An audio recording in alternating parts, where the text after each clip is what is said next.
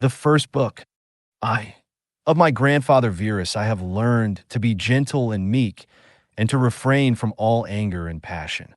From the fame and memory of him that begot me, I have learned both shamefastness and manlike behavior. Of my mother I have learned to be religious and bountiful, and to forbear, not only to do, but to intend any evil, to content myself with a spare diet, and to fly all such excess as is incidental to great wealth. Of my great-grandfather, both to frequent public schools and auditories, and to get me good and able teachers at home, and that I ought not to think much if upon such occasions I were at excessive charges. 2. Of him that brought me up, not to be fondly addicted to either of the two great factions of the coursers in the circus, called Prasini and Veneti, nor in the amphitheater partially to favor any of the gladiators or fencers, as either the parmularii or the secutors. Moreover, to endure labor, nor to need many things, when I have anything to do it myself rather than by others, not to meddle with many businesses, and not easily to admit of any slander. 3. Of Diognetus, not to busy myself about vain things, and not easily to believe those things which are commonly spoken, by such as take upon them to work wonders, and by sorcerers or prestidigitators and impostors, concerning the power of charms, and their driving out of demons or evil spirits, and the like. Not to keep quails for the game, nor to be mad after such things, not to be offended with other men's liberty of speech, and to apply myself unto philosophy. Him also I must thank that ever I heard first Bacchius, then Tandisis and Martianus, and that I did write dialogues in my youth, and that I took liking to the philosopher's little couch and skins, and such other things which by the Grecian discipline are proper to those who profess philosophy. 4.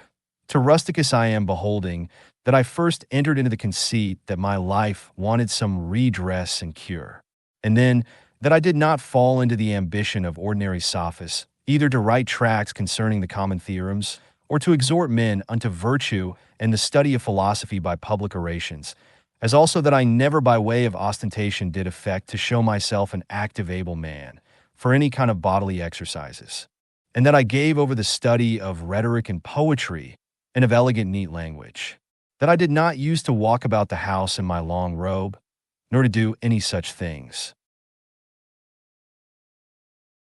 Moreover, I learned of him to write letters without any affectation or curiosity, such as that was which by him was written to my mother from Sinuessa, and to be easy and ready to be reconciled, and well pleased again with them that had offended me, as soon as any of them would be content to seek unto me again, to read with diligence, not to rest satisfied with a light and superficial knowledge, nor quickly to assent to things commonly spoken of, whom also I must thank that ever I lighted upon Epictetus his Hypomnemata or moral commentaries and common factions, which also he gave me of his own.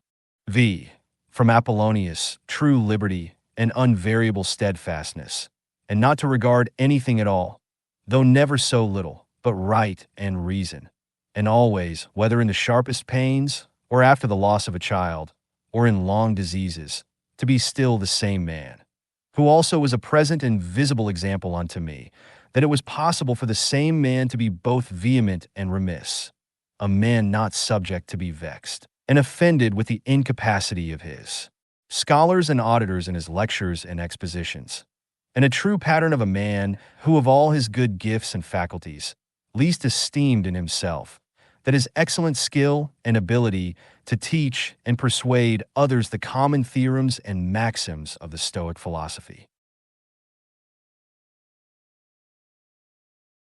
Of him also I learned how to receive favors and kindnesses, as commonly they are accounted from friends, so that I might not become obnoxious unto them, for them, nor more yielding upon occasion, than in right I ought, and yet so that I should not pass them neither, as an unsensible and unthankful man. 6. Of Sextus, mildness and the pattern of a family governed with paternal affection, and a purpose to live according to nature, to be grave without affectation, to observe carefully the several dispositions of my friends, not to be offended with idiots, nor unseasonably to set upon those that are carried with the vulgar opinions, with the theorems and tenets of philosophers. his conversation being an example how a man might accommodate himself to all men and companies, so that though his company were sweeter and more pleasing than any flatterer's cogging and fawning, yet was it at the same time most respected and reverenced, who also had a proper happiness and faculty, rationally and methodically to find out, and set in order all necessary determinations and instructions for a man's life. A man without ever the least appearance of anger, or any other passion, able at the same time most exactly to observe the Stoic. Apatheia, or unpassionateness, and yet to be most tender-hearted, ever of good credit, and yet almost without any noise or rumor, very learned, and yet making little show. 7. From Alexander the Grammarian, to be unreprovable myself, and not reproachfully to reprehend any man for a barbarism, or a solecism, or any false pronunciation, but dexterously by way of answer or testimony, or confirmation of the same matter, taking no notice of the word, to utter it as it should have been spoken, or by some other such close and indirect admonition, handsomely and civilly to tell him of it. 8. Affronto, to how much envy and fraud and hypocrisy the state of a tyrannous king is subject unto, and how they who are commonly called epsilon del talphiota, i.e. nobly born, are in some sort incapable or void of natural affection. 9. Of Alexander the Platonic, not often nor without great necessity to say, or to write to any man in a letter, I am not at leisure, nor in this manner still to put off those duties, which we owe to our friends and acquaintances, to every one in his kind, under pretense of urgent affairs. X. Of Catullus, not to contemn any friend's expostulation, though unjust, but to strive to reduce him to his former disposition, freely and heartily to speak well of all my masters upon any occasion, as it is reported of Domitius and Athenodotus, and to love my children with true affection. 11. From my brother Severus, to be kind and loving to all them of my house and family, by whom also I came to the knowledge of Thracia and Helvidius and Cato and Dio and Brutus. He it was also that did put me in the first conceit and desire of an equal commonwealth, administered by justice and equality, and of a kingdom wherein should be regarded nothing more than the good and welfare of the subjects.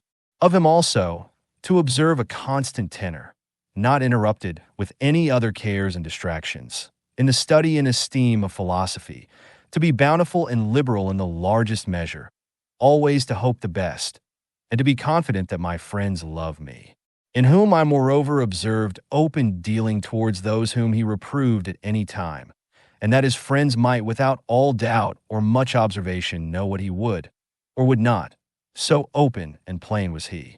12. From Claudius Maximus, in all things to endeavor to have power of myself, and in nothing to be carried about, to be cheerful and courageous in all sudden chances and accidents, as in sicknesses, to love mildness and moderation and gravity, and to do my business, whatsoever it be, thoroughly and without querulousness. Whatsoever he said, all men believed him that as he spake, so he thought, and whatsoever he did, that he did it with a good intent.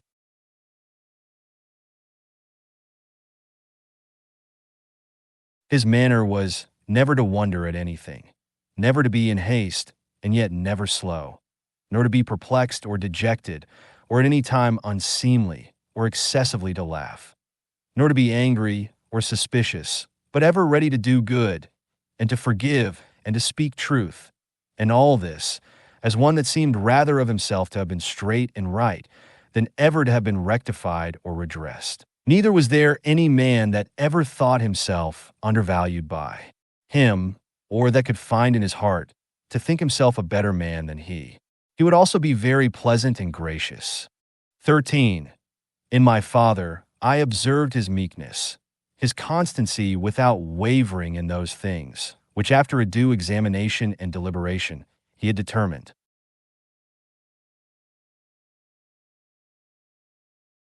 How free from all vanity, he carried himself in matter of honor and dignity, as they are esteemed his laboriousness and assiduity, his readiness to hear any man, that it ought to say tending to any common good, how generally and impartially he would give every man his due, his skill and knowledge, when rigor or extremity, or when remissness or moderation was in season. How he did abstain from all unchaste love of youths, his moderate condescending to other men's occasions as an ordinary man, neither absolutely requiring of his friends that they should wait upon him at his ordinary meals, nor that they should of necessity accompany him in his journeys, and that whensoever any business upon some necessary occasions was to be put off and omitted before it could be ended, he was ever found, when he went about it again, the same man that he was before. His accurate examination of things and consultations, and patient hearing of others. He would not hastily give over the search of the matter, as one easy to be satisfied with sudden notions and apprehensions. His care to preserve his friends, how neither at any time he would carry himself towards them with disdainful neglect and grow weary of them, nor yet at any time be madly fond of them. His contented mind in all things, his cheerful countenance, his care to foresee things afar off, and to take order for the least, without any noise or clamor. Moreover, how all acclamations and flattery were repressed by him. How carefully he observed all things necessary to the government, and kept an account of the common expenses, and how patiently he did abide that he was reprehended by some for this his strict and rigid kind of dealing. How he was neither a superstitious worshipper of the gods, nor an ambitious pleaser of men, or studious of popular applause, but sober in all things, and everywhere observant of that which was fitting, no affecter of novelties, in those things which conduced to his ease and convenience, plenty whereof his fortune did afford him, without pride and bragging, yet with all freedom and liberty, so that as he did freely enjoy them without any anxiety or affectation when they were present, so when absent, he found no one of them. Moreover, that he was never commended by any man, as either a learned acute man, or an obsequious officious man, or a fine orator, but as a ripe mature man, a perfect sound man, one that could not endure to be flattered, able to govern both himself and others. Moreover, how much he did honor all true philosophers, without upbraiding those that were not so, his sociableness, his gracious and delightful conversation, but never unto satiety, his care of his body within bounds and measure, not as one that desired to live long, or over-studious of neatness and elegancy, and yet not as one that did not regard it, so that through his own care and providence, he seldom needed any inward physic or outward applications, but especially how ingeniously he would yield to any that had obtained any peculiar faculty, as either eloquence, or the knowledge of the laws, or of ancient customs, or the like. And how he concurred with them in his best care and endeavor that every one of them might in his kind, for that wherein he excelled, be regarded and esteemed. And although he did all things carefully after the ancient customs of his forefathers, yet even of this was he not desirous that men should take notice, that he did imitate ancient customs. Again, how he was not easily moved and tossed up and down, but loved to be constant, both in the same places and businesses, and how after his great fits of headache he would return fresh and vigorous to his wonted affairs. Again, that secrets he neither had many nor often, and such only as concerned public matters. His discretion and moderation in exhibiting of the public sights and shows for the pleasure and pastime of the people, in public buildings, conjuries, and the like.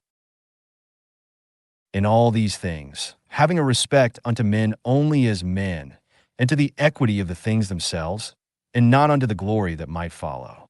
Never wont to use the baths at unseasonable hours. No builder, never curious or solicitous, either about his meat, or about the workmanship or color of his clothes, or about anything that belonged to external beauty.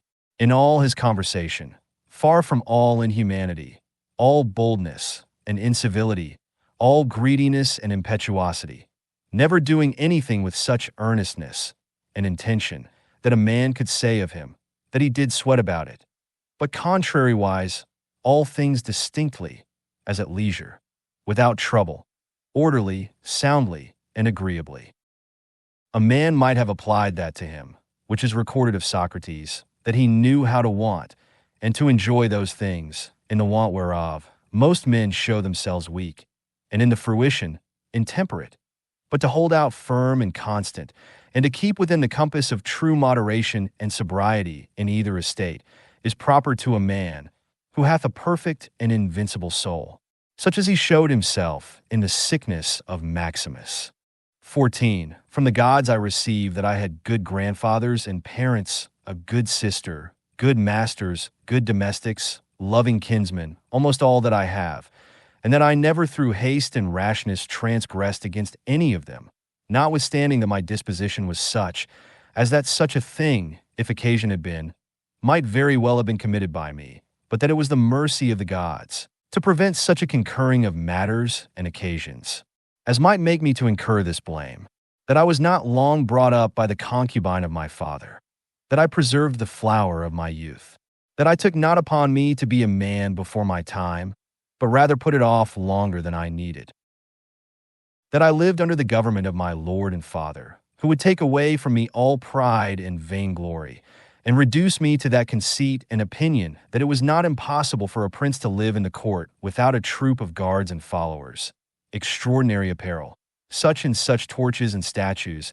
and other like particulars of state and magnificence, but that a man may reduce and contract himself almost to the state of a private man, and yet, for all that not to become the more base and remiss in those public matters and affairs, wherein power and authority is requisite, that I have had such a brother, who by his own example might stir me up to think of myself, and by his respect and love delight and please me, that I have got ingenuous children, and that they were not born distorted, nor with any other natural deformity, that I was no great proficient in the study of rhetoric and poetry, and of other faculties, which perchance I might have dwelt upon, if I had found myself to go on in them with success, that I did by times prefer those, by whom I was brought up, to such places and dignities, which they seemed unto me most to desire, and that I did not put them off with hope and expectation, that since that they were yet but young, I would do the same hereafter, that I ever knew Apollonius and Rusticus and Maximus, that I have had occasion often and effectually to consider and meditate with myself, concerning that life which is according to nature, what the nature and manner of it is, so that as for the gods and such suggestions, helps and inspirations as might be expected from them, nothing did hinder, but that I might have begun long before to live according to nature, or that even now that I was not yet partaker and in present possession of that life, that I myself, in that I did not observe those inward motions and suggestions, yea, in almost plain and apparent instructions and admonitions of the gods, was the only cause of it, that my body in such a life have been able to hold out so long, that I never had to do with Benedicta and Theodotus, yea, and afterwards when I fell into some fits of love, I was soon cured, that having been often displeased with Rusticus, I never did him anything for which afterwards I had occasion to repent, that it being so that my mother was to die young, yet she lived with me all her latter years, that as often as I had a purpose to help and succor any that either were poor or fallen into some present necessity, I never was answered by my officers that there was not ready money enough to do it, and that I myself never had occasion to require the like succor from any other, that I have such a wife, so obedient, so loving, so ingenuous, that I had choice of fit and able men, to whom I might commit the bringing up of my children, that by dreams I have received help, as for other things, so in particular, how I might stay my casting of blood and cure my dizziness, as that also that happened to thee in Cajeta, as unto Chryses when he prayed by the seashore. And when I did first apply myself to philosophy, that I did not fall into the hands of some sophists, or spent my time either in reading the manifold volumes of ordinary philosophers, nor in practicing myself in the solution of arguments and fallacies, nor dwelt upon the studies of the meteors and other natural curiosities. All these things without the assistance of the gods and fortune could not have been. 15. In the country of the Quadi at Granua, these betimes in the morning say to thyself, this day I shalt have to do with an idle curious man, with an unthankful man, a railer, a crafty, false, or an envious man, an unsociable, uncharitable man.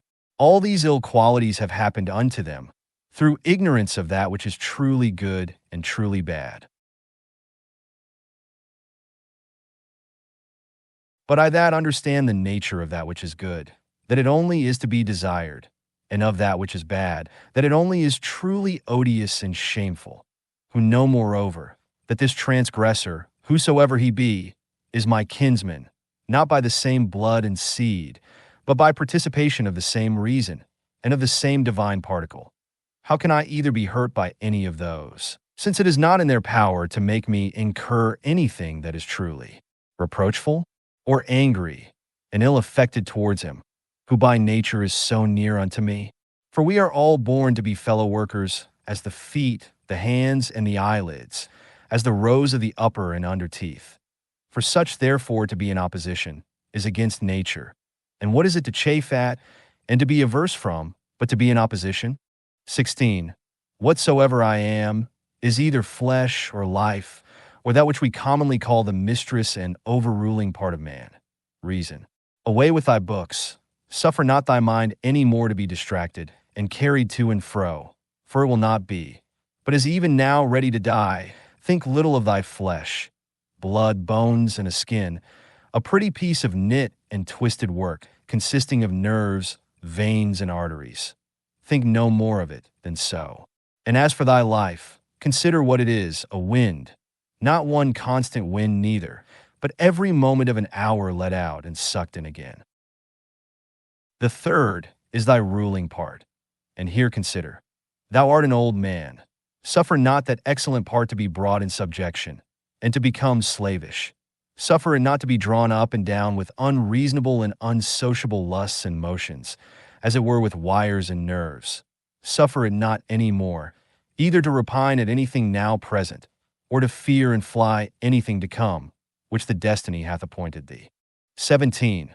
Whatsoever proceeds from the gods immediately, that any man will grant totally depends from their divine providence. As for those things that are commonly said to happen by fortune, even those must be conceived to have dependence from nature, or from that first and general connection and concatenation of all those things, which more apparently by the divine providence are administered and brought to pass. All things flow from thence, and whatsoever it is that is both necessary and conducing to the whole, part of which thou art, and whatsoever it is that is requisite and necessary for the preservation of the general, must of necessity for every particular nature be good and behoveful. And as for the whole, it is preserved as by the perpetual mutation and conversion of the simple elements one into another, so also by the mutation and alteration of things mixed and compounded. Let these things suffice thee. Let them be always unto thee, as thy general rules and precepts. As for thy thirst after books, away with it with all speed, that thou die not murmuring and complaining, but truly meek and well satisfied, and from thy heart thankful unto the gods. The second book. I remember how long thou hast already put off these things, and how often a certain day and hour, as it were, having been set unto thee by the gods, thou hast neglected it. It is high time for thee to understand the true nature both of the world, whereof thou art a part, and of that Lord and Governor of the world, from whom, as a channel from the spring, thou thyself didst flow, and that there is but a certain limit of time appointed unto thee, which if thou shalt not make use of to calm and allay the many distempers of thy soul, it will pass away and thou with it, and never after return. 2. Let it be thy earnest and incessant care as a Roman and a man to perform whatsoever it is that thou art about, with true and unfeigned gravity, natural affection, freedom, and justice. And as for all other cares and imaginations, how thou mayest ease thy mind of them, which thou shalt do, if thou shalt go about every action as thy last action, free from all vanity, all passionate and willful aberration from reason, and from all hypocrisy and self-love and dislike of those things, which by the fates or appointment of God have happened unto thee. Thou sayest that those things, which for a man to hold on in a prosperous course, and to live a divine life, are requisite and necessary, are not many, for the gods will require no more of any man, that shall but keep and observe these things. 3. Do soul do, abuse and contemn thyself. Yet a while, and the time for thee to respect thyself will be at an end. Every man's happiness depends from himself. But behold, thy life is almost at an end, whiles affording thyself no respect. Thou dost make thy happiness to consist in the souls and conceits of other men. For why should any of these things that happen externally so much distract thee? Give thyself leisure to learn some good thing, and cease roving and wandering to and fro. Thou must also take heed of another kind of wandering, for they are idle in their actions, who toil and labor in this life, and have no certain scope to which to direct all their motions and desires. V. For not observing the state of another man's soul, scarce was ever any man known to be unhappy. Tell whosoever they be that intend not, and guide not by reason and discretion the motions of their own souls, they must of necessity be unhappy.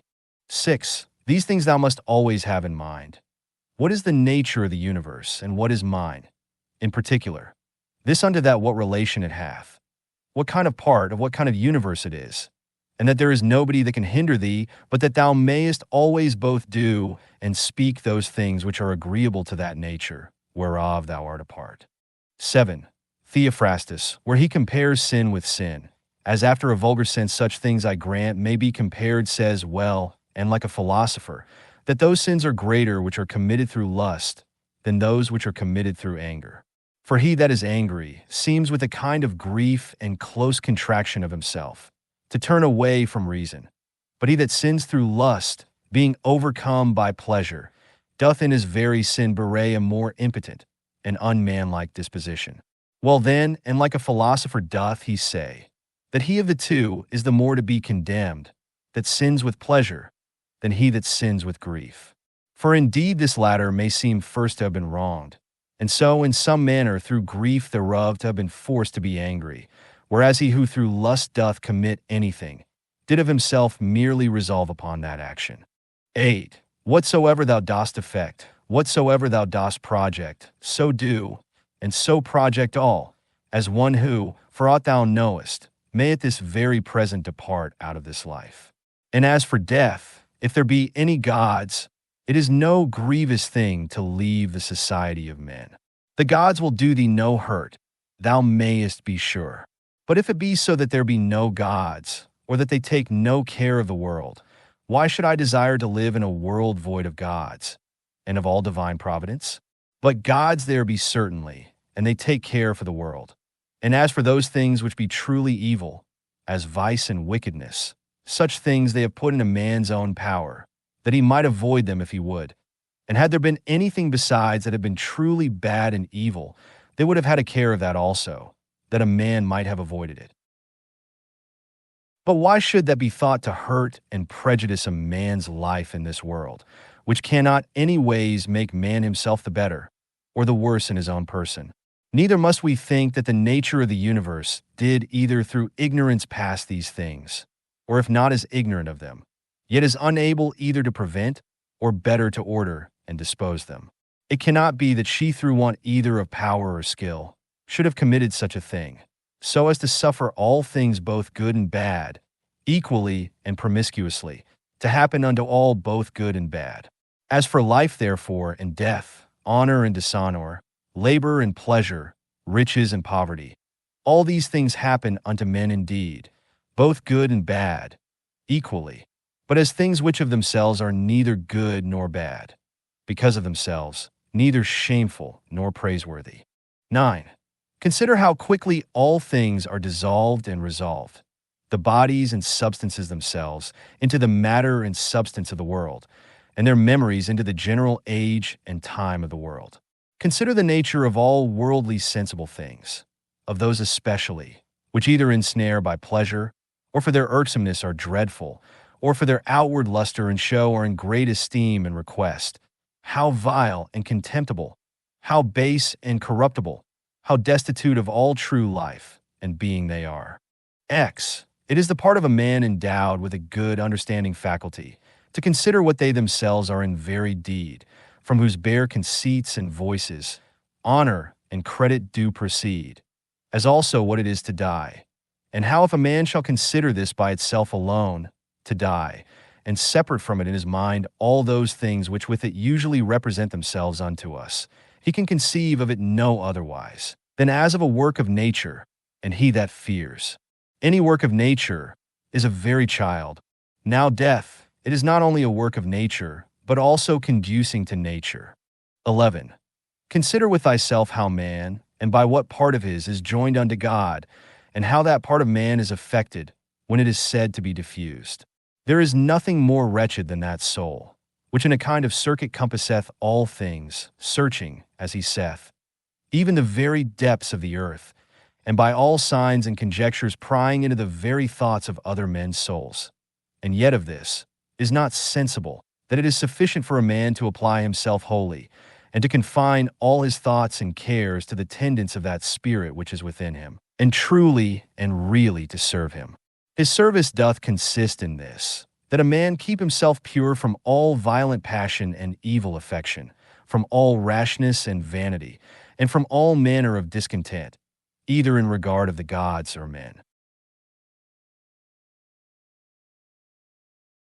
For indeed, whatsoever proceeds from the gods deserves respect for their worth and excellency, and whatsoever proceeds from men, as they are our kinsmen, should by us be entertained, with love always, sometimes, as proceeding from their ignorance, of that which is truly good and bad, a blindness no less than that by which we are not able to discern between white and black, with a kind of pity and compassion also. 12. If thou shouldst live 3,000 or as many as 10,000 of years, yet remember this, that man can part with no life properly, save with that little part of life which he now lives. And that which he lives is no other than that which at every instant he parts with. That then which is longest of duration and that which is shortest come both to one effect. For although in regard of that which is already past there may be some inequality, yet that time which is now present and in being is equal unto all men. And that being at which we part with whensoever we die, it doth manifestly appear that it can be but a moment of time that we then part with. For as for that which is either past or to come, a man cannot be said properly to part with it. For how should a man part with that which he hath not? These two things, therefore, thou must remember. First, that all things in the world from all eternity, by a perpetual revolution of the same times and things ever continued and renewed, are of one kind in nature, so that whether for 100 or 200 years only, or for an infinite space of time, a man see those things which are still the same, it can be no matter of great moment. And secondly, that life which any the longest liver or the shortest liver parts with is for length and duration the very same.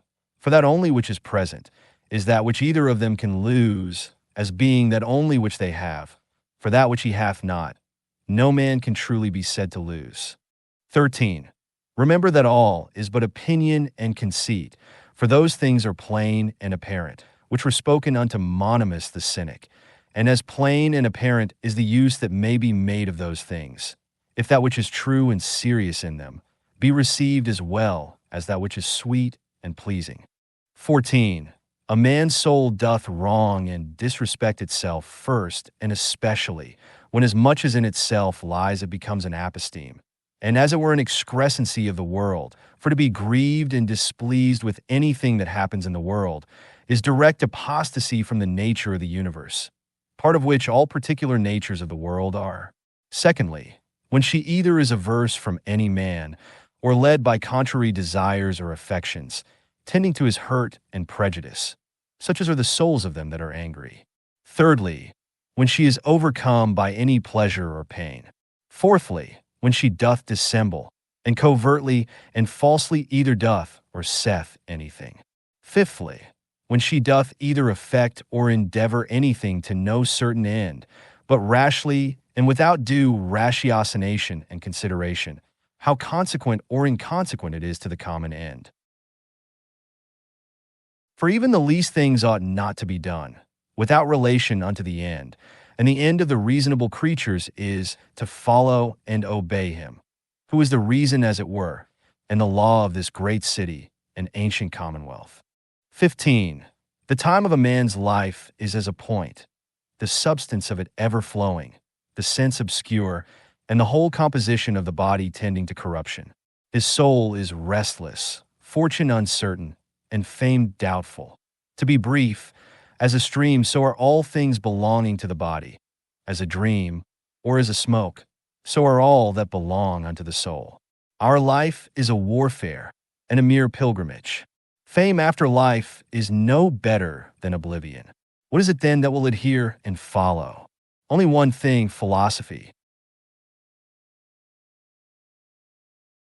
And philosophy doth consist in this: for a man to preserve that spirit which is within him, from all manner of contumelies and injuries, and above all pains or pleasures, never to do anything either rashly, or feignedly, or hypocritically, wholly to depend from himself and his own proper actions, all things that happen unto him to embrace contentedly, as coming from him from whom he himself also came, and above all things, with all meekness and a calm cheerfulness, to expect death, as being nothing else but the resolution of those elements, of which every creature is composed. And if the elements themselves suffer nothing by this their perpetual conversion of one into another, that dissolution and alteration, which is so common unto all, why should it be feared by any? Is not this according to nature? But nothing that is according to nature can be evil. Whilst I was at Carnuntum, the third book, a man must not only consider how daily his life wasteth and decreaseth, but this also, that if he live long, he cannot be certain whether his understanding shall continue so able and sufficient for either discreet consideration in matter of businesses, or for contemplation, it being the thing whereon true knowledge of things both divine and human doth depend. For if once he shall begin to dote, his respiration, nutrition, his imaginative and appetitive and other natural faculties may still continue the same. He shall find no want of them.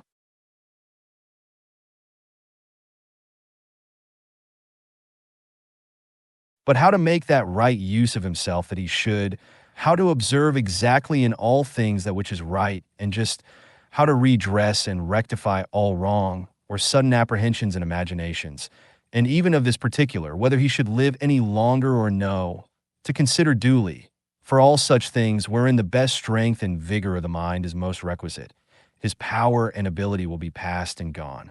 Thou must hasten, therefore, not only because thou art every day nearer unto death than other, but also because that intellective faculty in thee, whereby thou art enabled to know the true nature of things, and to order all thy actions by that knowledge, doth daily waste and decay, or may fail thee before thou die.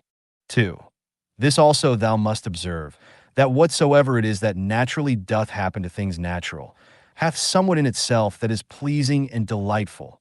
As a great loaf when it is baked, some parts of it cleave as it were, and part asunder, and make the crust of it rugged and unequal, and yet those parts of it, though in some sort it be against the art and intention of baking itself, that they are thus cleft and parted, which should have been and were first made all even and uniform, they become at well nevertheless, and have a certain peculiar property to stir the appetite.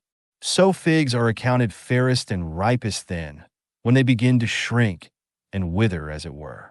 So ripe olives, when they are next to putrefaction, then are they in their proper beauty. The hanging down of grapes, the brow of a lion, the froth of a foaming wild boar, and many other like things, though by themselves considered, they are far from any beauty, yet because they happen naturally, they both are comely and delightful, so that if a man shall with a profound mind and apprehension consider all things in the world, even among all those things which are but mere accessories and natural appendices as it were, there will scarce appear anything unto him, wherein he will not find matter of pleasure and delight. So will he behold with as much pleasure the true rictus of wild beasts, as those which by skillful painters and other artificers are imitated. So will he be able to perceive the proper ripeness and beauty of old age, whether in man or woman, and whatsoever else it is that is beautiful and alluring in whatsoever is, with chaste and continent eyes he will soon find out and discern. Those and many other things will he discern, not credible unto every one, but unto them only who are truly and familiarly acquainted, both with nature itself and all natural things. 3. Hippocrates, having cured many sicknesses, fell sick himself and died. The Chaldeans and astrologians, having foretold the deaths of divers, were afterwards themselves surprised by the fates. Alexander and Pompeius and Caius Caesar, having destroyed so many towns and cut off in the fields so many thousands both of horse and foot, yet they themselves at last were fain to part with their own lives. Heraclitus, having written so many natural tracts concerning the last and general conflagration of the world, died afterwards all filled with water within, and all bedaubed with dirt and dung without. Lice killed Democritus, and Socrates, another sort of vermin, wicked, ungodly men. How then stands the case? Thou hast taken ship, thou hast sailed, thou art come to land, go out, if to another life, there also shalt thou find gods who are everywhere.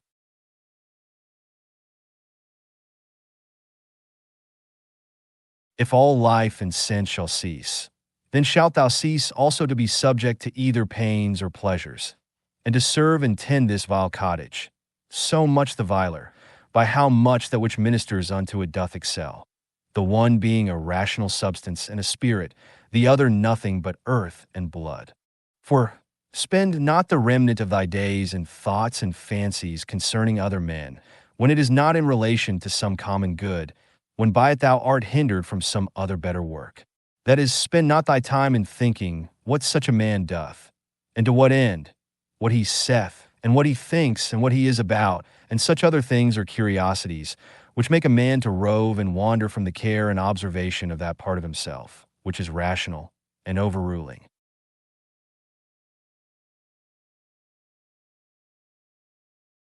See therefore in the whole series and connection of thy thoughts, that thou be careful to prevent whatsoever is idle and impertinent, but especially whatsoever is curious and malicious.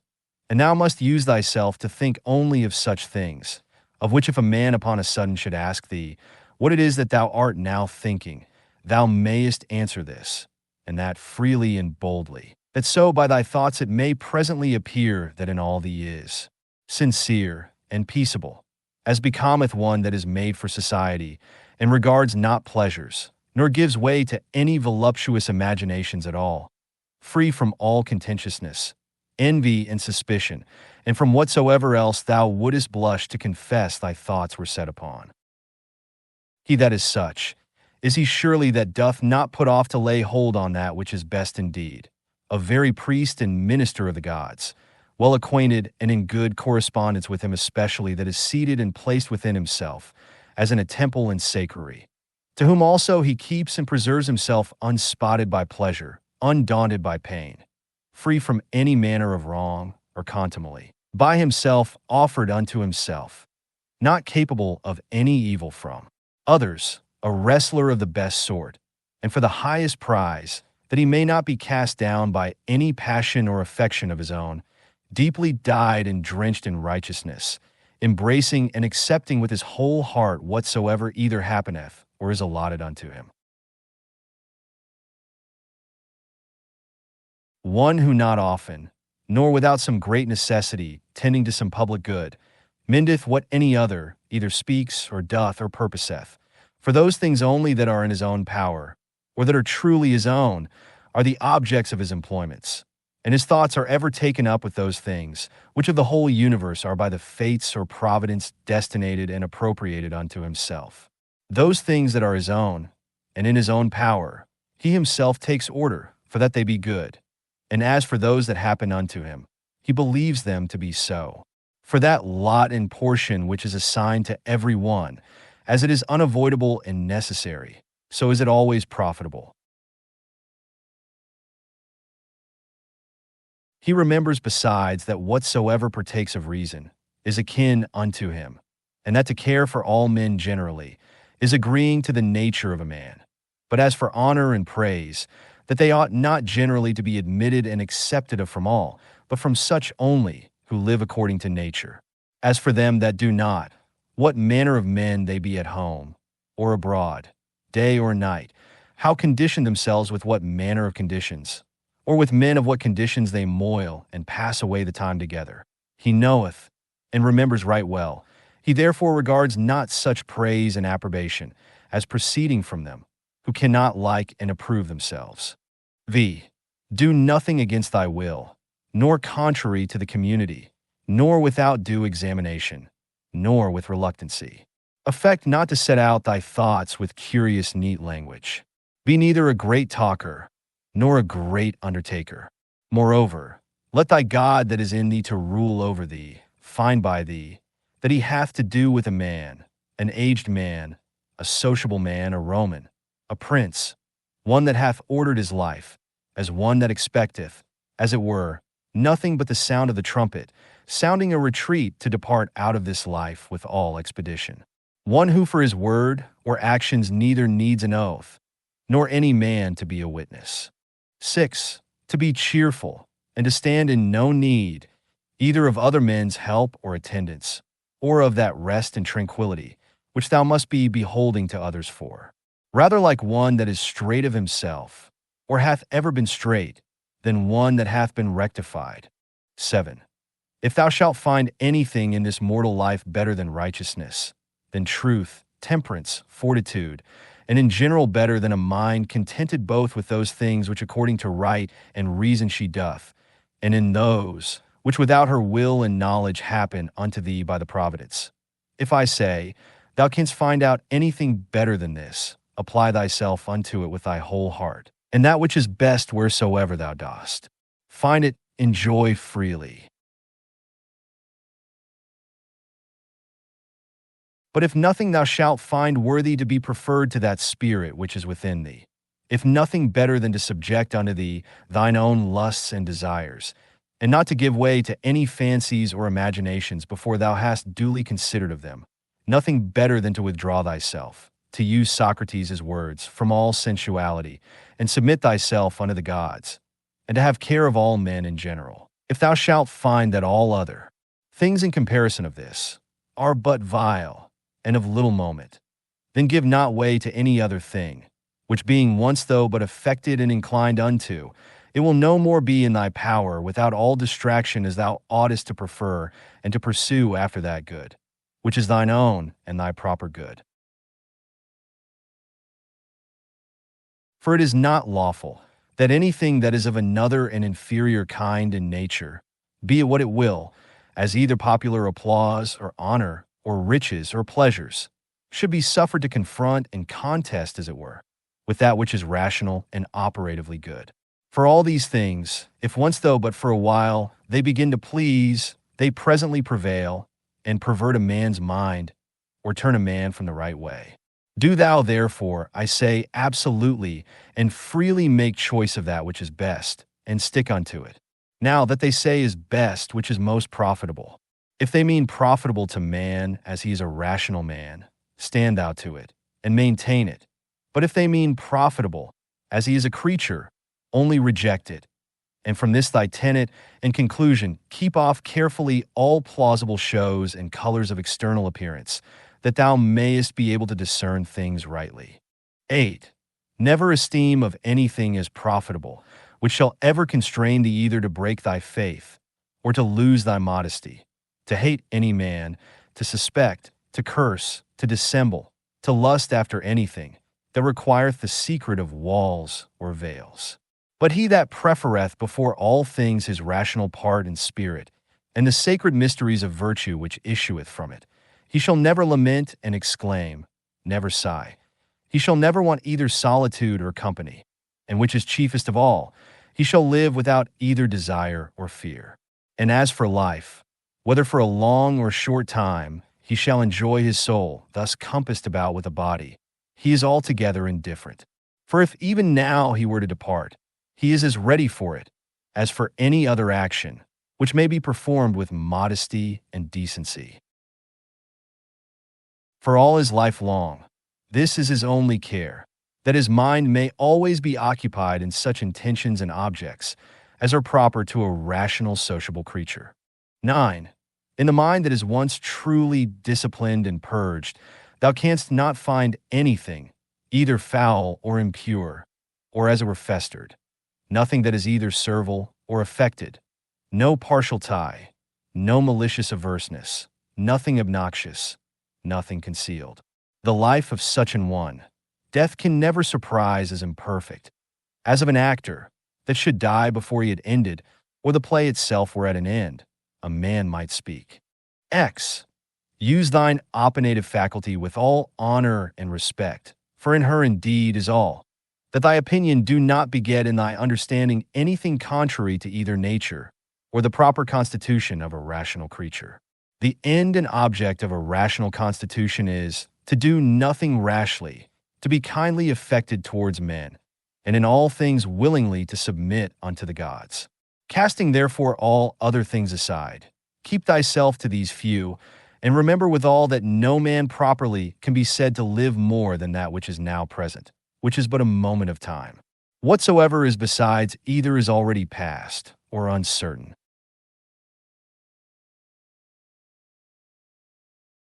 The time, therefore, that any man doth live is but a little, and the place where he liveth is but a very little corner of the earth, and the greatest fame that can remain of a man after his death, even that is but little, and that too, such as it is whilst it is by the succession of silly mortal men preserved, who likewise shall shortly die, and even whiles they live know not what in very deed they themselves are, and much less can know one, who long before is dead and gone. 11. To these ever-present helps and mementos, let one more be added, ever to make a particular description and delineation, as it were, of every object that presents itself to thy mind, that thou mayest wholly and throughly contemplate it, in its own proper nature, bare and naked, wholly and severally, divided into its several parts and quarters, and then by thyself in thy mind, to call both it, and those things of which it doth consist, and in which it shall, be resolved by their own proper true names and appellations. For there is nothing so effectual to beget true magnanimity as to be able truly and methodically to examine and consider all things that happen in this life, and so to penetrate into their natures, that at the same time this also may concur in our apprehensions. What is the true use of it? And what is the true nature of this universe, to which it is useful? How much in regard of the universe may it be esteemed? How much in regard of man, a citizen of the supreme city, of which all other cities in the world are, as it were, but houses and families?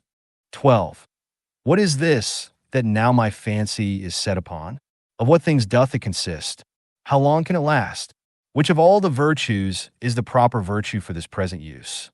As whether meekness, fortitude, truth, faith, sincerity, contentation, or any of the rest. Of everything, therefore, thou must use thyself to say, this immediately comes from God, this by that fatal connection and concatenation of things, or which almost comes to one, by some coincidental casualty. And as for this, it proceeds from my neighbor, my kinsman, my fellow, through his ignorance indeed, because he knows not what is truly natural unto him. But I know it, and therefore carry myself towards him according to the natural law of fellowship, that is kindly and justly. As for those things that of themselves are altogether indifferent, as in my best judgment I conceive everything to deserve more or less, so I carry myself towards it.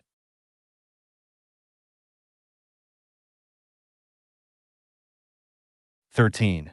If thou shalt intend that which is present, following the rule of right and reason carefully, solidly, meekly, and shalt not intermix any other businesses, but shall study this only to preserve thy spirit unpolluted and pure, and shall cleave unto him without either hope or fear of anything, in all things that thou shalt either do or speak, contenting thyself with heroical truth, thou shalt live happily, and from this there is no man that can hinder thee.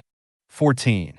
As physicians and chirurgeons have always their instruments ready at hand for all sudden cures, so have thou always thy dogmata in a readiness for the knowledge of things, both divine and human. And whatsoever thou dost, even in the smallest things that thou dost, thou must ever remember that mutual relation and connection that is between these two things divine and things human. For without relation unto God, Thou shalt never speed in any worldly actions, nor on the other side in any divine, without some respect had to things human. 15. Be not deceived, for thou shalt never live to read thy moral commentaries, nor the acts of the famous Romans and Grecians, nor those excerpta from several books, all which thou hadst provided and laid up for thyself against thine old age. Hasten therefore to an end, and giving over all vain hopes, help thyself in time if thou carest for thyself, as thou oughtest to do. 16. To steal, to sow, to buy, to be at rest, to see what is to be done, which is not seen by the eyes, but by another kind of sight what these words mean, and how many ways to be understood, they do not understand. The body, the soul, the understanding, as the senses naturally belong to the body, and the desires and affections to the soul, so do the dogmata to the understanding. 17.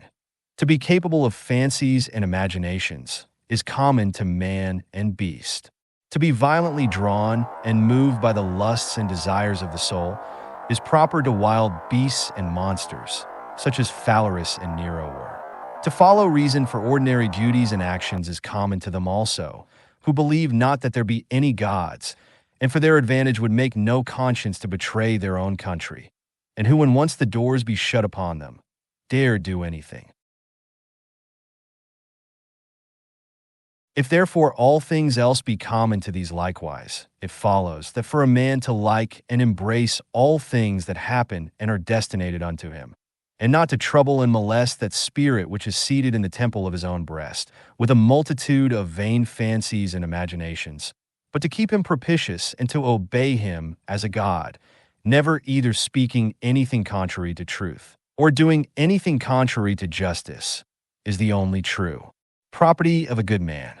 And such a one, though no man should believe that he liveth as he doth, either sincerely and conscionably, or cheerful and contentedly, yet is he neither with any man at all angry for it, nor diverted by it from the way that leadeth to the end of his life, through which a man must pass pure, ever ready to depart, and willing of himself without any compulsion to fit and accommodate himself to his proper lot and portion.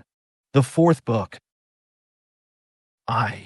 That inward mistress part of man, if it be in its own true natural temper, is towards all worldly chances and events ever so disposed and affected, that it will easily turn and apply itself to that which may be, and is within its own power to compass, when that cannot be which at first it intended.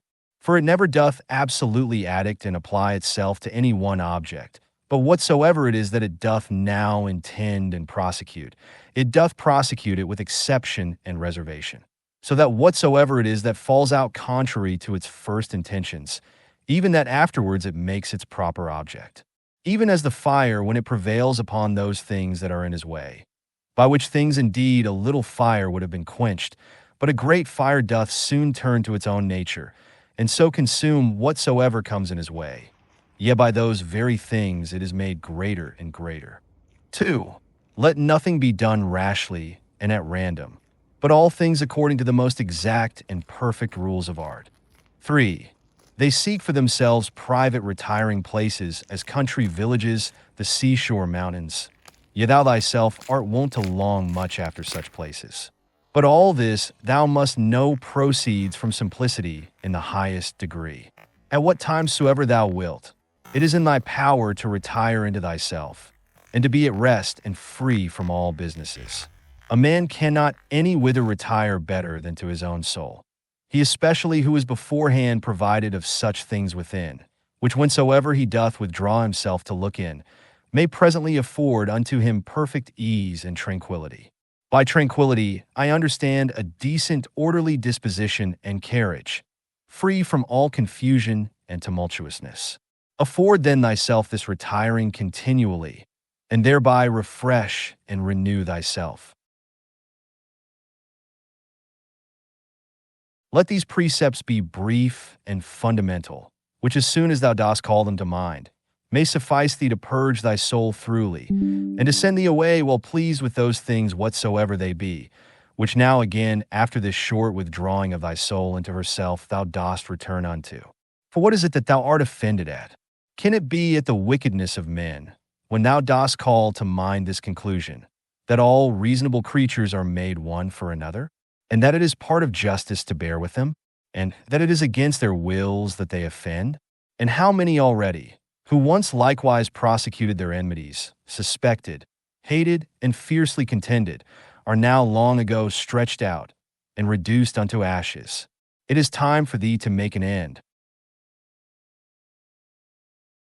As for those things which among the common chances of the world happen unto thee as thy particular lot and portion, canst thou be displeased with any of them, when thou dost call that our ordinary dilemma to mind, either a Providence or Democritus's atoms? And with it, whatsoever we brought to prove that the whole world is as it were one city.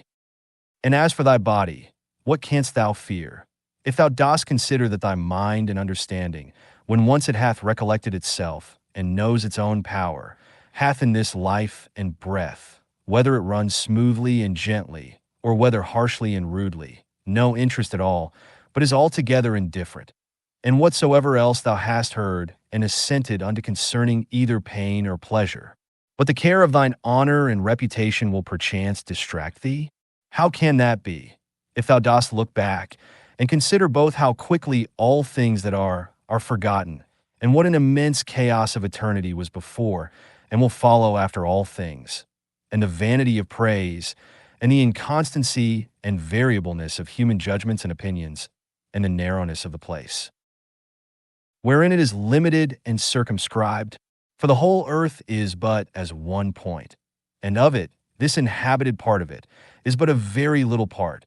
And of this part, how many in number, and what manner of men are they that will commend thee? What remains then, but that thou often put in practice this kind of retiring of thyself, to this little part of thyself, and above all things, keep thyself from distraction, and intend not anything vehemently, but be free and consider all things as a man whose proper object is virtue, as a man whose true nature is to be kind and sociable, as a citizen, as a mortal creature. Among other things which to consider, and look into thou must use to withdraw thyself, let those two be among the most obvious and at hand. 1. That the things or objects themselves reach not unto the soul, but stand without still and quiet, and that it is from the opinion only which is within, that all the tumult and all the trouble doth proceed. The next, that all these things, which now thou sayest, shall within a very little while be changed, and be no more. And ever call to mind how many changes and alterations in the world thou thyself hast already been an eyewitness of in thy time. This world is mere change, and this life opinion. For if to understand and to be reasonable be common unto all men, then is that reason, for which we are termed reasonable, common unto all. If reason is general, then is that reason also, which prescribeth what is to be done and what not, common unto all. If that, then law. If law, then are we fellow citizens. If so, then are we partners in some one commonweal. If so, then the world is as it were a city. For which other commonweal is it that all men can be said to be members of? From this common city it is that understanding, reason, and law is derived unto us. For from whence else? For as that which in me is earthly I have from some common earth, and that which is moist from some other element is imparted, as my breath and life hath its proper fountain, and that likewise which is dry and fiery in me. For there is nothing which doth not proceed from something. As also there is nothing that can be reduced unto mere nothing, so also is there some common beginning from whence my understanding hath proceeded. As generation is, so also death, a secret of nature's wisdom, a mixture of elements, resolved into the same elements again, a thing surely which no man ought to be ashamed of, in a series of other fatal events and consequences, which a rational creature is subject unto, not improper or incongruous, nor contrary to the natural and proper constitution of man himself. 6. Such and such things from such and such causes must of necessity proceed. He that would not have such things to happen is as he that would have the fig tree grow without any sap or moisture. In sum, remember this, that within a very little while, both thou and he shall both be dead, and after a little while more, not so much as your names and memories shall be remaining. 7.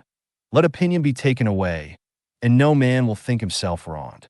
If no man shall think himself wronged, then is there no more any such thing as wrong. That which makes not man himself the worse cannot make his life the worse, neither can it hurt him either inwardly or outwardly. It was expedient in nature that it should be so, and therefore necessary. 8. Whatsoever doth happen in the world, doth happen justly, and so if thou dost well take heed, thou shalt find it. I say not only in right order by a series of inevitable consequences, but according to justice, and as it were by way of equal distribution, according to the true worth of everything. Continue then to take notice of it, as thou hast begun, and whatsoever thou dost, do it not without this proviso, that it be a thing of that nature that a good man, as the word good is properly taken, may do it. This observe carefully in every action. 9. Conceit no such things, as he that wrongeth thee conceiveth, or would have thee to conceive, but look into the matter itself, and see what it is in very truth. X. These two rules thou must have always in a readiness. First, do nothing at all, but what reason proceeding from that regal and supreme part shall for the good and benefit of men suggest unto thee. And secondly, if any man that is present shall be able to rectify thee or to turn thee from some erroneous persuasion, that thou be always ready to change thy mind, and this change to proceed, not from any respect of any pleasure or credit thereon depending, but always from some probable apparent ground of justice, or of some public good thereby to be furthered, or from some other such inducement. 11. Hast thou reason? I have. Why then makest thou not use of it? For if thy reason do her part, what more canst thou require? 12. As a part hitherto thou hast had a particular subsistence, and now shalt thou vanish away into the common substance of him, who first begot thee, or rather thou shalt be resumed again into that original rational substance, out of which all others have issued and are propagated. Many small pieces of frankincense are set upon the same altar. One drops first and is consumed, another after, and it comes all to one. 13. Within 10 days, if so happen, thou shalt be esteemed a god of them, who now, if thou shalt return to the dogmata and to the honoring of reason, will esteem of thee no better than of a mere brute and of an ape. 14. Not as though thou hadst thousands of years to live. Death hangs over thee, whilst yet thou livest, whilst thou mayest be good. 15. Now much time and leisure doth he gain, who is not curious to know what his neighbor hath said, or hath done, or hath attempted, but only what he doth himself, that it may be just and holy, or to express it in Agathos words, not to look about upon the evil conditions of others, but to run on straight in the line, without any loose and extravagant agitation. 16. He who is greedy of credit and reputation after his death, doth not consider that they themselves by whom he is remembered shall soon after every one of them be dead, and they likewise that succeed those, until at last all memory, which hitherto by the succession of men admiring, and soon after dying hath had its course, be quite extinct. But suppose that both they that shall remember thee, and thy memory with them, should be immortal. What is that to thee? I will not say to thee after thou art dead, but even to thee living, what is thy praise? But only for a secret and politic consideration, which we call omicron cap omicron no omicron mu alpha nu, or dispensation. For as for that it is the gift of nature, whatsoever is commended in thee, what might be objected from thence, let that now that we are upon another consideration be omitted as unseasonable. That which is fair and goodly, whatsoever it be, and in what respect soever it be, that it is fair and goodly, it is so of itself, and terminates in itself, not admitting praise as a part or member, that therefore which is praised is not thereby made either better or worse. This I understand even of those things that are commonly called fair and good, as those which are commended either for the matter itself, or for curious workmanship. As for that which is truly good, what can it stand in need of more than either justice or truth, or more than either kindness and modesty? Which of all those, either becomes good or fair, because commended, or dispraised suffers any damage. Doth the emerald become worse in itself, or more vile, if it be not commended? Doth gold, or ivory, or purple? Is there anything that doth though never so common as a knife, a flower, or a tree? 17. If so be that the souls remain after death, say they that will not believe it. How is the air from all eternity able to contain them? How is the earth, say I, ever from that time able to contain the bodies of them that are buried? For as here the change and resolution of dead bodies into another kind of subsistence, whatsoever it be winky face, makes place for other dead bodies. So the souls after death, transferred into the air, after they have conversed there a while, are either by way of transmutation or transfusion or conflagration received again into that original rational substance from which all others do proceed, and so give way to those souls who before coupled and associated unto bodies now begin to subsist single. This, upon a supposition that the souls after death do for a while subsist single, may be answered. And here, besides the number of bodies so buried and contained by the earth, we may further consider the number of several beasts, eaten by us men and by other creatures. For notwithstanding that such a multitude of them is daily consumed, and as it were buried in the bodies of the eaters, yet is the same place and body able to contain them, by reason of their conversion, partly into blood, partly into air and fire. What in these things is the speculation of truth? To divide things into that which is passive and material, and that which is active and formal. 18. Not to wander out of the way, but upon every motion and desire, to perform that which is just, and ever to be careful to attain to the true natural apprehension of every fancy that presents itself. 19. Whatsoever is expedient unto thee, O world, is expedient unto me. Nothing can either be unseasonable unto me, or out of date, which unto thee is seasonable. Whatsoever thy seasons bear, shall ever by me be esteemed as happy fruit and increase. O nature, from thee are all things, in thee all things subsist, and to thee all tend. Could he say of Athens, thou lovely city of sea crops, and shalt not thou say of the world, thou lovely city of God? XX. They will say commonly, meddle not with many things, if thou wilt live cheerfully.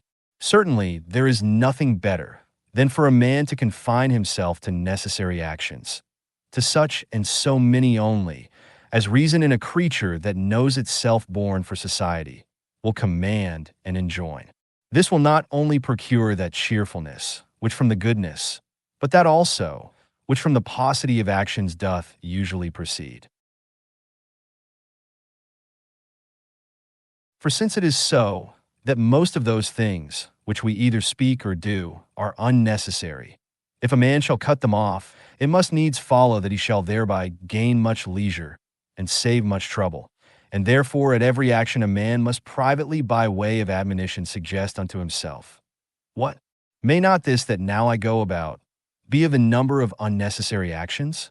Neither must he use himself to cut off actions only, but thoughts and imaginations also, that are unnecessary, for so will unnecessary consequent actions the better be prevented and cut off. XXI.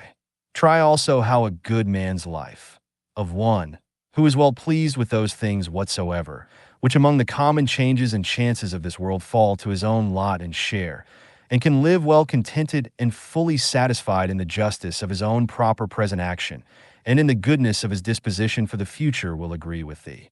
Thou hast had experience of that other kind of life. Make now trial of this also.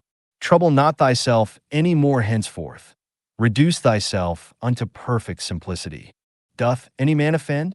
It is against himself that he doth offend. Why should it trouble thee? Hath anything happened unto thee?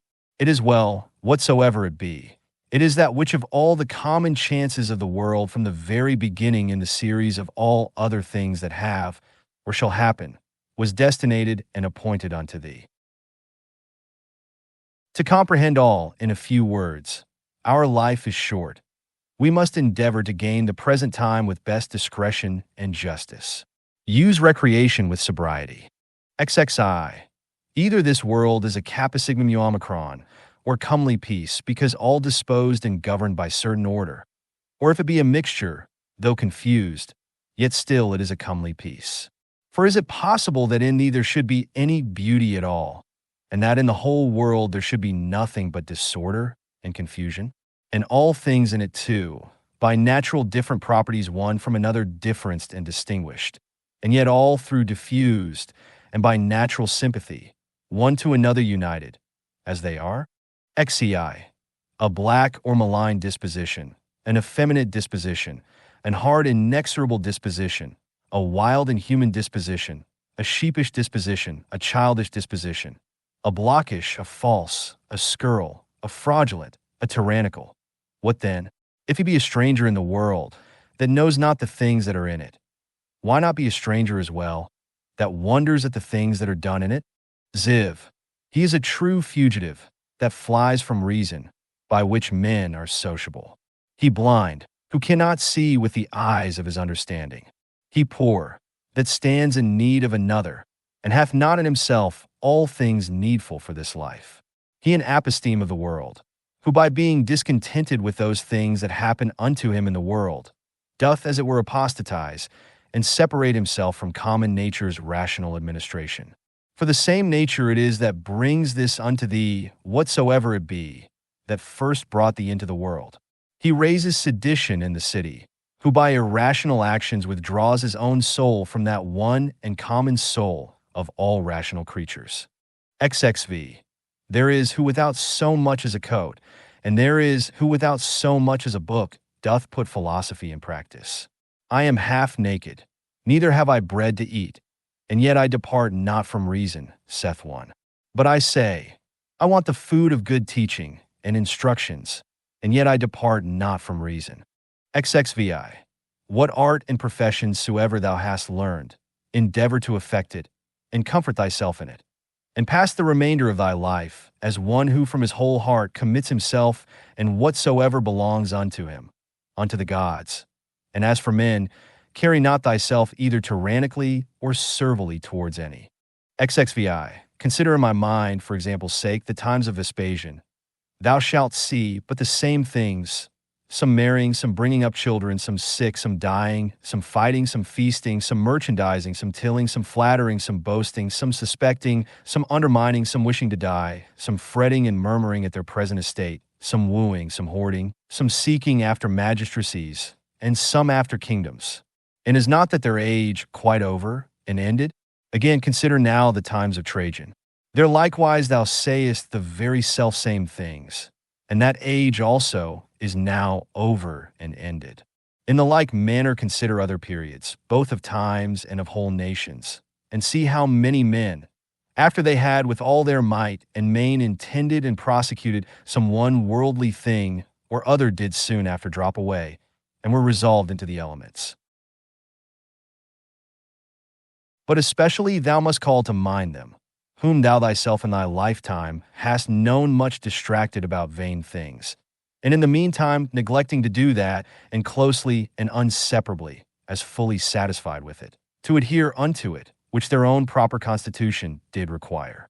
And here thou must remember, that thy carriage in every business must be according to the worth and due proportion of it, for so shalt thou not easily be tired out and vexed, if thou shalt not dwell upon small matters longer than is fitting. 18. Those words which once were common and ordinary are now become obscure and obsolete. And so the names of men once commonly known and famous are now become in a manner obscure and obsolete names. Camillus, Piso, Valesius, Leonidas, not long after, Scipio, Cato, then Augustus, then Adrianus, then Antoninus Pius. All these in a short time will be out of date, and as things of another world, as it were, become fabulous. And this I say of them, who once shined as the wonders of their ages. For as for the rest, no sooner are they expired, than with them all their fame and memory. And what is it then that shall always be remembered? All is vanity. What is it that we must bestow our care and diligence upon? Even upon this only, that our minds and wills be just, that our actions be charitable, that our speech be never deceitful, or that our understanding be not subject to error, that our inclination be always set to embrace whatsoever shall happen unto us, as necessary, as usual, as ordinary, as flowing from such a beginning and such a fountain, from which both thou thyself and all things are. Willingly, therefore, and wholly surrender up thyself unto that fatal concatenation, yielding up thyself unto the fates to be disposed of at their pleasure. 6. Whatsoever is now present, and from day to day hath its existence, all objects of memories, and the minds and memories themselves, incessantly consider, all things that are have their being by change and alteration. Use thyself, therefore, often to meditate upon this, that the nature of the universe delights in nothing more than in altering those things that are, and in making others like unto them, so that we may say that whatsoever is, but as it were the seed of that which shall be. For if thou think that that only is seed, which either the earth or the womb receiveth, thou art very simple. XXX. Thou art now ready to die, and yet hast thou not attained to that perfect simplicity.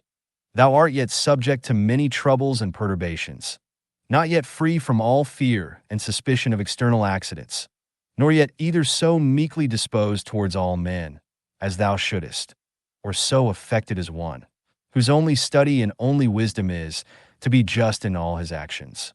XXXI. Behold and observe what is the state of their rational part, and those that the world doth account wise, see what things they fly and are afraid of, and what things they hunt after. XXXI.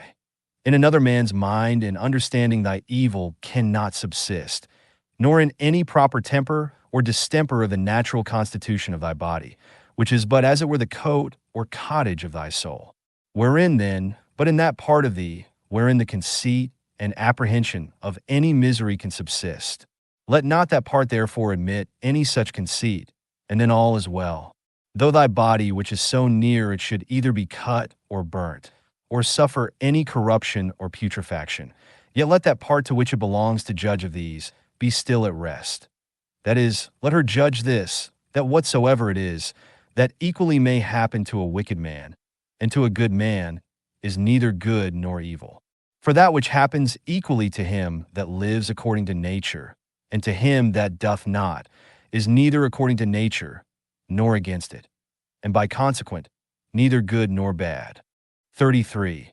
Ever consider and think upon the world as being but one living substance, and having but one soul, and how all things in the world are terminated into one sensitive power, and are done by one general motion, as it were, and deliberation of that one soul, and how all things that are concur in the cause of one another's being, and by what manner of connection and concatenation all things happen. XXXIV. What art thou, that better and divine part accepted, but as Epictetus said well, a wretched soul, appointed to carry a carcass up and down? XXXV. To suffer change can be no hurt, as no benefit it is by change to attain to being. The age and time of the world is as it were a flood and swift current, consisting of the things that are brought to pass in the world.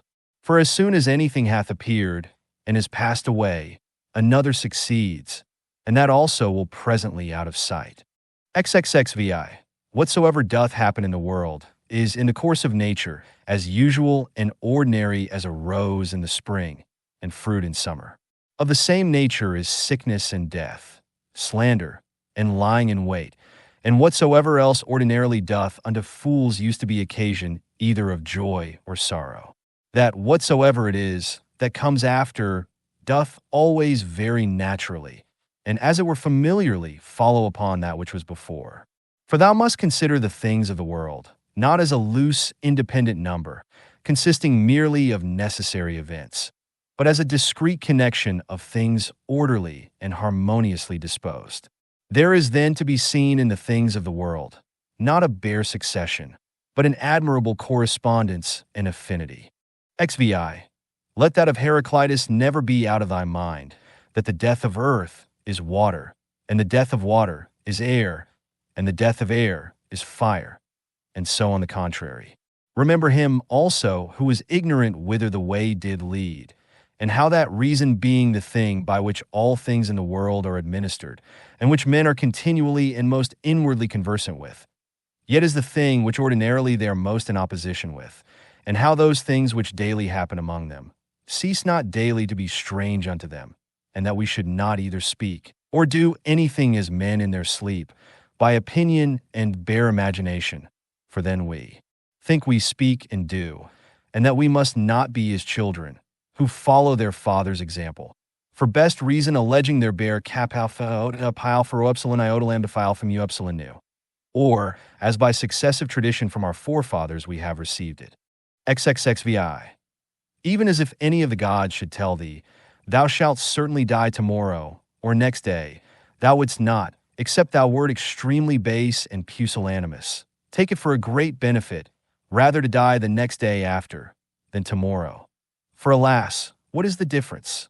So, for the same reason, think it no great matter to die rather many years after, than the very next day. XXXIX. Let it be thy perpetual meditation. How many physicians who once looked so grim, and so theatrically shrunk their brows upon their patients, are dead and gone themselves. How many astrologers, after that in great ostentation they had foretold the death of some others, how many philosophers after so many elaborate tracts and volumes concerning either mortality or immortality, how many brave captains and commanders, after the death and slaughter of so many, how many kings and tyrants, after they had with such horror and insolency abused their power upon men's lives, as though themselves had been immortal. How many, that I may so speak, whole cities both men and towns, Hellas, Pompeii, Herculaneum, and others innumerable are dead and gone. Run them over also, whom thou thyself, one after another, hast known in thy time to drop away. Such and such a one took care of such and such a one's burial, and soon after was buried himself. So one, so another, and all things in a short time. For herein lieth all indeed, ever to look upon all worldly things as things for their continuance, that are but for a day, and for their worth most vile and contemptible, as for example, what is man, that which but the other day when he was conceived was vile snivel, and within few days shall be either an embalmed carcass or mere ashes. Thus must thou, according to truth and nature, truly consider how man's life is but for a very moment of time, and so depart meek and contented, even as if a ripe olive falling should praise the ground that bare her, and give thanks to the tree that begot her. XL. Thou must be like a promontory of the sea, against which though the waves beat continually, yet it both itself stands, and about it are those swelling waves stilled and quieted. XLI. O wretched I, to whom this mischance has happened, nay, happy I, to whom this thing being happened, I can continue without grief, neither wounded by that which is present, nor in fear of that which is to come. For as for this, it might have happened unto any man, but any man having such a thing befallen him, could not have continued without grief. But that to bear it generously is certainly great happiness. But that to bear it generously is certainly great happiness. XLI. It is but an ordinary coarse one, yet it is a good, effectual remedy against the fear of death, for a man to consider in his mind the examples of such, who greedily and covetously, as it were, did for a long time enjoy their lives.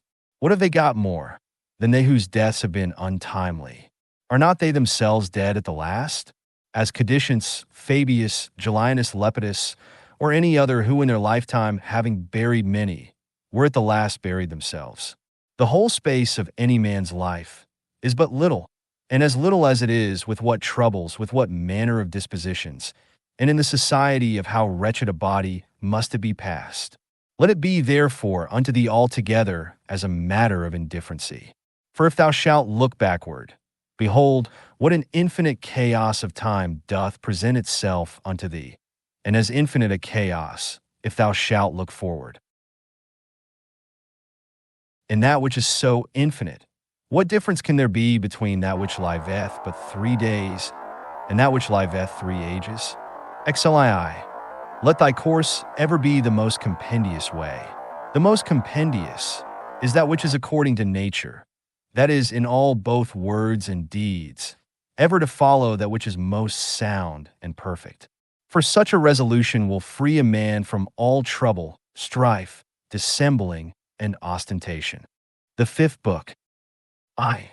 In the morning when thou findest thyself unwilling to rise, consider with thyself presently, it is to go about a man's work that I am stirred up. Am I then yet unwilling to go about that, for which I myself was born and brought forth into this world? Or was I made for this, to lay me down and make much of myself in a warm bed? Oh, but this is pleasing.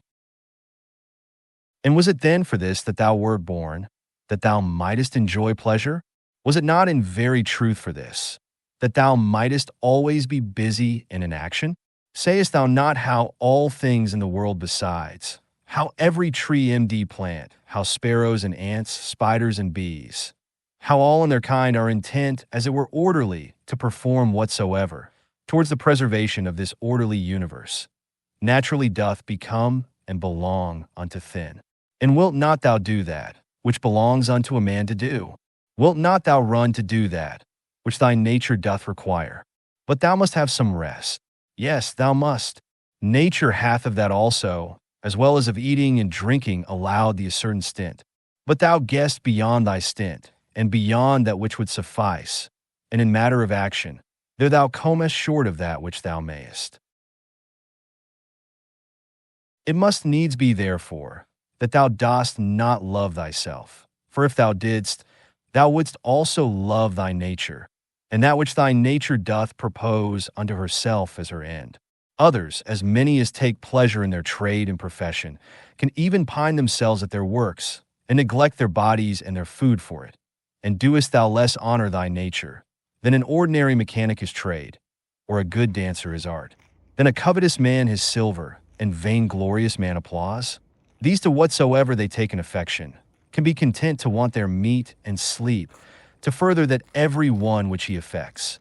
And shall actions tending to the common good of human society seem more vile unto thee, or worthy of less respect and intention? 2. How easy a thing is it for a man to put off from him all turbulent adventitious imaginations, and presently to be in perfect rest and tranquility. 3. Think thyself fit and worthy to speak, or to do anything that is according to nature, and let not the reproach, or report of some that may ensue upon it, ever deter thee. If it be right and honest to be spoken or done, undervalue not thyself so much as to be discouraged from it. As for them, they have their own rational overruling part, and their own proper inclination, which thou must not stand and look about to take notice of, but go on straight, whither both thine own particular and the common nature do lead thee, and the way of both these is but one. For I continue my course by actions according to nature, until I fall and cease, breathing out my last breath into that air, by which continually breathed and I did live, and falling upon that earth, out of whose gifts and fruits my father gathered his seed, my mother her blood, and my nurse her milk, out of which for so many years I have been provided, both of meat and drink. And lastly, which beareth me that tread upon it, and beareth with me that so many ways do abuse it, or so freely make use of it, so many ways to so many ends. V. No man can admire thee for thy sharp acute language, such as thy natural disability that way. Be it so. Yet there be many other good things, for the want of which thou canst not plead the want or natural ability. Let them be seen in thee, which depend wholly from thee: sincerity, gravity, laboriousness, contempt of pleasures.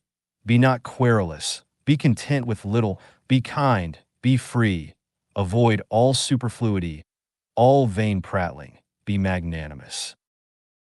Doest not thou perceive how many things there be, which notwithstanding any pretense of natural indisposition and unfitness, thou mightest have performed and exhibited, and yet still thou doest voluntarily continue drooping downwards?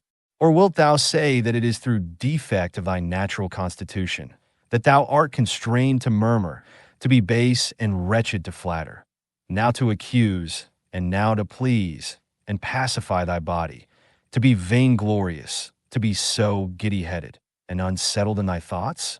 Nay, witnesses be the gods, of all these thou mightest have been rid long ago. Only, This thou must have been contented with, to have borne the blame of one that is somewhat slow and dull, wherein thou must so exercise thyself, as one who neither doth much take to heart this is natural defect, nor yet pleaseth himself in it. 6. Such there be, who when they have done a good turn to any, are ready to set them on the score for it, and to require retaliation. Others there be, who though they stand not upon retaliation, to require any, yet they think with themselves nevertheless, that such a one is their debtor, and they know as their word is what they have done. Others again there be, who when they have done any such thing, do not so much as know what they have done, but are like unto the vine, which beareth her grapes, and when once she hath borne her own proper fruit, is contented and seeks for no further recompense.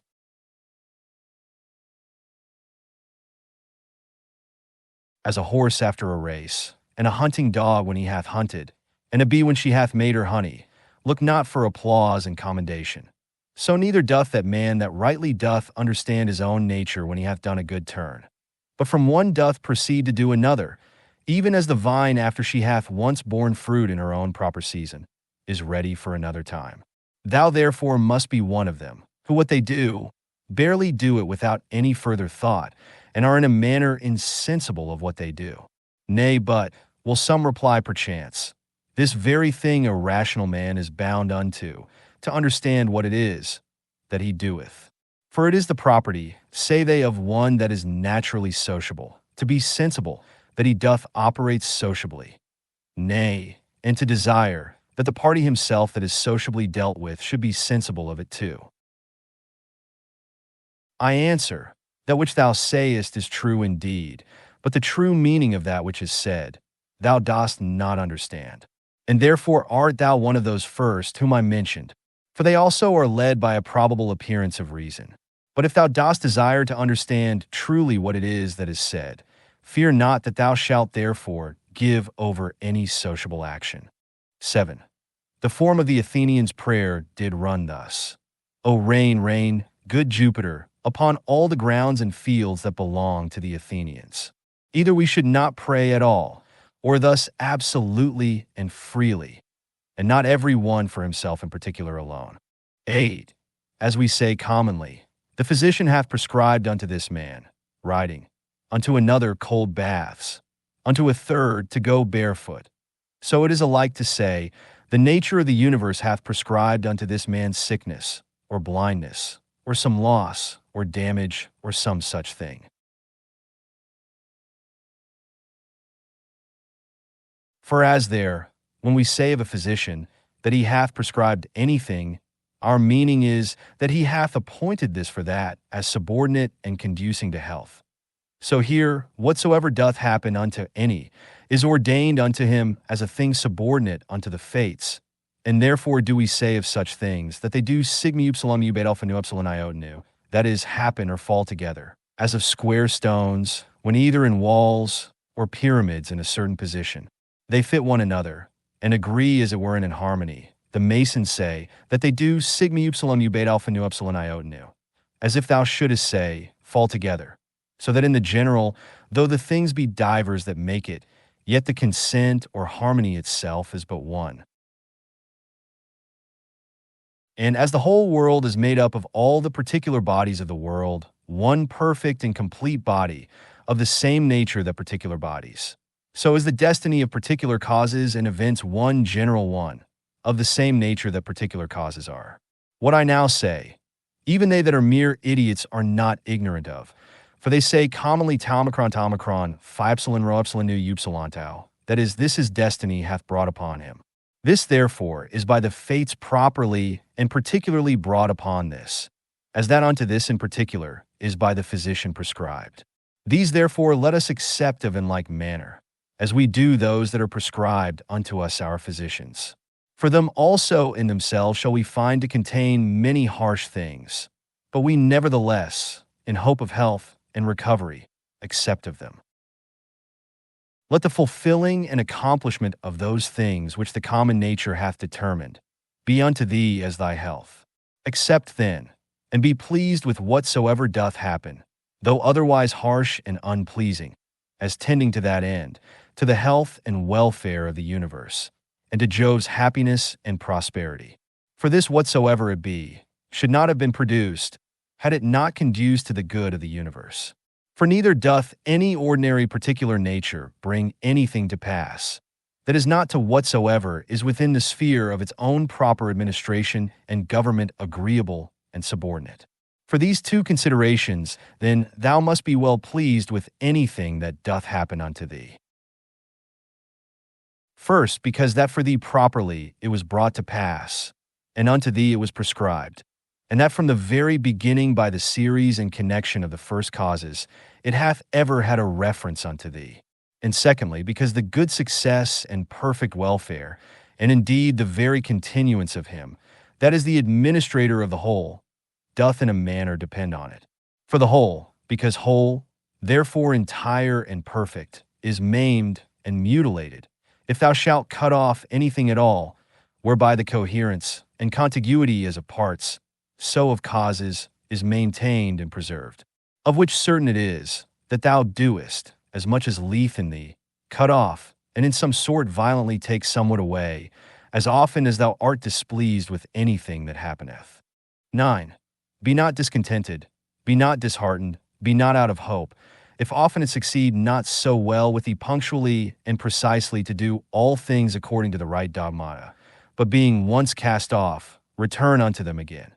And as for those many and more frequent occurrences, either of worldly distractions or human infirmities, which as a man thou canst not, but in some measure be subject unto, be not thou discontented with them, but however love and affect that only which thou dost return unto, a philosopher's life, and proper occupation after the most exact manner. And when thou dost return to thy philosophy, return not unto it as the manner of some is, after play and liberty as it were, to their schoolmasters and pedagogues, but as they that have sore eyes to their sponge and egg, or as another to his cataplasm, or as others to their fomentations. So shalt not thou make it a matter of ostentation at all to obey reason, but of ease and comfort. And remember that philosophy requireth nothing of thee, but what thy nature requireth. And wouldest thou thyself desire anything that is not according to nature? For which of these sayest thou? That which is according to nature or against it, is of itself more kind and pleasing. Is it not for that respect especially, that pleasure itself is to so many men's hurt and overthrow, most prevalent, because esteemed commonly most kind and natural? But consider well whether magnanimity rather, and true liberty, and true simplicity, and equanimity, and holiness, whether these be not most kind and natural, and prudency itself, what more kind and amiable than it, when thou shalt truly consider with thyself what it is through all the proper objects of thy rational intellectual faculty currently to go on without any fall or stumble. As for the things of the world, their true nature is in a manner so involved with obscurity that unto many philosophers, and those no mean ones, they seemed altogether incomprehensible, and the Stoics themselves, though they judge them not altogether incomprehensible, yet scarce and not without much difficulty comprehensible, so that all assent of ours is fallible. For who is he that is infallible in his conclusions? From the nature of things, pass now unto their subjects and matter. How temporary, how vile are they such as may be in the power and possession of some abominable loose liver, of some common strumpet, of some notorious oppressor and extortioner.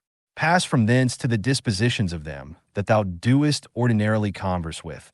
How hardly do we bear, even with the most loving and amiable, that I may not say, how hard it is for us to bear even with our own selves, in such obscurity and impurity of things, in such and so continual a flux both of the substances and time, both of the motions themselves and things moved, what it is that we can fasten upon, either to honor and respect especially, or seriously and studiously to seek after. I cannot so much as conceive, for indeed they are things contrary. X. Thou must comfort thyself in the expectation of thy natural dissolution, and in the meantime not grieve at the delay, but rest contented in those two things. First, that nothing shall happen unto thee, which is not according to the nature of the universe. Secondly, that it is in thy power to do nothing against thine own proper God and inward spirit. For it is not in any man's power to constrain thee to transgress against him. 11. What is the use that now at this present I make of my soul? Thus from time to time, and upon all occasions, thou must put this question to thyself. What is now that part of mine which they call the rational mistress part, employed about? Whose soul do I now properly possess? A child's? Or a youth's? A woman's? Or a tyrant's? Some brute? Or some wild beast's soul? 12. What those things are in themselves, which by the greatest part are esteemed good, thou mayest gather even from this. For if a man shall hear things mentioned as good, which are really good indeed, such as are prudence, temperance, justice, fortitude, after so much heard and conceived, he cannot endure to hear of any more, for the word good is properly spoken of them. But as for those which by the vulgar are esteemed good, if he shall hear them mentioned as good, he doth hearken for more. He is well contented to hear that what is spoken by the comedian is but familiarly and popularly spoken, so that even the vulgar apprehend the difference. For why is it else that this offends not and needs not to be excused when virtues are styled good, but that which is spoken in commendation of wealth, pleasure, or honor, we entertain it only as merrily and pleasantly spoken? Proceed, therefore, and inquire further, whether it may not be that those things also which being mentioned upon the stage were merrily, and with great applause of the multitude, scoffed at with this jest, that they that possessed them had not in all the world of their own. Such was their affluence and plenty, so much as a place were to avoid their excrements. Whether, I say, those ought not also in very deed to be much respected and esteemed of as the only things that are truly good. 13. All that I consist of is either form or matter. No corruption can reduce either of these unto nothing. For neither did I of nothing become a subsistent creature. Every part of mine then will by mutation be disposed into a certain part of the whole world, and that in time into another part. And so in infinitum, by which kind of mutation I also became what I am, and so did they that begot me, and they before them, and so upwards in infinitum. For so we may be allowed to speak, though the age and government of the world be to some certain periods of time limited and confined. 14. Reason and rational power are faculties which content themselves with themselves and their own proper operations. And as for their first inclination and motion, that they take from themselves. But their progress is right to the end and object, which is in their way, as it were, and lieth just before them. That is, which is feasible and possible, whether it be that which at the first they propose to themselves, or no. For which reason also such actions are termed cap alpha omicron rho theta sigma epsilon iota, to intimate the directness of the way by which they are achieved. Nothing must be thought to belong to a man, which doth not belong unto him, as he is a man. The event of purposes are not things required in a man. The nature of man doth not profess any such things. The final ends and consummations of actions are nothing at all to a man's nature. The end, therefore, of a man, or the summum bonum, whereby that end is fulfilled, cannot consist in the consummation of actions purposed and intended. Again, concerning these outward worldly things, were it so that any of them did properly belong unto man, then would it not belong unto man to condemn them and to stand in opposition with them. Neither would he be praiseworthy that can live without them, or he good, if these were good indeed, who of his own accord doth deprive himself of any of them. But we see contrariwise, that the more a man doth withdraw himself from these wherein external pomp and greatness doth consist, or any other like these, or the better he doth bear with the loss of these, the better he is accounted. 15. Such as thy thoughts and ordinary cogitations are, such will thy mind be in time. For the soul doth, as it were, receive its tincture from the fancies and imaginations. Diet, therefore, and thoroughly soak it with the assiduity of these cogitations. As for example, wheresoever thou mayest live, there it is in thy power to live well and happy. But thou mayest live at the court, there then also mayest thou live well and happy. Again, that which everything is made for, he is also made unto that, and cannot but naturally incline unto it. That which anything doth naturally incline unto, therein is his end. Wherein the end of everything doth consist, therein also doth his good and benefit consist. Society, therefore, is the proper good of a rational creature. For that we are made for society, it hath long since been demonstrated. Or can any man make any question of this, that whatsoever is naturally worse and inferior is ordinarily subordinated to that which is better, and that those things that are best are made one for another, and those things that have souls are better than those that have none, and of those that have, those best that have rational souls? 16. To desire things impossible is the part of a madman. But it is a thing impossible that wicked man should not commit some such things. Neither doth anything happen to any man, which in the ordinary course of nature, as natural unto him, doth not happen. Again, the same things happen unto others also. And truly, if either he that is ignorant that such a thing hath happened unto him, or he that is ambitious to be commended for his magnanimity, can be patient and is not grieved, is it not a grievous thing that either ignorance or a vain desire to please and to be commended should be more powerful and effectual than true prudence? As for the things themselves, they touch not the soul, neither can they have any access unto it, neither can they of themselves any ways either affect it or move it. For she herself alone can affect and move herself, and according as the dogmata and opinions are, which she doth vouchsafe herself, so are those things which, as accessories, have any coexistence with her. 17. After one consideration, man is nearest unto us, as we are bound to do them good and to bear with them. But as he may oppose any of our true proper actions, so man is unto me but as a thing indifferent, even as the sun, or the wind, or some wild beast. By some of these it may be, that some operation or other of mine may be hindered.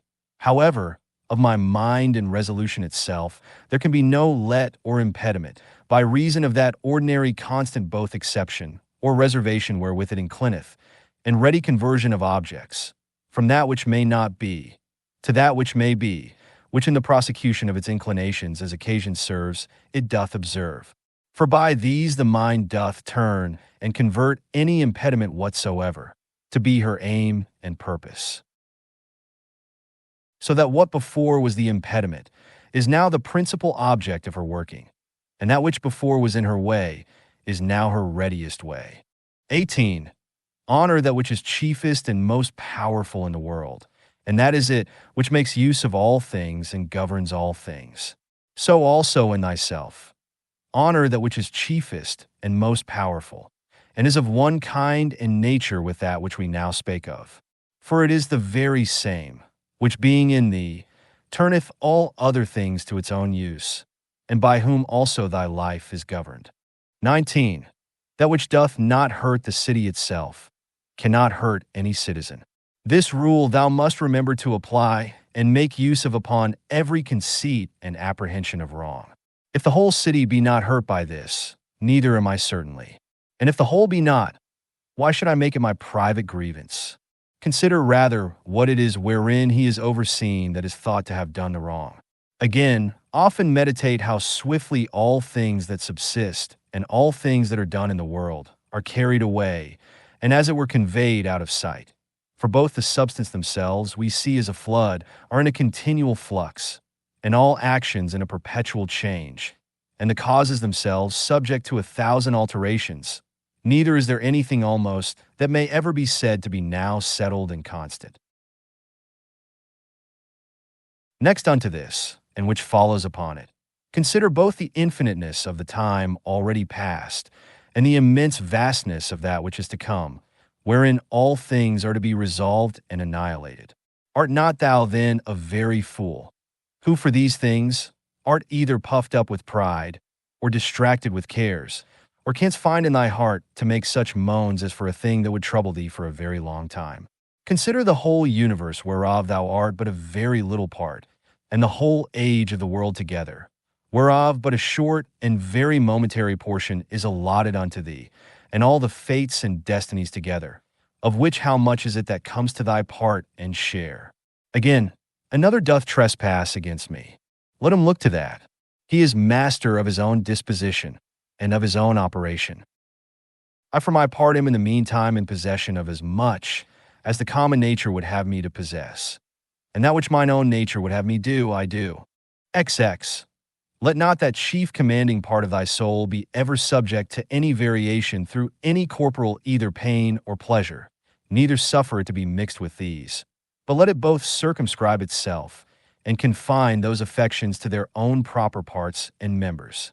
But if at any time they do reflect and rebound upon the mind and understanding, as in a united and compacted body, it must needs winky face, then must thou not go about to resist sense and feeling, it being natural. However, let not thy understanding to this natural sense and feeling, which whether unto our flesh pleasant or painful, is unto us nothing properly, add an opinion of either good or bad, and all is well. XXI, to live with the gods. He liveth with the gods, who at all times affords unto them the spectacle of a soul, both contented and well pleased with whatsoever is afforded, or allotted unto her, and performing whatsoever is pleasing to that spirit, whom, being part of himself, Jove hath appointed to every man as his overseer and governor. XXI. Be not angry neither with him whose breath, neither with him whose armholes are offensive. What can he do? Such is his breath naturally, and such are his armholes, and from such an effect, and such a smell must of necessity proceed. Oh, but the man, sayest thou, hath understanding in him, and might of himself know that he by standing near cannot choose but offend. And thou also, God bless thee, hast understanding. Let thy reasonable faculty work upon his reasonable faculty, show him his fault, admonish him. If he hearken unto thee, thou hast cured him, and there will be no more occasion of anger. XCI. Where there shall neither roarer be, nor harlot. Why so? As thou dost purpose to live, when thou hast retired thyself to some such place, where neither roarer nor harlot is, so mayest thou hear. And if they will not suffer thee, then mayest thou leave thy life rather than thy calling, but so as one that doth not think himself anyways wronged. Only as one would say, here is a smoke, I will out of it. And what a great matter is this! Now till some such thing force me out, I will continue free, neither shall any man hinder me to do what I will, and my will shall ever be by the proper nature of a reasonable and sociable creature, regulated and directed. Ziv, that rational essence by which the universe is governed, is for community and society, and therefore hath it both made the things that are worse for the best, and hath allied and knit together those which are best, as it were in harmony. Sayest thou not how it hath subordinated and coordinated, and how it hath distributed unto everything according to its worth? And those which have the preeminency and superiority above all, hath it united together into a mutual consent and agreement. XXV. How hast thou carried thyself hitherto towards the gods, towards thy parents, towards thy brethren, towards thy wife, towards thy children, towards thy masters, ti fotstafata, thy friends, ti domstit, ti servant? Is it so with thee, that hitherto thou hast neither by word or deed wronged any of them? Remember withal through how many things thou hast already passed, and how many thou hast been able to endure, so that now the legend of thy life is full, and thy charge is accomplished. Again, how many truly good things have certainly by thee been discerned? How many pleasures, how many pains hast thou passed over with contempt? How many things eternally glorious hast thou despised? Towards how many perverse, unreasonable men hast thou carried thyself kindly and discreetly? XXVI. Why should imprudent, unlearned souls trouble that which is both learned and prudent? In which is that is so. She that understandeth the beginning and the end, and hath the true knowledge of that rational essence, that passeth through all things subsisting, and through all ages being ever the same, disposing and dispensing as it were this universe by certain periods of time. XXVI. Within a very little while, thou wilt be either ashes or a solitum, and a name perchance, and perchance not so much as a name. And what is that but an empty sound and a rebounding echo? Those things which in this life are dearest unto us, and of most account, they are in themselves but vain, putrid, contemptible. The most weighty and serious, if rightly esteemed, but as puppies biting one another, or untoward children, now laughing and then crying. As for faith and modesty and justice and truth, they long since, as one of the poets hath it, have abandoned this spacious earth and retired themselves unto heaven.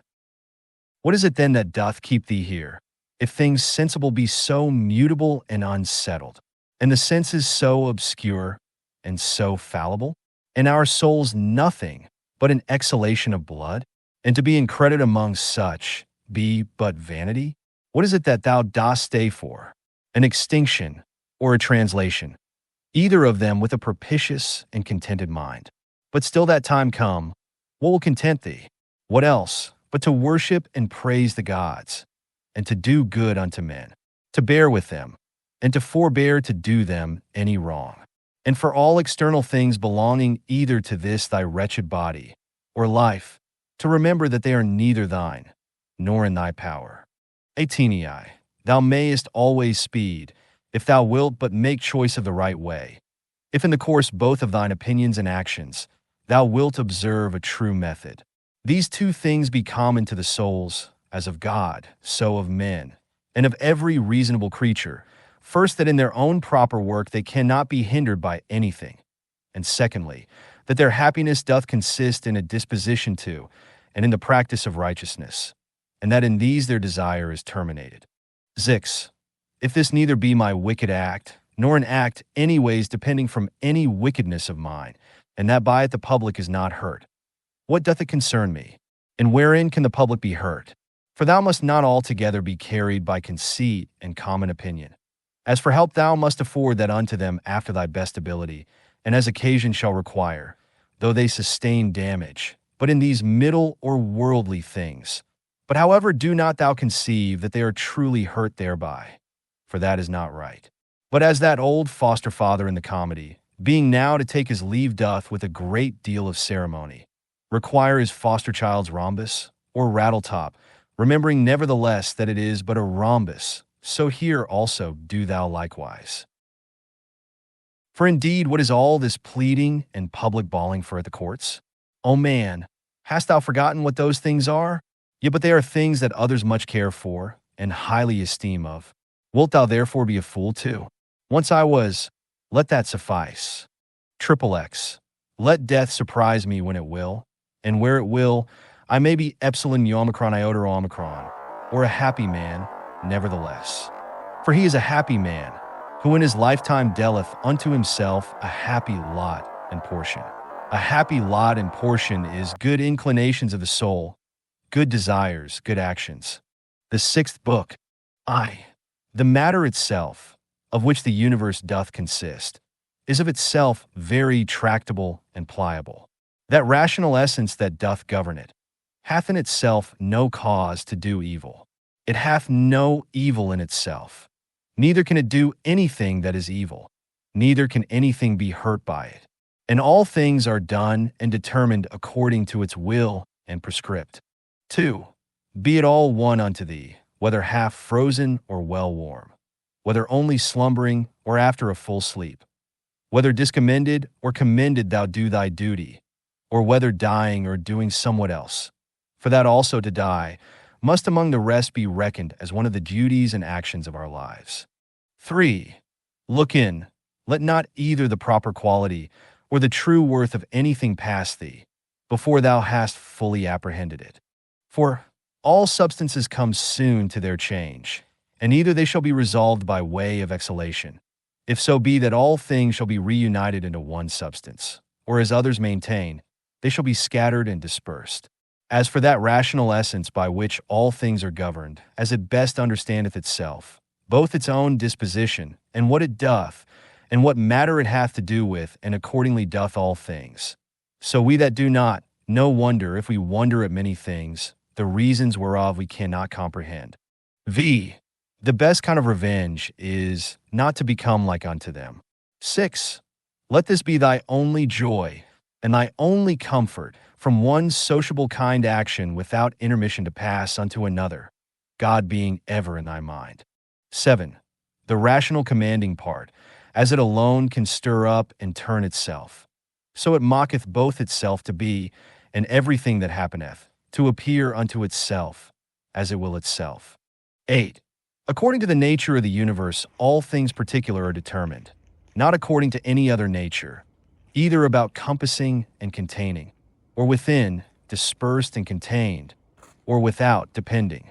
Either this universe is a mere confused mass, and an intricate context of things, which shall in time be scattered and dispersed again, or it is an union consisting of order, and administered by providence. If the first, why should I desire to continue any longer in this fortuit confusion and commiction? Or why should I take care for anything else, but that as soon as may be, I may be earth again? And why should I trouble myself any more whilst I seek to please the gods? Whatsoever I do, dispersion is my end, and will come upon me whether I will or no. But if the latter be, then am not I religious in vain. Then will I be quiet and patient, and put my trust in him, who is the governor of all. 9. Whensoever by some present hard occurrences thou art constrained to be in some sort troubled and vexed, return unto thyself as soon as may be, and be not out of tune longer than thou must needs. For so shalt thou be the better able to keep thy part another time, and to maintain the harmony, if thou dost use thyself to this continually.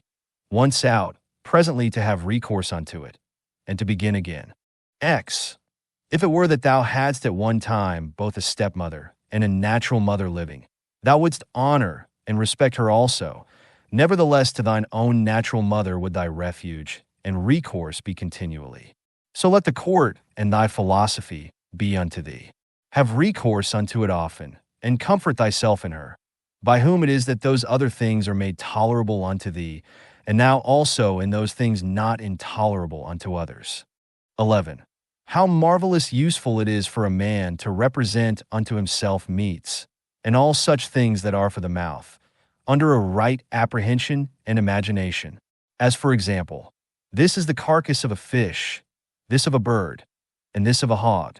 And again, more generally, this falernum, this excellent highly commended wine, is but the bare juice of an ordinary grape. This purple robe, but sheep's hairs, dyed with the blood of a shellfish. So for coitus, it is but the attrition of an ordinary base entrail, and the excretion of a little vile snivel, with a certain kind of convulsion, according to Hippocrates his opinion. How excellent useful are these lively fancies and representations of things, thus penetrating and passing through the objects, to make their true nature known and apparent. This must thou use all thy life long, and upon all occasions. And then especially, when matters are apprehended as of great worth and respect, thy art and care must be to uncover them, and to behold their vileness, and to take away from them all those serious circumstances and expressions, under which they made so grave a show. For outward pomp and appearance is a great juggler, and then especially art thou most in danger to be beguiled by it, when, to a man's thinking, thou most see me as to be employed about matters of moment. 12. See what Crates pronounceth concerning Xenocrates himself. 13. Those things which the common sort of people do admire are most of them such things as are very general, and may be comprehended under things merely natural, or naturally affected and qualified, as stones, wood, figs, vines, olives. Those that be admired by them that are more moderate and restrained are comprehended under things animated, as flocks and herds. Those that are yet more gentle and curious, their admiration is commonly confined to reasonable creatures only, not in general as they are reasonable, but as they are capable of art, or of some craft and subtle invention, or perchance barely to reasonable creatures, as they that delight in the possession of many slaves.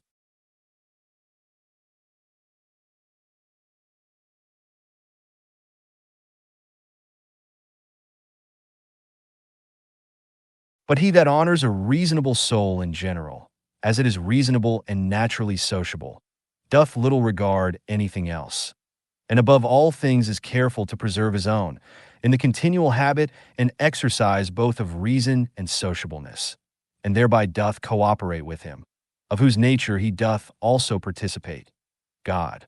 14. Some things hasten to be, and others to be no more. And even whatsoever now is, some part thereof hath already perished. Perpetual fluxes and alterations renew the world, as the perpetual course of time doth make the age of the world, of itself infinite, to appear always fresh and new. In such a flux and course of all things, what of these things that hasten so fast away should any man regard, since among all there is not any that a man may fasten and fix upon? As if a man would settle his affection upon some ordinary sparrow living by him, who is no sooner seen than out of sight. For we must not think otherwise of our lives than as a mere exhalation of blood or of an ordinary respiration of air.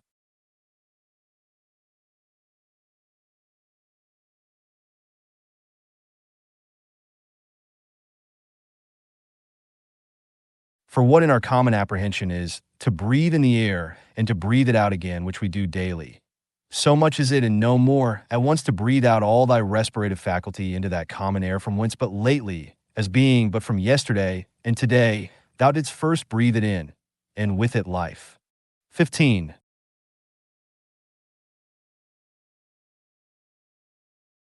15. Not vegetative spiration.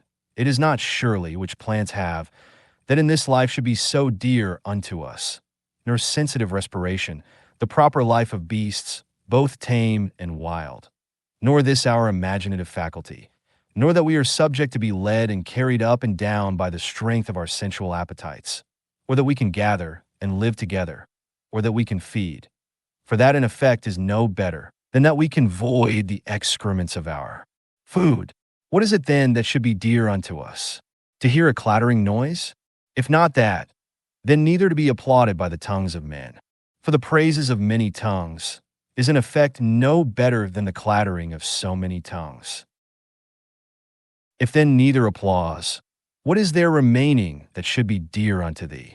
This I think, that in all thy motions and actions thou be moved and restrained according to thine own true natural constitution and construction only.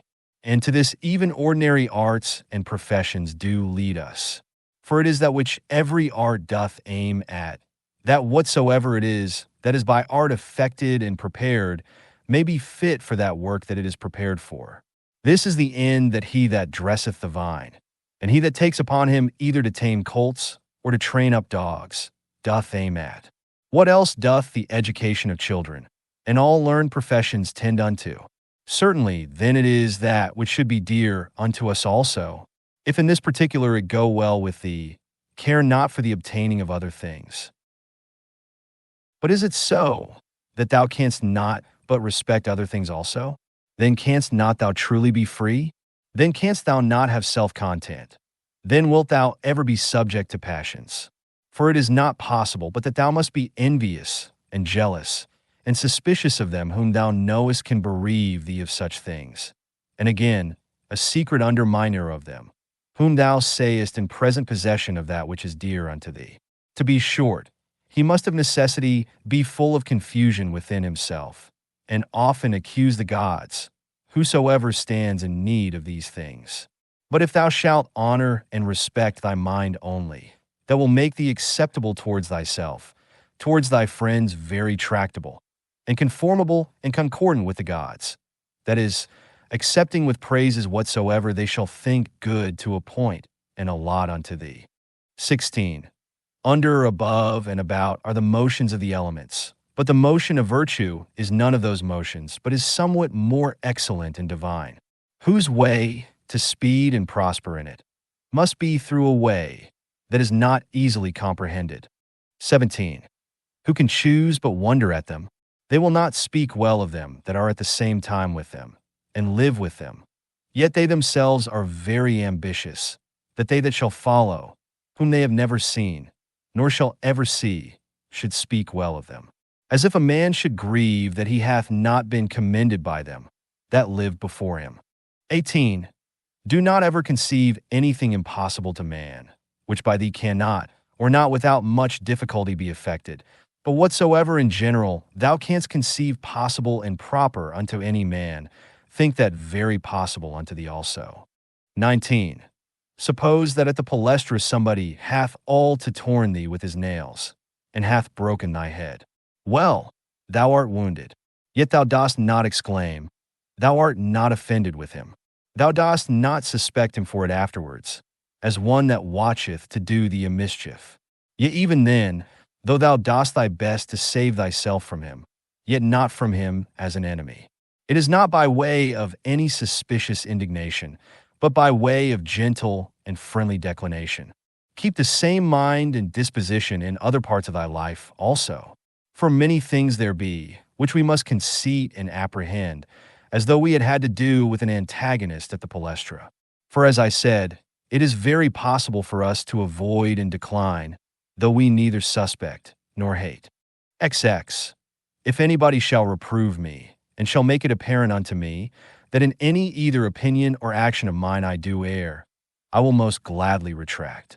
For it is the truth that I seek after, by which I am sure that never any man was hurt, and as sure that he is hurt that continueth in any error or ignorance whatsoever. XXI. I for my part will do what belongs unto me.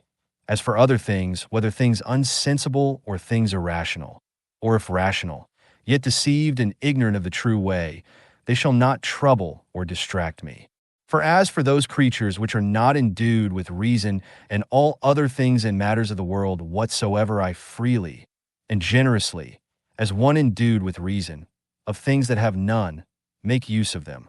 And as for men, towards them as naturally partakers of the same reason, my care is to carry myself sociably. But whatsoever it is that thou art about, remember to call upon the gods.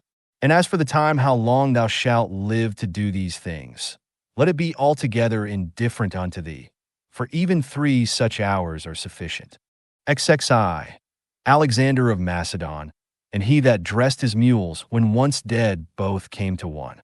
For either they were both resumed into those original rational essences from whence all things in the world are propagated, or both after one fashion were scattered into atoms. XEI consider how many different things, whether they concern our bodies or our souls, in a moment of time come to pass in every one of us.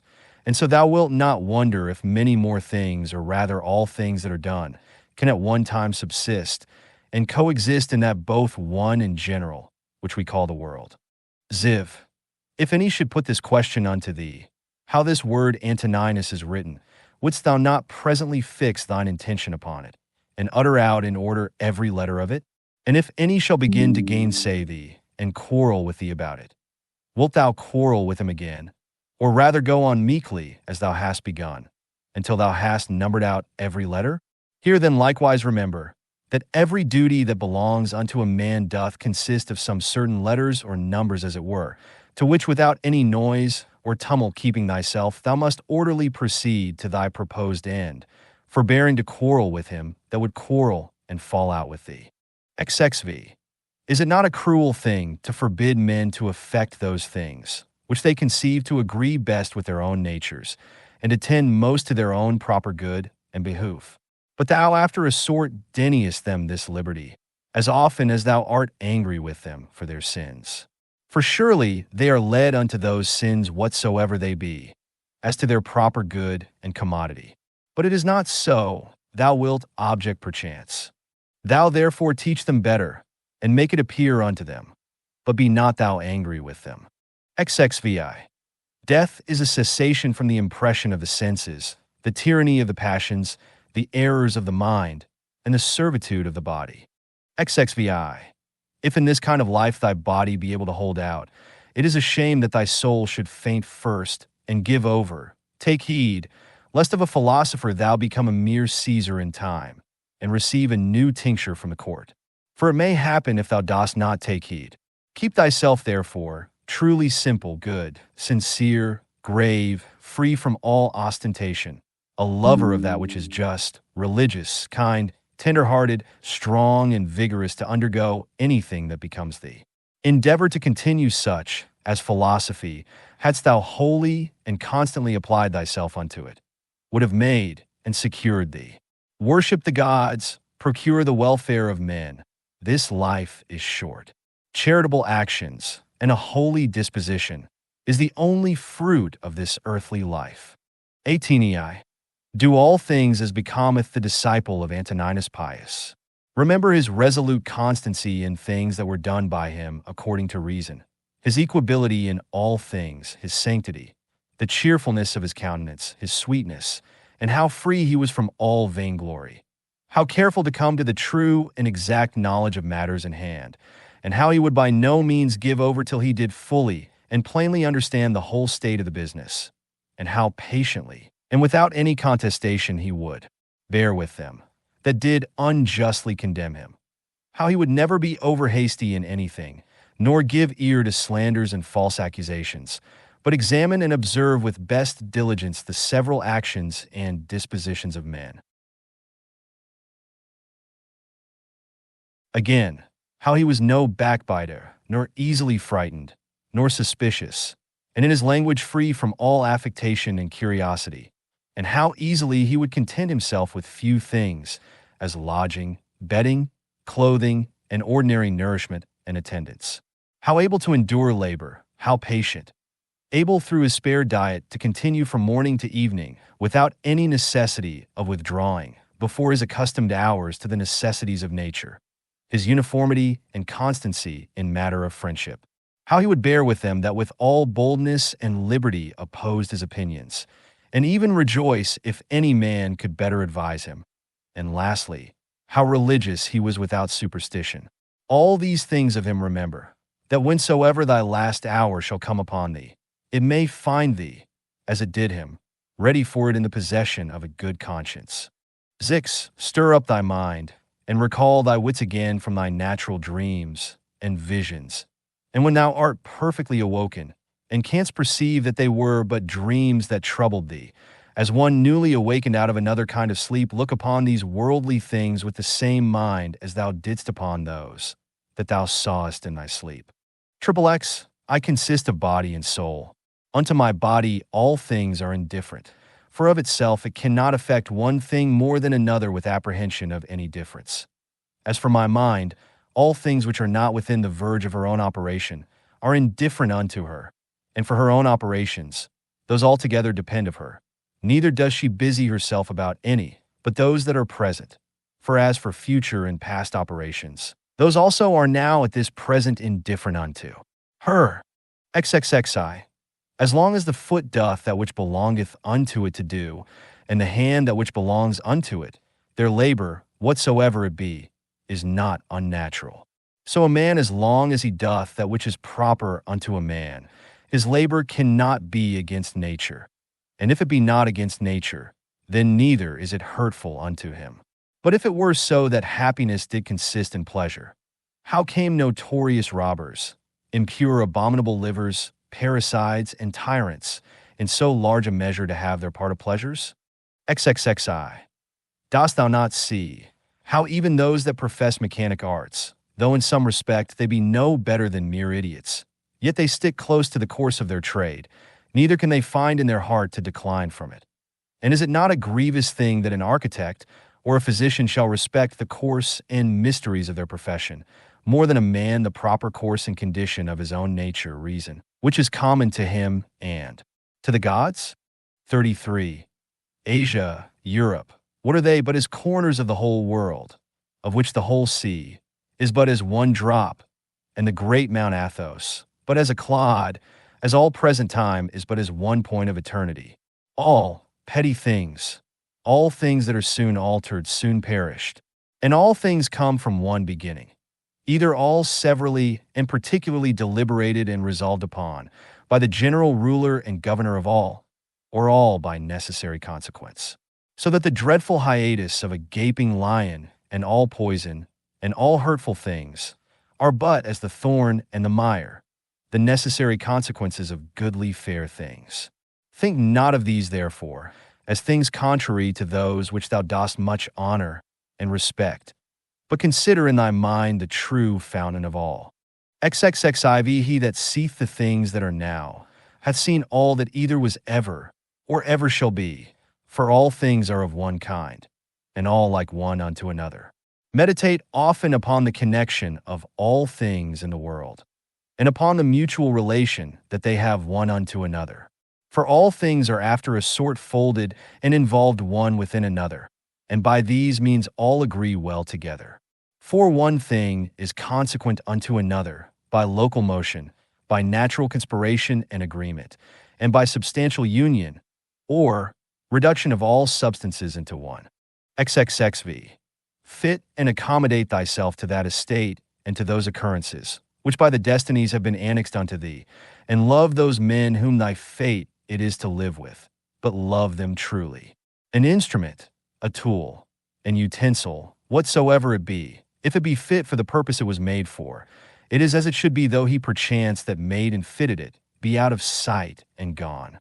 But in things natural, that power which hath framed and fitted them is and abideth within them still, for which reason she ought also the more to be respected, and we are the more obliged, if we may live and pass our time according to her purpose and intention, to think that all is well with us, and according to our own minds. After this manner also, and in this respect it is, that he that is all in all doth enjoy his happiness. XXXVI. What things soever are not within the proper power and jurisdiction of thine own will either to compass or avoid, if thou shalt propose unto thyself any of those things as either good or evil. It must needs be that according as thou shalt either fall into that which thou dost think evil, or miss of that which thou dost think good, so wilt thou be ready both to complain of the gods, and to hate those men, who either shall be so indeed, or shall by thee be suspected as the cause either of thy missing of the one, or falling into the other. And indeed we must needs commit many evils, if we incline to any of these things more or less, with an opinion of any difference. But if we mind and fancy those things only as good and bad, which wholly depend of our own wills, there is no more occasion why we should either murmur against the gods, or be at enmity with any man. XVI. We all work to one effect, some willingly, and with a rational apprehension of what we do, others without any such knowledge. As I think Heraclitus in a place speaketh of them that sleep, that even they do work in their kind, and do confer to the general operations of the world. One man therefore doth cooperate after one sort, and another after another sort. But even he that doth murmur, and to his power doth resist and hinder, even he as much as any doth cooperate. For of such also did the world stand in need. Now do thou consider among which of these thou wilt rank thyself. For as for him who is the administrator of all, he will make good use of thee whether thou wilt or no, and make thee as a part and member of the whole, so to cooperate with him, that whatsoever thou doest shall turn to the furtherance of his own counsels and resolutions. But be not thou for shame such a part of the whole, as that vile and ridiculous verse, which Chrysippus in a place doth mention, is a part of the comedy. XXXVII. Doth either the sun take upon him to do that which belongs to the rain, or his son Aesculapius that which unto the earth doth properly belong? How is it with every one of the stars in particular? Though they all differ one from another, and have their several charges and functions by themselves, do they not all nevertheless concur and co-operate to one end? XXXIX. If so be that the gods have deliberated in particular of those things that should happen unto me, I must stand to their deliberation, as discreet and wise. For that a god should be an imprudent god is a thing hard even to conceive. And why should they resolve to do me hurt? For what profit either unto them or the universe, which they specially take care for, could arise from it? But if so be that they have not deliberated of me in particular, certainly they have of the whole in general, and those things which in consequence and coherence of this general deliberation happen unto me in particular, I am bound to embrace and accept of.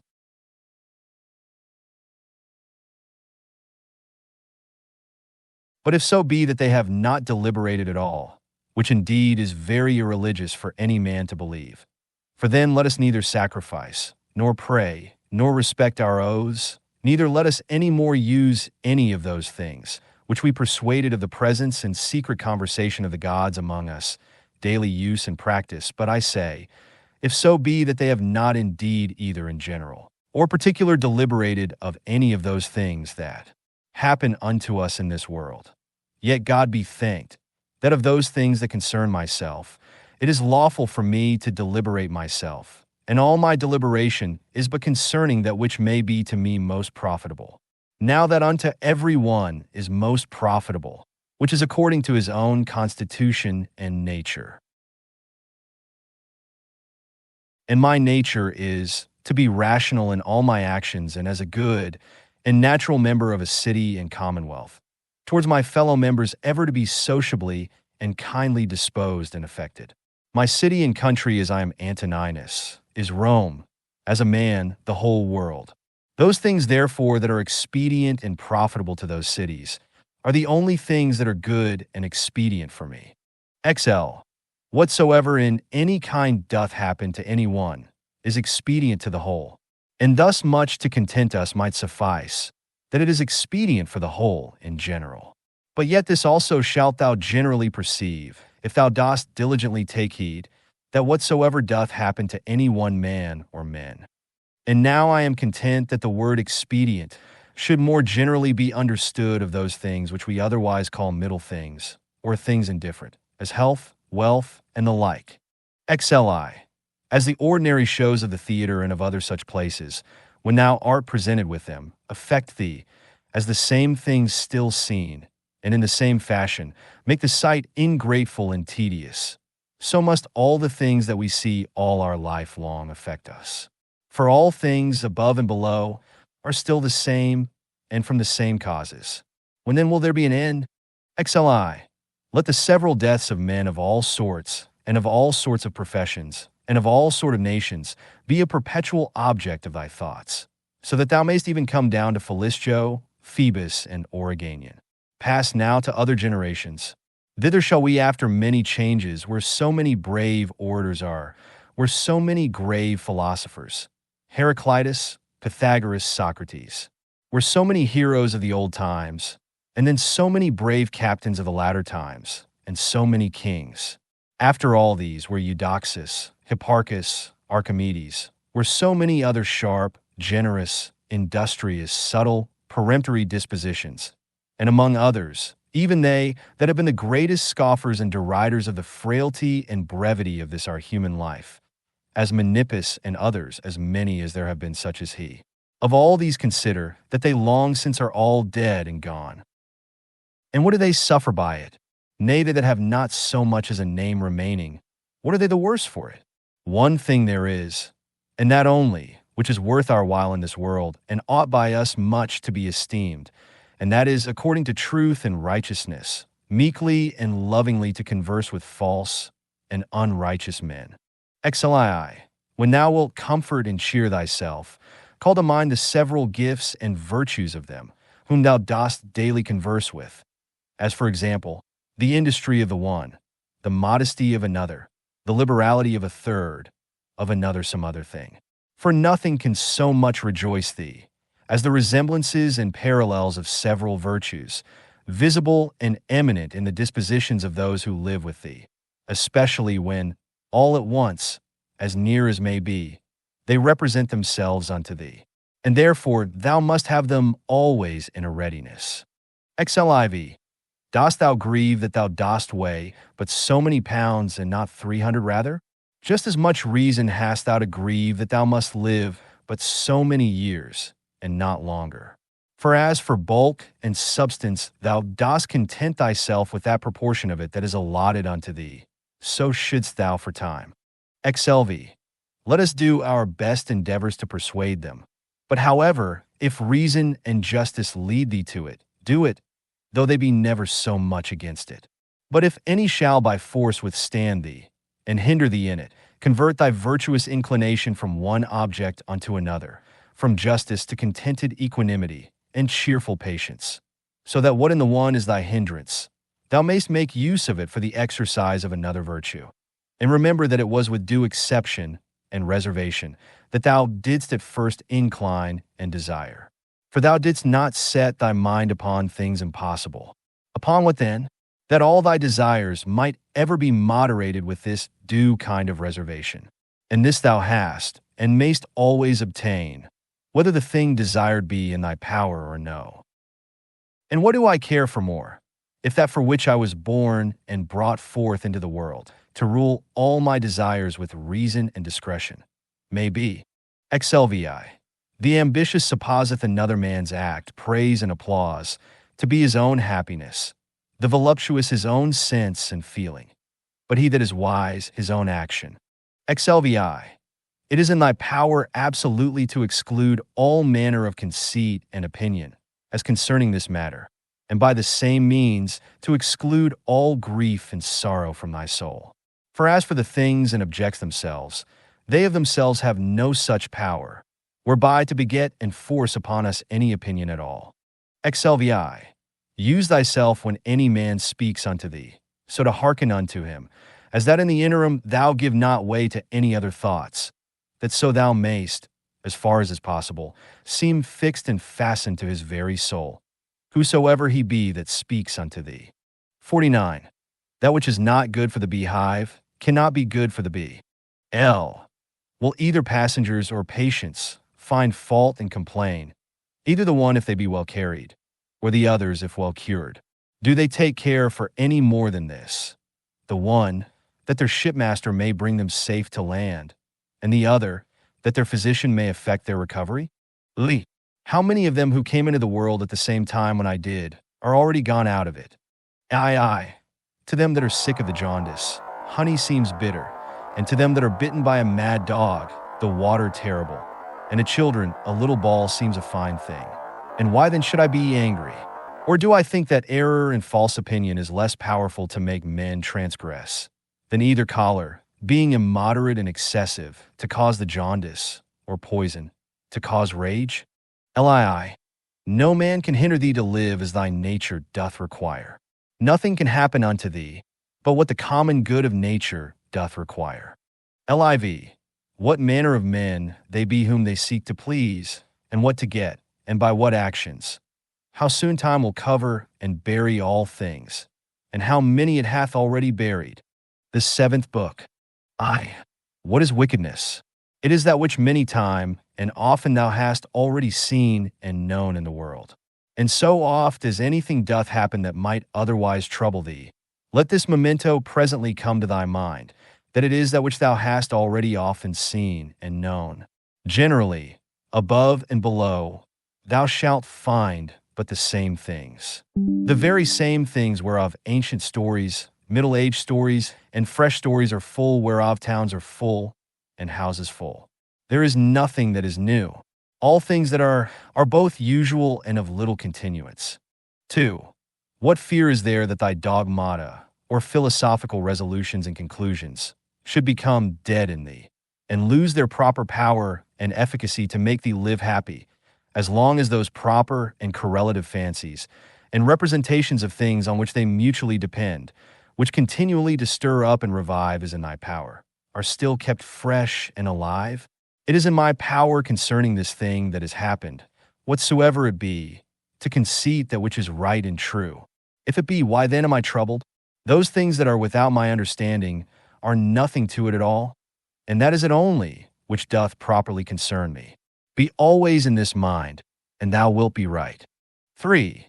That which most men would think themselves most happy for, and would prefer before all things, if the gods would grant it unto them after their deaths, thou mayst whilst thou livest grant unto thyself, to live again.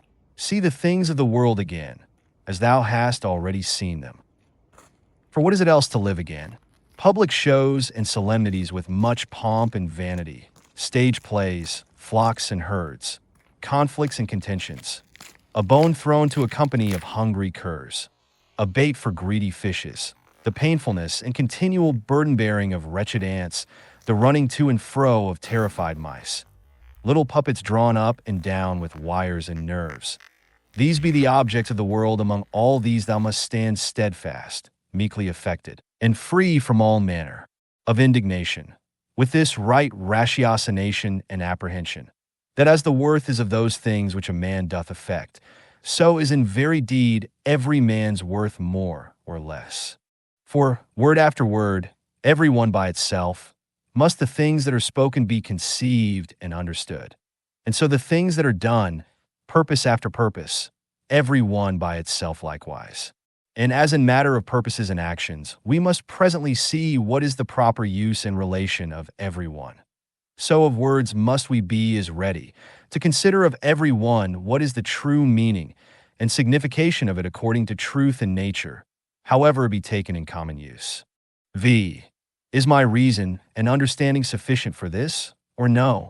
If it be sufficient, without any private applause or public ostentation as of an instrument, which by nature I am provided of, I will make use of it for the work in hand, as of an instrument, which by nature I am provided of. If it be not, and that otherwise it belong not unto me particularly as a private duty, I will either give it over, and leave it to some other that can better effect it, or I will endeavor it, but with the help of some other, who with the joint help of my reason is able to bring somewhat to pass, that will now be seasonable and useful for the common good. For whatsoever I do either by myself, or with some other, the only thing that I must intend is that it be good and expedient for the public. For as for praise, consider how many who once were much commended are now already quite forgotten, yea, they that commended them, how even they themselves are long since dead and gone. Be not therefore ashamed, whensoever thou must use the help of others. For whatsoever it be that leeth upon thee to effect, thou must propose it unto thyself, as the scaling of walls is unto a soldier. And what if thou through either lameness or some other impediment art not able to reach unto the top of the battlements alone, which with the help of another thou mayst? Wilt thou therefore give it over, or go about it with less courage and alacrity, because thou canst not effect it all alone? 6. Let not things future trouble thee. For if necessity so require that they come to pass, thou shalt, whensoever that is, be provided for them with the same reason, by which whatsoever is now present is made both tolerable and acceptable unto thee. All things are linked and knitted together, and the knot is sacred, neither is there anything in the world that is not kind and natural in regard of any other thing, or that hath not some kind of reference and natural correspondence with whatsoever is in the world besides. For all things are ranked together, and by that decency of its due place and order that each particular doth observe, they all concur together to the making of one and the same kappa sigmum omicron or world, as if you said a comely piece or an orderly composition. For all things throughout, there is but one and the same order, and through all things one and the same God, the same substance and the same law. There is one common reason and one common truth that belongs unto all reasonable creatures, for neither is there save one perfection of all creatures that are of the same kind, and partakers of the same reason. 7. Whatsoever is material doth soon vanish away into the common substance of the whole, and whatsoever is formal, or whatsoever doth animate that which is material, is soon resumed into the common reason of the whole, and the fame and memory of anything is soon swallowed up by the general age and duration of the whole. 8. To a reasonable creature, the same action is both according to nature and according to reason. 9. Straight of itself, not made straight. X. As several members in one body united, so are reasonable creatures in a body divided and dispersed, all made and prepared for one common operation. And this thou shalt apprehend the better, if thou shalt use thyself often to say to thyself, I am Mulamd Omicron, or a member of the mass and body of reasonable substances. But if thou shalt say, I am Euromicron, or a part, thou dost not yet love men from thy heart. The joy that thou takest in the exercise of bounty is not yet grounded upon a due ratiocination and right apprehension of the nature of things. Thou dost exercise it as yet upon this ground barely, as a thing convenient and fitting, not as doing good to thyself, when thou dost good unto others. 11. Of things that are external, happen what will to that which can suffer by external accidents. Those things that suffer, let them complain themselves, if they will. As for me, as long as I conceive no such thing, that which has happened is evil. I have no hurt, and it is in my power not to conceive any such thing. 12.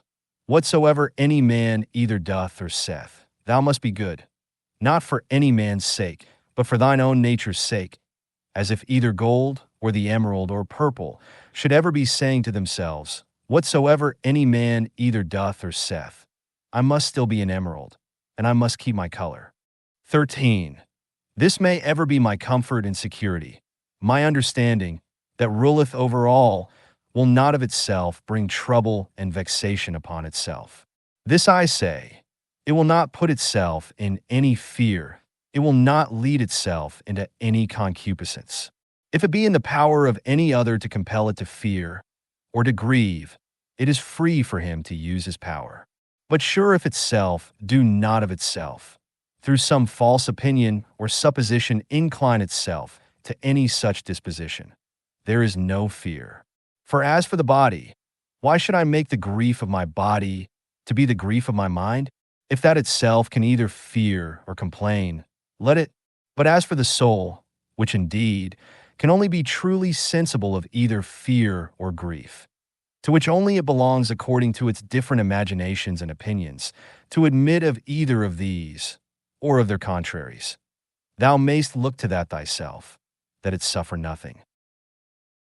Induce her not to any such opinion or persuasion. The understanding is of itself sufficient unto itself, and needs not, if itself doth not bring itself to need, any other thing besides itself, and by consequent as it needs nothing, so neither can it be troubled or hindered by anything, if itself doth not trouble and hinder itself. 14.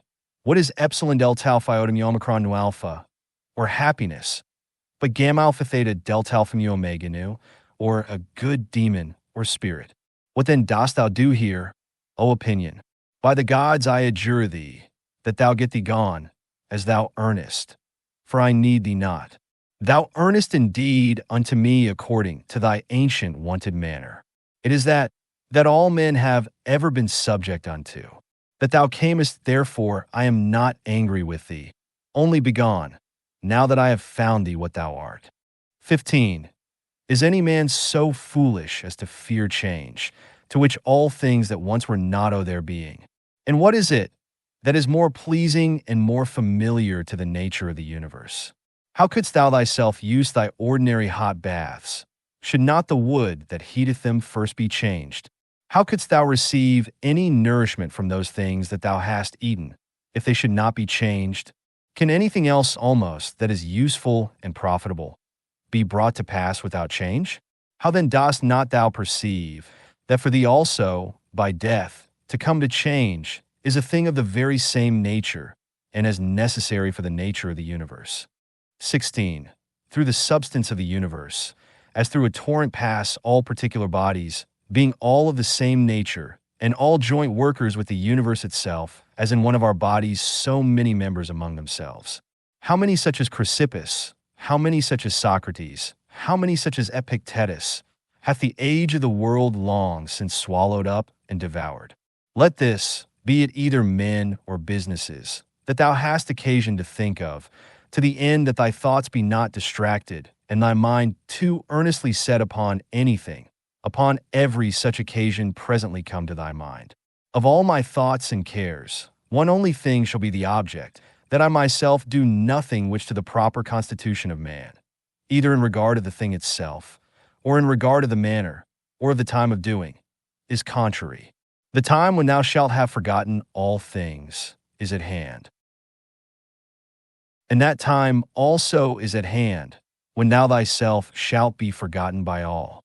Whilst thou art, apply thyself to that especially which unto man, as he is a mart, is most proper and agreeable, and that is, for a man even to love them that transgress against him. This shall be, if at the same time that any such thing doth happen, thou call to mind that they are thy kinsmen, that it is through ignorance and against their wills that they sin, and that within a very short while after, both thou and he shall be no more. But above all things, that he hath not done thee any hurt, for that by him thy mind and understanding is not made worse or more vile than it was before. 17. The nature of the universe, of the common substance of all things, as it were of so much wax, hath now perchance formed a horse, and then, destroying that figure, hath new tempered and fashioned the matter of it into the form and substance of a tree, then that again into the form and substance of a man, and then that again into some other. Now every one of these doth subsist but for a very little while. As for dissolution, if it be no grievous thing to the chest or trunk to be joined together, why should it be more grievous to be put asunder? 18. An angry countenance is much against nature, and it is oftentimes the proper countenance of them that are at the point of death. But were it so, that all anger and passion were so thoroughly quenched in thee, that it were altogether impossible to kindle it any more, yet herein must not thou rest satisfied, but further endeavor by good consequence of true ratiocination, perfectly to conceive and understand that all anger and passion is against reason. For if thou shalt not be sensible of thine innocence, if that also shall be gone from thee, the comfort of a good conscience, that thou doest all things according to reason, what shouldest thou live any longer for? All things that now thou sayest are but for a moment. That nature, by which all things in the world are administered, will soon bring change and alteration upon them, and then of their substances make other things like unto them, and then soon after others again of the matter and substance of these, that so by these means the world may still appear fresh and new. 19. Whensoever any man doth trespass against other, presently consider with thyself what it was that he did suppose to be good, what to be evil, when he did trespass. For this when thou knowest, thou wilt pity him, thou wilt have no occasion either to wonder or to be angry. For either thou thyself dost yet live in that error and ignorance, as that thou dost suppose either that very thing that he doth, or some other like worldly thing, to be good, and so thou art bound to pardon him, if he have done that which thou in the like case wouldst have done thyself. Or if so be that thou dost not any more suppose the same things to be good or evil that he doth, how canst thou but be gentle unto him that is in an error? XX. Fancy not to thyself things future, as though they were present, but of those that are present. Take some aside, that thou takest most benefit of, and consider of them particularly, how wonderfully thou wouldst want them if they were not present. But take heed withal, lest that whilst thou dost settle thy contentment in things present, thou grow in time so to overprize them, as that the want of them, whensoever it shall so fall out, should be a trouble and a vexation unto thee. Wind up thyself into thyself. Such is the nature of thy reasonable commanding part, as that if it exercise justice, and have by that means tranquillity within itself, it doth rest fully satisfied with itself without any other thing. XXI. Wipe off all opinions, stay the force and violence of unreasonable lusts and affections. Circumscribe the present time, examine whatsoever it be that has happened, either to thyself or to another. Divide all present objects, either in that which is formal or material. Think of the last hour. That which thy neighbor hath committed, where the guilt of it lieth, there let it rest. Examine in order whatsoever is spoken. Let thy mind penetrate both into the effects and into the causes. Rejoice thyself with true simplicity and modesty, and that all middle things between virtue and vice are indifferent unto thee. Finally, love mankind, obey God. XXI. All things, saith he, are by certain order and appointment. And what if the elements only? It will suffice to remember that all things in general are by certain order and appointment, or if it be but few. And as concerning death, that either dispersion or the atoms, or annihilation, or extinction, or translation will ensue. And as concerning pain, that which is intolerable is soon ended by death, and that which holds long must needs be tolerable, and that the mind in the meantime, which is all in all, may by way of interclusion or interception, by stopping all manner of commerce and sympathy with the body, still retain its own tranquility. Thy understanding is not made worse by it. As for those parts that suffer, let them, if they can, declare their grief themselves. As for praise and commendation, View their mind and understanding, what estate they are in, what kind of things they fly, and what things they seek after. And that as in the seaside, whatsoever was before to be seen, is by the continual succession of new heaps of sand cast up one upon another, soon hid and covered. So in this life, all former things by those which immediately succeed. Xei, out of Plato. He then whose mind is endowed with true magnanimity, who hath accustomed himself to the contemplation both of all times, and of all things in general. Can this mortal life, thinkest thou, seem any great matter unto him? It is not possible, answered he. Then neither will such a one account death a grievous thing? By no means. Ziv, out of Antisthenes. It is a princely thing to do well, and to be ill spoken of. It is a shameful thing that the face should be subject unto the mind, to be put into what shape it will, and to be dressed by it as it will, and that the mind should not bestow so much care upon herself as to fashion herself, and to dress herself as best becometh her. XXV, out of several poets and comics. It will but little avail thee to turn thine anger and indignation upon the things themselves that have fallen across unto thee. For as for them, they are not sensible of it. And see, thou shalt but make thyself a laughing-stock, both unto the gods and men, and see. Our life is reaped like a ripe ear of corn. One is yet standing, and another is down, and see. But if so be that I and my children be neglected by the gods, there is some reason even for that, and see. As long as right and equity is of my side, and see. Not to lament with them, not to tremble, and see. XXVI. Out of Plato. My answer, full of justice and equity, should be this. Thy speech is not right, O man, if thou supposest that he that is of any worth at all should apprehend either life or death as a matter of great hazard and danger, and should not make this rather his only care, to examine his own actions, whether just or unjust, whether actions of a good or of a wicked man, and see. For thus in very truth stands the case. O ye men of Athens, what place or station soever a man either hath chosen to himself, judging it best for himself, or is by lawful authority put and settled in, therein do I think, all appearance of danger notwithstanding, that he should continue, as one who feareth neither death, nor anything else, so much as he feareth to commit anything that is vicious and shameful, and see. But, O noble sir, consider, I pray, whether true generosity and true happiness do not consist in somewhat else rather than in the preservation either of our or other men's lives.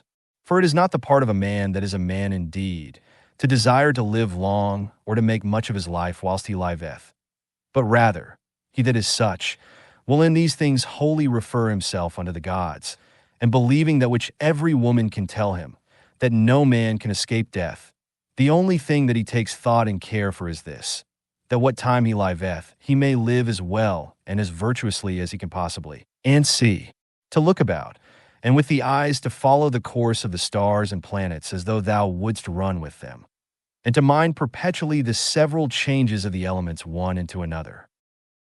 For such fancies and imaginations help much to purge away the dross and filth of this our earthly life, and see. That also is a fine passage of Plato's, where he speaketh of worldly things in these words. Thou must also, as from some higher place, look down, as it were, upon the things of this world, as flocks, armies, husbandmen's labors, marriages, divorces, generations, deaths, the tumults of courts and places of judicatures, desert places, the several nations of barbarians, public festivals, mournings, fairs, markets.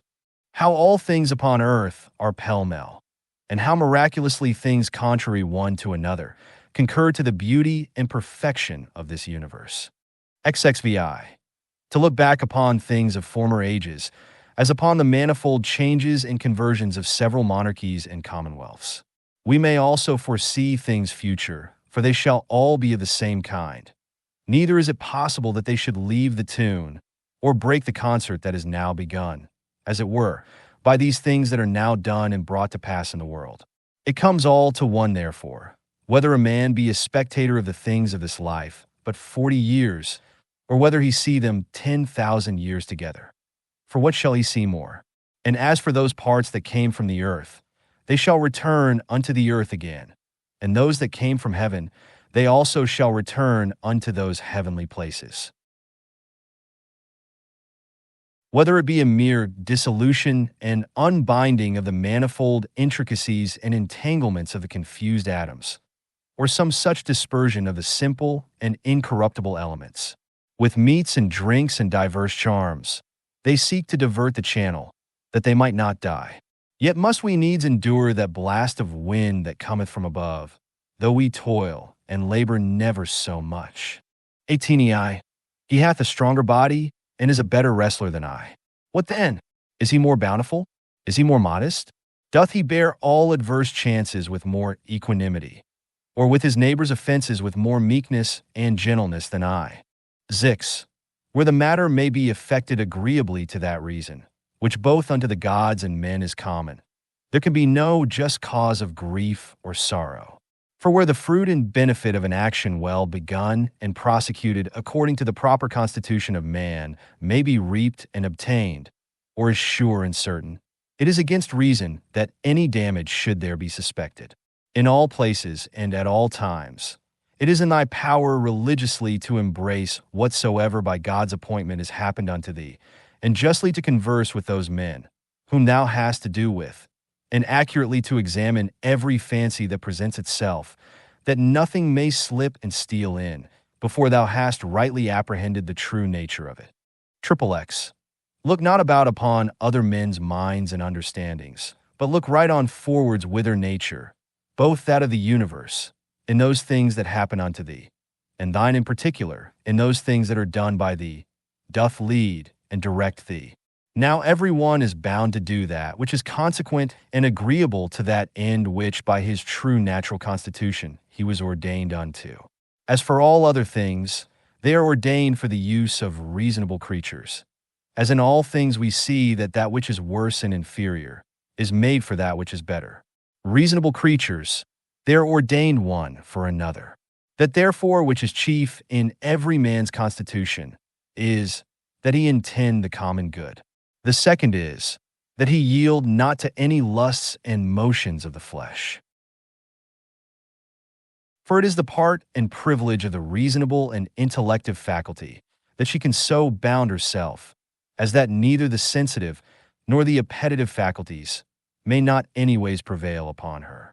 For both these are brutish, and therefore over both she challengeth mastery, and cannot anyways endure, if in her right temper, to be subject unto either. And this indeed most justly, for by nature she was ordained to command all in the body. The third thing proper to man by his constitution is to avoid all rashness and precipitancy, and not to be subject to error. To these things then, let the mind apply herself and go straight on, without any distraction about other things, and she hath her end, and by consequent her happiness. XXXI. As one who had lived and were now to die by right, whatsoever is yet remaining, bestow that wholly as a gracious overplus upon a virtuous life.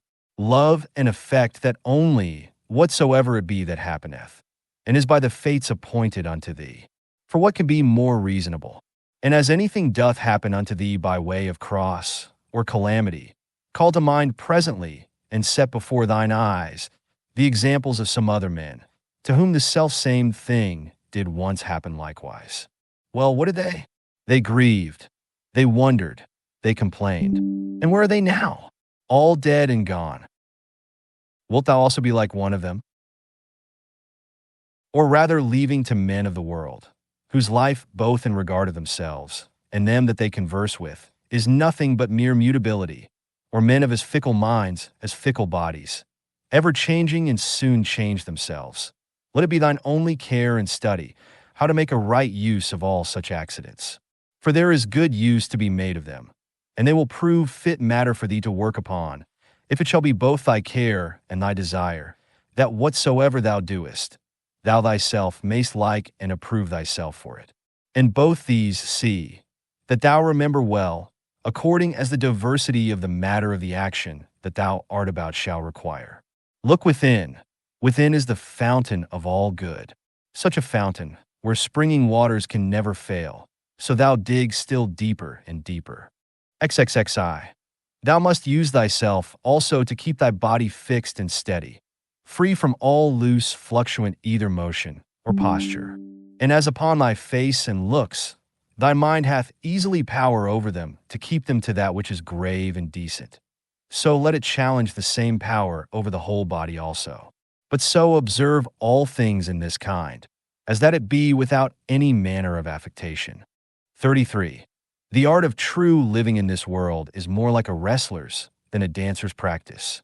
For in this they both agree, to teach a man whatsoever falls upon him, that he may be ready for it, and that nothing may cast him down. XXXIV. Thou must continually ponder and consider with thyself what manner of men they be, and for their minds and understandings what is their present estate, whose good word and testimony thou dost desire. For then neither wilt thou see cause to complain of them that offend against their wills, or find any one of their applause, if once thou dost but penetrate into the true force and ground both of their opinions and of their desires. No soul, saith he, is willingly bereft of the truth, and by consequent, neither of justice, or temperance, or kindness, and mildness, nor of anything that is of the same kind. It is most needful that thou shouldst always remember this, for so shalt thou be far more gentle and moderate towards all men. XXXV. What pain soever thou art in, let this presently come to thy mind, that it is not a thing whereof thou needest to be ashamed, neither is it a thing whereby thy understanding, that hath the government of all, can be made worse. For neither in regard to the substance of it, nor in regard to the end of it, which is, to intend the common good, can it alter and corrupt it. This also of Epicurus mayst thou in most pains find some help of, that it is neither intolerable nor eternal. So thou keep thyself to the true bounds and limits of reason, and give not way to opinion.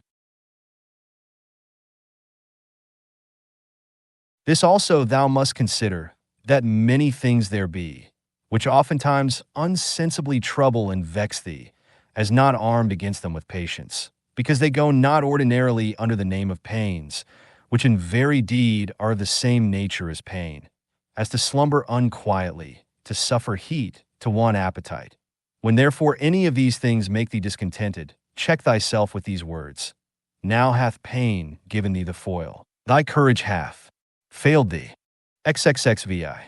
Take heed lest at any time thou stand so affected, though towards unnatural evil men, as ordinary men are commonly one towards another. XVI. How know we whether Socrates were so eminent in deed, and of so extraordinary a disposition? For that he died more gloriously, that he disputed with the sophists more subtlety, that he watched in the frost more assiduously, that being commanded to fetch innocent Salaminius, he refused to do it more generously. All this will not serve, nor that he walked in the streets, with much gravity and majesty, as was objected unto him by his adversaries, which nevertheless a man may well doubt of, whether it were so or no, or, which above all the rest, if so be that it were true, a man would well consider of whether commendable or discommendable. For we must not think that nature hath so mixed and tempered it with the body, as that she hath not power to circumscribe herself, and by herself to intend her own ends and occasions. For we must not think that nature hath so mixed and tempered it with the body, as that she hath not power to circumscribe herself, and by herself to intend her own ends and occasions. XXXVI. For it is a thing very possible that a man should be a very divine man, and yet be altogether unknown. This thou must ever be mindful of, as of this also, that a man's true happiness doth consist in very few things, and that although thou dost despair, that thou shalt ever be a good either logician or naturalist, yet thou art never the further off by from being either liberal, or modest, or charitable, or obedient unto God. XXXIX. Free from all compulsion, in all cheerfulness and alacrity thou mayst run out thy time, though men should exclaim against thee never so much, and the wild beasts should pull in sunder the poor members of thy pampered mass of flesh. For what in either of these or the like cases should hinder the mind to retain her own rest and tranquility, consisting both in the right judgment of those things that happen unto her, and in the ready use of all present matters and occasions, so that her judgment may say, to that which is befallen her by way of cross, this thou art in very deed, and according to thy true nature, notwithstanding that in the judgment of opinion thou dost appear otherwise, and her discretion to the present object, thou art that which I sought for. For whatsoever it be that is now present shall ever be embraced by me as a fit and seasonable object, both for my reasonable faculty and for my sociable or charitable inclination to work upon. And that which is principal in this matter is that it may be referred either unto the praise of God or to the good of men. For either unto God or man, whatsoever it is that doth happen in the world hath in the ordinary course of nature its proper reference. Neither is there anything that in regard of nature is either new or reluctant and intractable, but all things both usual and easy. XL. Then hath a man attained to the estate of perfection in his life and conversation, when he so spends every day as if it were his last day, never hot and vehement in his affections, nor yet so cold and stupid as one that had no sense, and free from all manner of dissimulation. XLI. Can the gods, who are immortal, for the continuance of so many ages bear, without indignation with such and so many sinners, as have ever been, yea, not only so, but also take such care for them, that they want nothing, and dost thou so grievously take on, as one that could bear with them no longer, thou that art but for a moment of time? Yea, thou that art one of those sinners thyself? A very ridiculous thing it is, that any man should dispense with vice and wickedness in himself, which is in his power to restrain, and should go about to suppress it in others, which is altogether impossible. XLI. What object soever our reasonable and sociable faculty doth meet with, that affords nothing either for the satisfaction of reason or for the practice of charity, she worthily doth think unworthy of herself. XLII. When thou hast done well, and another is benefited by thy action, must thou like a very fool look for a third thing besides, as that it may appear unto others also that thou hast done well, or that thou mayest in time receive one good turn for another? No man useth to be weary of that which is beneficial unto him, but every action according to nature is beneficial. Be not weary then of doing that which is beneficial unto thee, whilst it is so unto others.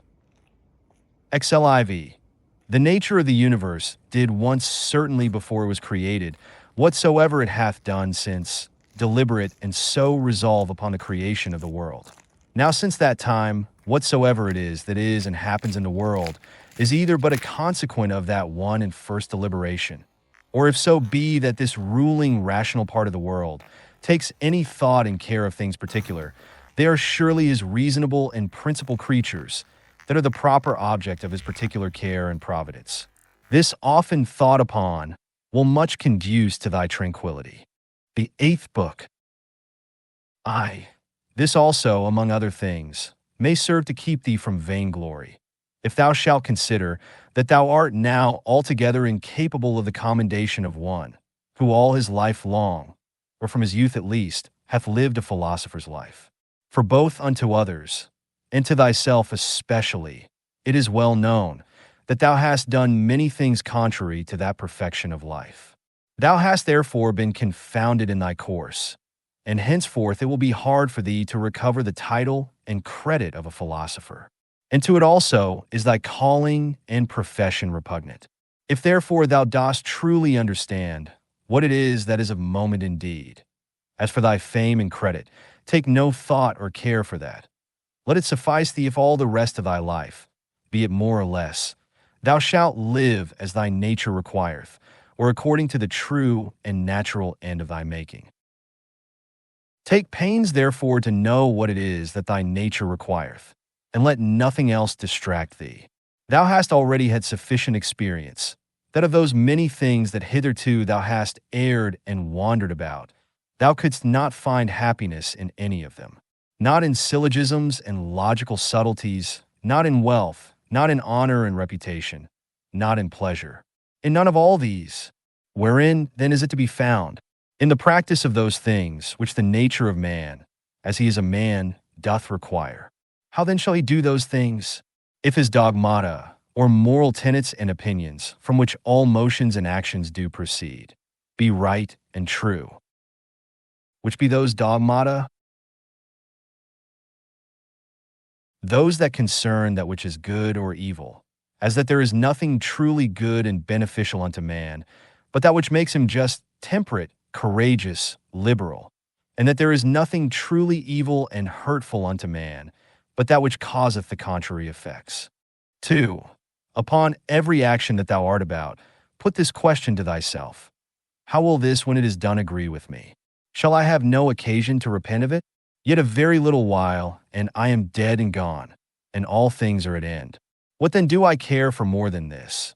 That my present action whatsoever it be, may be the proper action of one that is reasonable, whose end is the common good, who in all things is ruled and governed by the same law of right and reason by which God himself is. 3. Alexander, Caius, Pompeius. What are these to Diogenes, Heraclitus, and Socrates? These penetrated into the true nature of things, into all causes and all subjects, and upon these did they exercise their power and authority. But as for those, as the extent of their error was, so far did their slavery extend. For what they have done, they will still do, although thou shouldst hang thyself. First, let it not trouble thee, for all things both good and evil come to pass according to the nature and general condition of the universe. And within a very little while, all things will be at an end. No man will be remembered, as now of Africanus, for example, and Augustus it is already come to pass. Then secondly, fix thy mind upon the thing itself.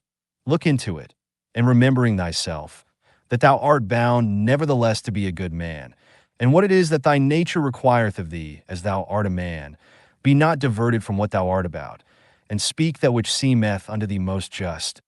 Only speak it kindly, modestly, and without hypocrisy. V. That which the nature of the universe doth busy herself about is, that which is here, to transfer it thither, to change it, and thence again to take it away, and to carry it to another place, so that thou needest not fear any new thing. For all things are usual and ordinary, and all things are disposed by equality. 6. Every particular nature hath content, when in its own proper course it speeds. A reasonable nature doth then speed, when first in matter of fancies and imaginations, it gives no consent to that which is either false, uncertain. Secondly, when in all its motions and resolutions it takes its level at the common good only, and that it desireth nothing, and fleeth from nothing, but what is in its own power to compass or avoid. And lastly, when it willingly and gladly embraceth whatsoever is dealt and appointed unto it by the common nature. For it is part of it, even as the nature of any one leaf is part of the common nature of all plants and trees. But that the nature of a leaf is part of a nature both unreasonable and unsensible, and which in its proper end may be hindered, or which is servile and slavish, whereas the nature of man is part of a common nature which cannot be hindered, and which is both reasonable and just. From whence also it is, that according to the worth of everything, she doth make such equal distribution of all things, as of duration, substance, form, operation, and of events and accidents. But herein consider not whether thou shalt find this equality in everything absolutely and by itself, but whether in all the particulars of some one thing taken together, and compared with all the particulars of some other thing, and them together likewise. 7. Thou hast no time nor opportunity to read. What then? Hast thou not time and opportunity to exercise thyself, not to wrong thyself, to strive against all carnal pleasures and pains, and to get the upper hand of them, to contemn honor and vainglory, and not only, not to be angry with them, whom towards thee thou doest find unsensible and unthankful, but also to have a care of them still, and of their welfare? 8. Forbear henceforth to complain of the trouble of a courtly life, either in public before others, or in private by thyself. 9. Repentance is an inward and self-reprehension for the neglect or omission of somewhat that was profitable. Now whatsoever is good is also profitable, and it is the part of an honest, virtuous man to set by it, and to make reckoning of it accordingly. But never did any honest, virtuous man repent of the neglect or omission of any carnal pleasure. No carnal pleasure, then, is either good or profitable. X. This, what is it in itself, and by itself according to its proper constitution? What is the substance of it? What is the matter, or proper use? What is the form, or efficient cause? What is it for in this world, and how long will it abide? Thus must thou examine all things that present themselves unto thee. 11. When thou art hard to be stirred up and awaked out of thy sleep, admonish thyself, and call to mind that to perform actions tending to the common good is that which thine own proper constitution, and that which the nature of man do require. But to sleep is common to unreasonable creatures also. And what more proper and natural, yet what more kind and pleasing, than that which is according to nature? 12. As every fancy and imagination presents itself unto thee, consider, if it be possible, the true nature and the proper qualities of it, and reason with thyself about it. 13. At thy first encounter with any one, say presently to thyself, this man, what are his opinions concerning that which is good or evil? As concerning pain, pleasure, and the causes of both, concerning honor and dishonor, concerning life and death? Thus and thus. Now if it be no wonder that a man should have such and such opinions, how can it be a wonder that he should do such and such things? I will remember then that he cannot but do as he doth, holding those opinions that he doth. Remember that as it is a shame for any man to wonder that a fig tree should bear figs, so also to wonder that the world should bear anything, whatsoever it is which in the ordinary course of nature it may bear. To a physician also, and to a pilot, it is a shame either for the one to wonder that such and such a one should have an ague, or for the other, that the wind should prove contrary. 14. Remember that to change thy mind upon occasion, and to follow him that is able to rectify thee, is equally ingenious, as to find out at the first what is right and just without help. For of thee nothing is required. Ti is beyond the extent of thine own deliberation and merit, and of thine own understanding. 15.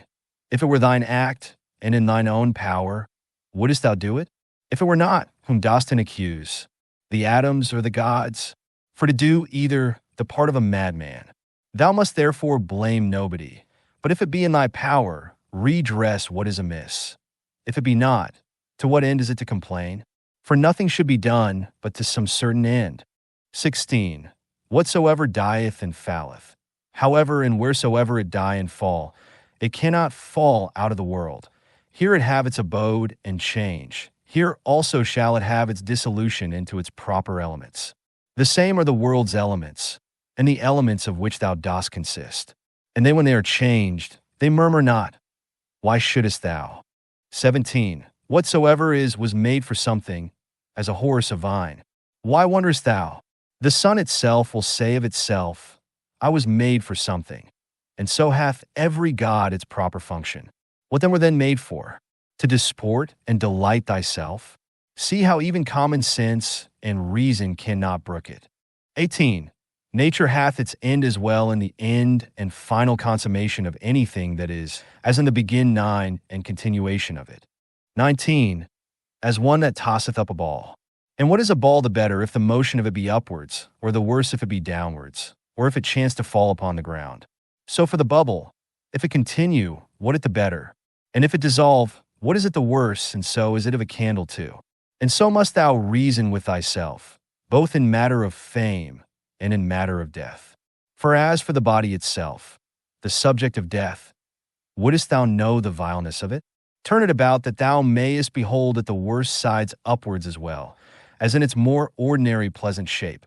How doth it look, when it is old and withered, when sick and pained, when in the act of lust and fornication? And as for fame, this life is short, both he that praiseth, and he that is praised, he that remembers, and he that is remembered will soon be dust and ashes. Besides, it is but in one corner of this part of the world that thou art praised, and yet in this corner thou hast not the joint praises of all men, no nor scarce of any one constantly. And yet the whole earth itself, what is it but as one point in regard of the whole world? XX, that which must be the subject of thy consideration, is either the matter itself, or the dogma, or the operation, or the true sense and signification. XXI, most justly have these things happen unto thee. Why dost not thou amend? Oh, but thou hadst rather become good tomorrow than to be so today. XXI, shall I do it? I will. So the end of my action be to do good unto men. Doth anything by way of cross or adversity happen unto me? I accept it with reference unto the gods and their providence, the fountain of all things, from which whatsoever comes to pass doth hang and depend. XEI, by one action judge of the rest. This bathing which usually takes up so much of our time, what is it? Oil, sweat, filth, or the swords of the body, an excrementitious viscosity, the excrements of oil and other ointments used about the body, and mixed with the swords of the body, all base and loathsome. And such almost is every part of our life, and every worldly object. Ziv, Lucilla buried Verus. Then was Lucilla herself buried by others. So Secunda Maximus, then Secunda herself. So Epitincinus, Diotimus, then Epitincinus himself. So Antoninus Pius, Faustina his wife, then Antoninus himself. This is the course of the world. First seller, Adrianus, then Adrianus himself. And those austere ones, those that foretold other men's deaths, those that were so proud and stately, where are they now? Those austere ones, I mean, such as Recarix and Demetrius the Platonic and Eudaemon and others like unto those. They were all but for one day, all dead and gone long since. Some of them no sooner dead than forgotten. Others soon turned into fables. Of others, even that which was fabulous is now long since forgotten. This thereafter thou must remember, that whatsoever thou art compounded of shall soon be dispersed, and that thy life and breath, or thy soul, shall either be no more or shall ranslated as P, and appointed to some certain place and station. XXV. The true joy of a man is to do that which properly belongs unto a man. That which is most proper unto a man is, first, to be kindly affected towards them that are of the same kind and nature as he is himself, to contemn all sensual motions and appetites, to discern rightly all plausible fancies and imaginations, to contemplate the nature of the universe, both it and things that are done in it.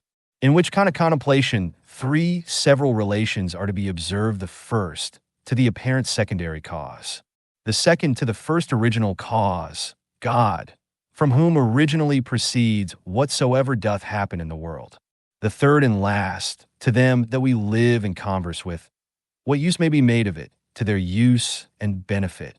XXVI. If pain be an evil, either it is in regard of the body, and that cannot be, because the body of itself is altogether insensible, or in regard of the soul, but it is in the power of the soul to preserve her own peace and tranquility, and not to suppose that pain is evil. For all judgment and deliberation, all prosecution or aversation is from within, whither the sense of evil, except it be let in by opinion, cannot penetrate. XXVI. Wipe off all idle fancies, and say unto thyself incessantly, now if I will, it is in my power to keep out of this my soul all wickedness, all lust and concupiscences, all trouble and confusion. But on the contrary, to behold and consider all things according to their true nature, and to carry myself towards everything according to its true worth. Remember then this thy power that nature hath given thee. 18. Whether thou speak in the Senate, or whether thou speak to any particular, let thy speech in always grave and modest. But thou must not openly and vulgarly observe that sound and exact form of speaking concerning that which is truly good and truly civil, the vanity of the world and of worldly men, which otherwise truth and reason doth prescribe. Zix, Augustus's court, his wife, his daughter, his nephews, his sons-in-law, his sister, Agrippa, his kinsmen, his domestics, his friends, Arius, Maecenas, his slayers of beasts for sacrifice and divination. There thou hast the death of a whole court together. Proceed now on to the rest that have been since that of Augustus. Hath death dwelt with them otherwise, though so many and so stately whilst they lived, than it doth used to deal with any one particular man? Consider now the death of a whole kindred and family, as of that of the Pompeys, as that also that useth to be written upon some monuments. He was the last of his own kindred. Oh, what care did his predecessors take, that they might leave a successor? Yet behold, at last one or other must of necessity be the last. Here again, therefore, consider the death of a whole kindred. XXX. Contract thy whole life to the measure and proportion of one single action. And if in every particular action thou dost perform what is fitting to the utmost of thy power, let it suffice thee. And who can hinder thee, but that thou mayest perform what is fitting? But there may be some outward let and impediment, not any, that can hinder thee, but that whatsoever thou dost, thou may do it, justly, temperately, and with the praise of God. Yea, but there may be somewhat, whereby some operation or other of thine may be hindered. And then, with that very thing that doth hinder, thou mayest be well pleased. And so by this gentle and equanimous conversion of thy mind unto that which may be, instead of that which at first thou didst intend, in the room of that former action there succeedeth another, which agrees as well with this contraction of thy life, that we now speak of. XXXI. Receive temporal blessings without ostentation, when they are sent, and thou shalt be able to part with them with all readiness and facility when they are taken from thee again. XXXI. If ever thou sawest either a hand, or a foot, or a head lying by itself, in some place or other, as cut off from the rest of the body, such must thou conceive him to make himself, as much as in him lieth, that either is offended with anything that has happened, whatsoever it be, and as it were divides himself from it, or that commits anything against the natural law of mutual correspondence and society among men, or he that commits any act of uncharitableness. Whosoever thou art such, thou art cast forth, I know not whither, out of the general unity, which is according to nature. Thou went born indeed apart, but now thou hast cut thyself off. However, herein is matter of joy and exultation, that thou mayst be united again. God hath not granted it unto any other part, that once separated and cut off, it might be reunited and come together again. But, behold, that goodness, how great and immense it is, which hath so much esteemed. Mung. As at first he was so made, that he needed not, except he would himself, have divided himself from the whole. So once divided and cut off, it hath so provided and ordered it, that if he would himself, he might return and grow together again, and be admitted into its former rank and place of a part, as he was before. 33. As almost all her other faculties and properties the nature of the universe hath imparted unto every reasonable creature, so this in particular we have received from her, that is whatsoever doth oppose itself unto her, and doth withstand her in her purposes and intentions, she doth, though against its will and intention, bring it about to herself, to serve herself of it in the execution of her own destinated ends. And so, by this though not intended operation of it with herself, makes it part of herself, whether it will or no. So may every reasonable creature, what crosses and impediments soever it meets with in the course of this mortal life, it may use them as fit and proper objects, to the furtherance of whatsoever it intended and absolutely proposed unto itself as its natural end and happiness. XXXIV. Let not the general representation unto thyself of the wretchedness of this our mortal life trouble thee. Let not thy mind wander up and down, and heap together in her thoughts the many troubles and grievous calamities which thou art as subject unto as any other. But as everything in particular doth happen, put this question unto thyself, and say, what is it that in this present matter seems unto thee so intolerable? for thou wilt be ashamed to confess it. Then upon this presently call to mind, that neither that which is future, nor that which is past can hurt thee, but that only which is present. And that also is much lessened, if thou dost lightly circumscribe it, and then check thy mind if for so little a while, a mere instant, it cannot hold out with patience. XXXV. What? Are either Panthea or Pergamus abiding to this day by their masters' tombs? Or either Chabrias or Diotimus by that of Adrianus? Ufoledi. For what if they did? Would their masters be sensible of it? Or if sensible, would they be glad of it? Or if glad, were these immortal? Was not it appointed unto them also, both men and women, to become old in time, and then to die? And these once dead, what would become of these former? And when all is done, what is all this for, but for a mere bag of blood and corruption? XXXVI. If thou beest quick-sighted, be so in matter of judgment and best discretion, saith he. XVI. In the whole constitution of man, I see not any virtue contrary to justice, whereby it may be resisted and opposed. But one whereby pleasure and voluptuousness may be resisted and opposed, I see. Continence. XXXVI. If thou canst but withdraw conceit and opinion concerning that which may seem hurtful and offensive, thou thyself art as safe may be. Thou thyself? And who is that? Thy reason. Yeah, but I am not reason. Well, be it so. However, let not thy reason or understanding admit of grief. And if there be anything in thee that is grieved, let that, whatsoever it be, conceive its own grief, if it can. XXXIX. That which is a hindrance of the senses is an evil to the sensitive nature. That which is a hindrance of the appetitive and prosecutive faculty is an evil to the sensitive nature. As of the sensitive, so of the vegetative constitution, whatsoever is a hindrance unto it is also in that respect an evil unto the same. And so likewise, whatsoever is a hindrance unto the mind and understanding must needs be the proper evil of the reasonable nature. Now apply all those things unto thyself. Do either pain or pleasure seize on thee. Let the senses look to that. Hast thou met with some obstacle or other in thy purpose and intention? If thou didst propose without due reservation and exception, now hath thy reasonable part received a blow, indeed, but if in general thou didst propose unto thyself whatsoever might be, thou art not thereby either hurt, nor properly hindered. For in those things that properly belong unto the mind, she cannot be hindered by any man. It is not fire, nor iron, nor the power of a tyrant, nor the power of a slandering tongue, nor anything else that can penetrate into her. XL. If once round and solid, there is no fear that ever it will change. XLI. Why should I grieve myself, who never did willingly grieve any other? One thing rejoices one, and another thing another.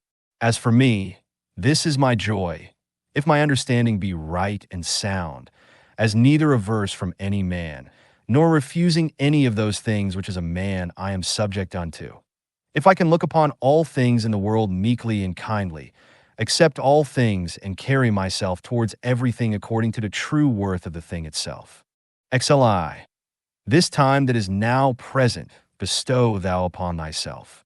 They that rather hunt for fame after death, do not consider that those men that shall be hereafter will be even such as these whom now they can so hardly bear with. And besides, they also will be mortal men. But to consider the thing in itself, if so many with so many voices shall make such and such a sound, or shall have such and such an opinion concerning thee, what is it to thee? XLII. Take me and throw me where thou wilt. I am indifferent. For there also I shall have that spirit which is within me propitious, that is well pleased and fully contented both in that constant disposition, and with those particular actions, which to its own proper constitution are suitable and agreeable. XLIV. Is this then a thing of that worth, that for it my soul should suffer, and become worse than it was, as either basely dejected, or disordinately affected, or confounded within itself, or terrified? What can there be that thou shouldest so much esteem? XLV. Nothing can happen unto thee, which is not incidental unto thee, as thou art a man. As nothing can happen either to an ox, a vine, or to a stone, which is not incidental unto them, unto every one in his own kind. If therefore nothing can happen unto anything, which is not both usual and natural, why art thou displeased? Sure, the common nature of all would not bring anything upon any that were intolerable. If therefore it be a thing external that causes thy grief, know that it is not that properly that doth cause it, but thine own conceit and opinion concerning the thing, which thou mayest rid thyself of when thou wilt. But if it be somewhat that is amiss in thine own disposition, that doth grieve thee, mayest thou not rectify thy moral tenets and opinions? But if it grieve thee, that thou doest not perform that which seemeth unto thee right and just, why doest not thou choose rather to perform it than to grieve? But somewhat that is stronger than thyself doth hinder thee. Let it not grieve thee then, if it be not thy fault that the thing is not performed. Yeah, but it is a thing of that nature, as that thy life is not worth the while, except it may be performed. If it be so, upon condition that thou be kindly and lovingly disposed towards all men, thou mayest be gone. For even then, as much as at any time, art thou in a very good estate of performance, when thou doest die in charity with those that are an obstacle unto thy performance. XLVI. Remember that thy mind is of that nature, as that it becometh altogether unconquerable. When once recollected in herself, she seeks no other content than this, that she cannot be forced, yea, though it so fall out, that it be even against reason itself, that it cloth bandy. How much less when by the help of reason she is able to judge of things with discretion. And therefore let thy chief fort and place of defense be a mind free from passions, a stronger place, whereunto to make his refuge, and so to become impregnable, and better fortified than this hath no man. He that seeth not this is unlearned. He that seeth it, and betacketh not himself to this place of refuge, is unhappy. XLVI. Keep thyself to the first bare and naked apprehensions of things, as they present themselves unto thee, and add not unto them. It is reported unto thee, that such a one speaketh ill of thee.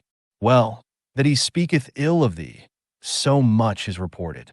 But that thou art hurt thereby, is not reported. That is the addition of opinion, which thou must exclude. I see that my child is sick. That he is sick, I see, but that he is in danger of his life also, I see it not. Thus thou must use to keep thyself to the first motions and apprehensions of things, as they present themselves outwardly, and add not unto them from within thyself through mere conceit and opinion, or rather add unto them. Hud is one that understandeth the true nature of all things that happen in the world. XLVI. Is the cucumber bitter? Set it away. Brambles are in the way? Avoid them. Let this suffice. Add not presently speaking unto thyself, what serve these things for in the world? For this, one that is acquainted with the mysteries of nature will laugh at thee for it, as a carpenter would or a shoemaker, if meeting in either of their shops with some shavings or small remnants of their work, thou shouldest blame them for it.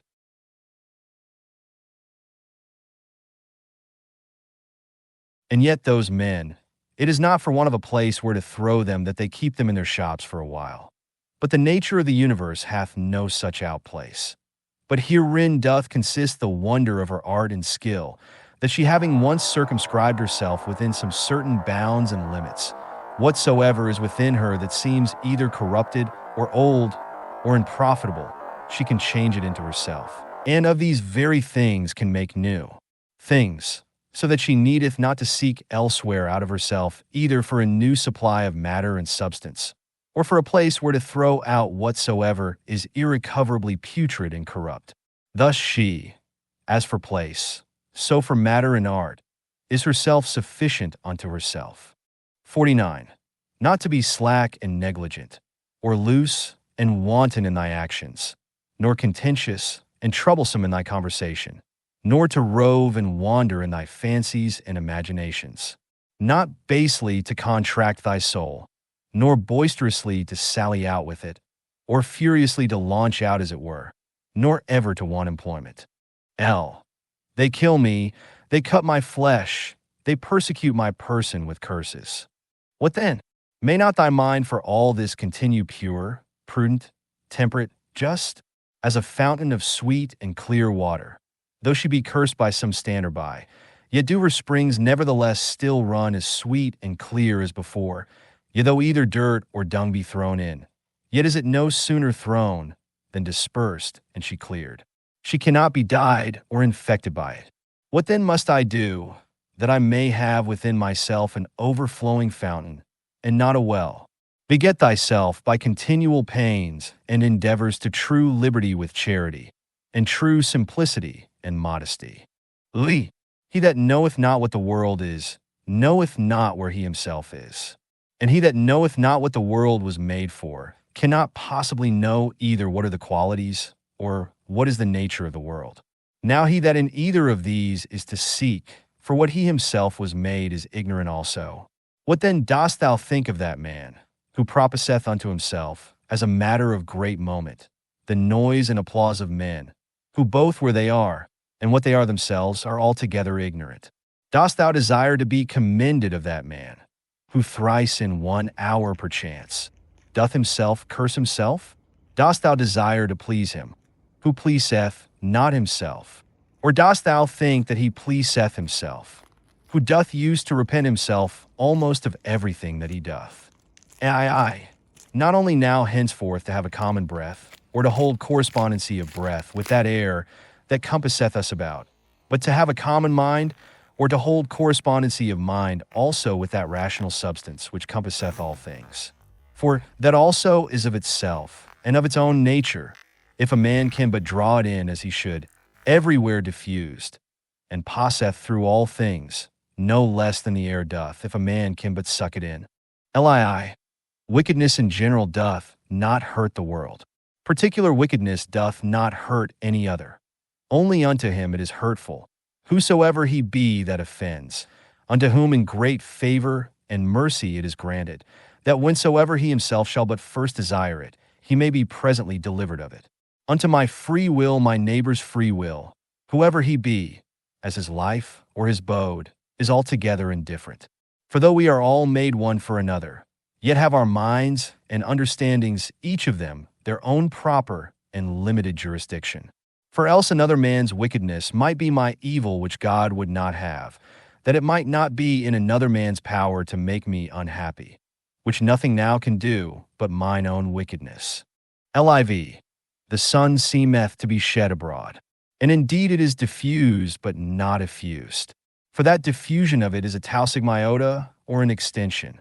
For therefore are the beams of it called kappa tau nu epsilon, from the word kappa tau epsilon nu epsilon sigma theta alpha iota, to be stretched out and extended. Now what a sunbeam is, thou mayest know if thou observe the light of the sun, when through some narrow hole it pierceth into some room that is dark. For it is always in a direct line, and as by any solid body, that it meets within the way that is not penetrable by air, it is divided and abrupt, and yet neither slides off or falls down, but stayeth there nevertheless. Such must the diffusion in the mind be, not an effusion, but an extension. What obstacles and impediments soever she meeteth within her way, she must not violently, and by way of an impetuous onset light upon them. Neither must she fall down, but she must stand, and give light unto that which doth admit of it. For as for that which doth not, it is its own fault and loss, if it bereave itself of her light. Lv.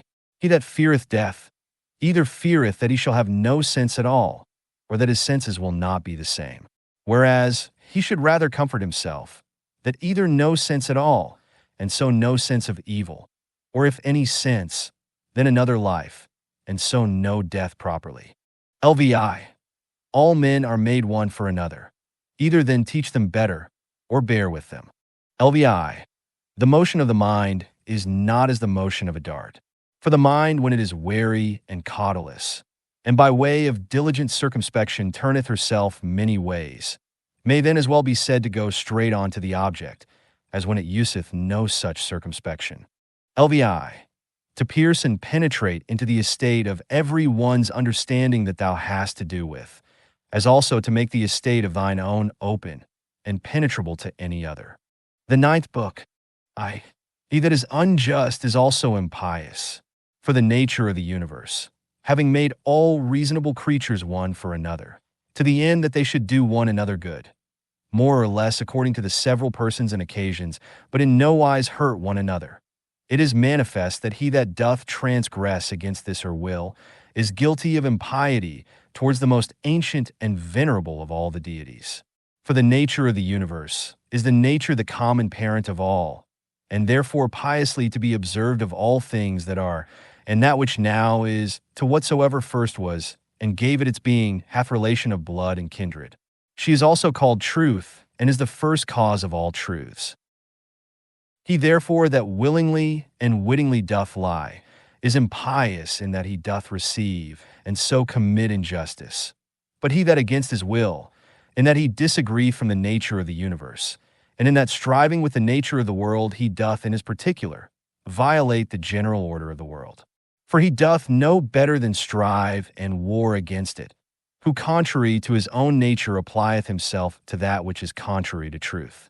For nature had before furnished him with instincts and opportunities sufficient for the attainment of it, which he having hitherto neglected, is not now able to discern that which is false from that which is true.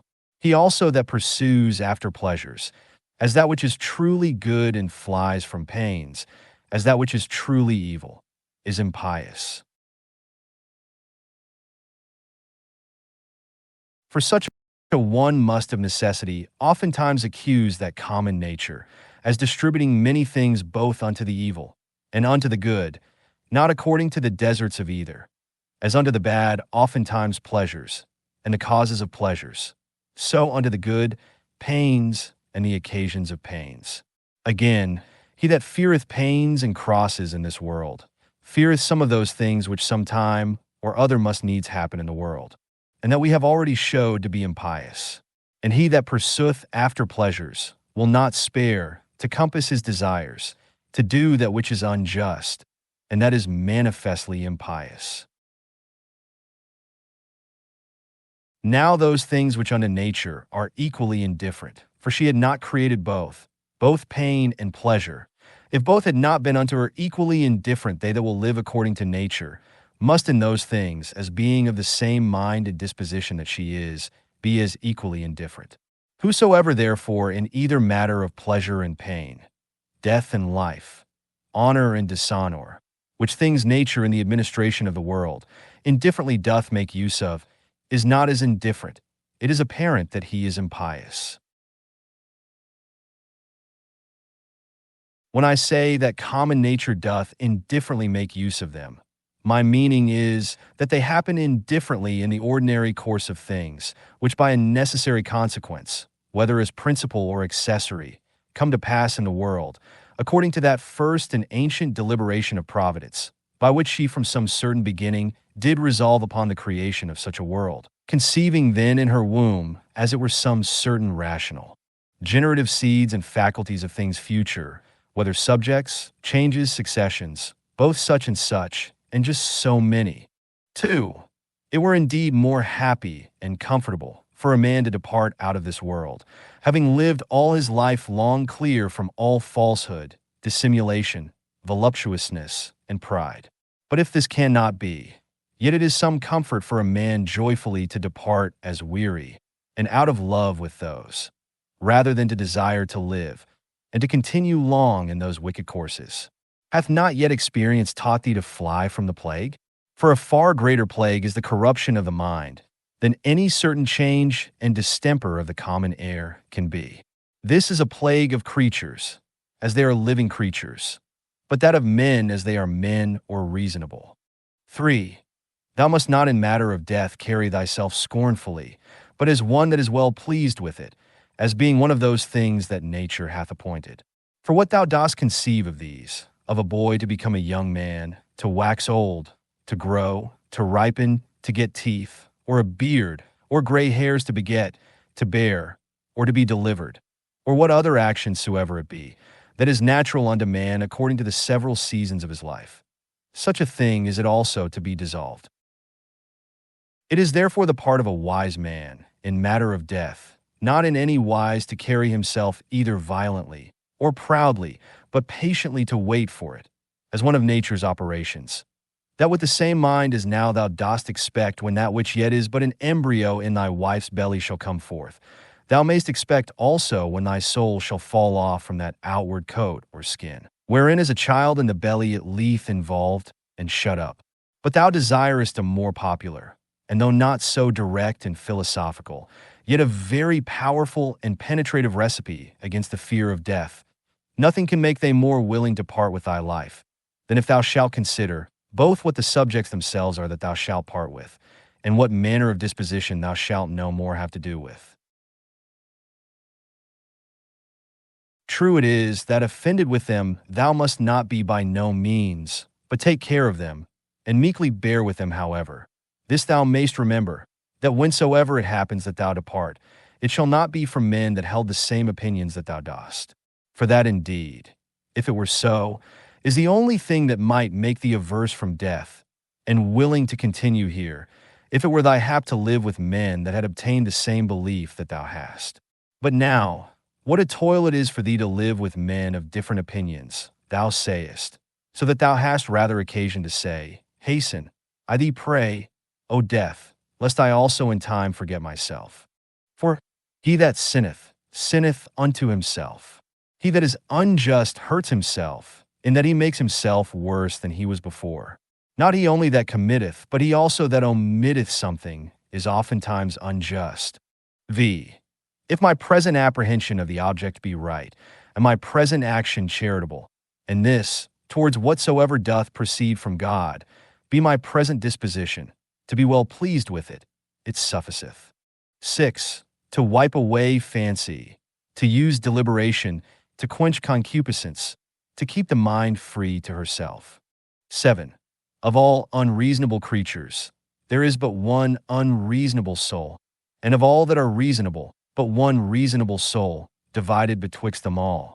As of all earthly things there is but one earth, and but one light that we see by, and but one air that we breathe in, as many as either breathe or see. Now whatsoever partakes of some common thing, naturally affects and inclines unto that whereof it is part, being of one kind and nature with it. Whatsoever is earthly presseth downwards to the common earth. Whatsoever is liquid would flow together, and whatsoever is airy would be together likewise, so that without some obstacle and some kind of violence they cannot well be kept asunder. Whatsoever is fiery doth not only by reason of the elementary fire tend upwards, but here also is so ready to join and to burn together, that whatsoever doth want sufficient moisture to make resistance is easily set on fire. Whatsoever therefore is partaker of that reasonable common nature, naturally doth as much and more long after his own kind. For by how much in its own nature it excels all other things, by so much more is it desirous to be joined and united unto that which is of its own nature. As for unreasonable creatures then, they had not long been, but presently begun among them swarms, and flocks, and broods of young ones, and a kind of mutual love and affection. For though but unreasonable, yet a kind of soul these had, and therefore was that natural desire of union more strong and intense in them, as in creatures of a more excellent nature, than either in plants, or stones, or trees. But among reasonable creatures, begun commonwealths, friendships, families, public meetings, and even in their wars, conventions, and truces. Now among them that were yet of a more excellent nature, as the stars and planets, though by their nature far distant one from another, yet even among them began some mutual correspondency and unity. So proper is it to excellency in a high degree to effect unity, as that even in things so far distant, it could operate unto a mutual sympathy. But now behold, what is now come to pass? Those creatures that are reasonable are now the only creatures that have forgotten their natural affection and inclination of one towards another. Among them alone of all other things that are of one kind, there is not to be found a general disposition to flow together. But though they fly from nature, yet are they stopped in their course and apprehended. Do they what they can, nature doth prevail. And so shalt thou confess, if thou dost observe it. For sooner mayst thou find a thing earthly, where no earthly thing is, than find a man that naturally can live by himself alone. 8. Man, God, the world, every one in their kind, bear some fruits. All things have their proper time to bear. Though by custom, the word itself is in a manner become proper unto the vine, and the like, yet is it so nevertheless, as we have said. As for reason, that beareth both common fruit for the use of others, and peculiar, which itself doth enjoy. Reason is of a diffusive nature. What itself is in itself, it begets in others, and so doth multiply. 9. Either teach them better if it be in thy power, or if it be not, remember that for this use, to bear with them patiently, was mildness and goodness granted unto thee. The gods themselves are good unto such, yea, and in some things, as in matter of health, of wealth, of honor, are content often to further their endeavors. So good and gracious are they. And mightest thou not be so too? Or, tell me, what doth hinder thee? X. Labor not as one to whom it is appointed to be wretched, nor as one that either would be pitied or admired. But let this be thine only care and desire. So always and in all things to prosecute or to forbear, as the law of charity or mutual society doth require. 11. This day I did come out of all my trouble. Nay, I have cast out all my trouble. It should rather be for that which troubled thee, whatsoever it was not without anywhere that thou shouldest come out of it, but within in thine own opinions, from whence it must be cast out, before thou canst truly and constantly be at ease. 12. All those things, from matter of experience, are usual and ordinary, for their continuance but for a day, and for their matter, most base and filthy. As they were in the days of those whom we have buried, so are they now also, and no otherwise. 13. The things themselves that affect us, they stand without doors, neither knowing anything themselves, nor able to utter anything unto others concerning themselves. What then is it that passeth verdict on them? The understanding. 14. As virtue and wickedness consist not in passion, but in action, so neither doth the true good or evil of a reasonable charitable man consist in passion, but in operation and action. 15. To the stone that is cast up, when it comes down, it is no hurt unto it, as neither benefit when it doth ascend. 16. Sift their minds and understandings, and behold what men they be, whom thou dost stand in fear of what they shall judge of thee, what they themselves judge of themselves. 17. All things that are in the world are always in the estate of alteration. Thou also art in a perpetual change, yea, and under corruption too in some part, and so is the whole world. 18. It is not thine, but another man's sin. Why should it trouble thee? Let him look to it, whose sin it is. 19. Of an operation and of a purpose there is an ending, or of an action and of a purpose we say commonly, that it is at an end. From opinion also there is an absolute cessation, which is as it were the death of it. In all this there is no hurt. Apply this now to a man's age, as first a child, then a youth, then a young man, then an old man. Every change from one age to another is a kind of death, and all this while here no matter of grief yet. Pass now unto that life first, that which thou livedst under thy grandfather, then under thy mother, then under thy father. And thus when through the whole course of thy life hitherto thou hast found and observed many alterations, many changes, many kinds of endings and cessations, put this question to thyself, what matter of grief or sorrow dost thou find in any of these? Or what doest thou suffer through any of these?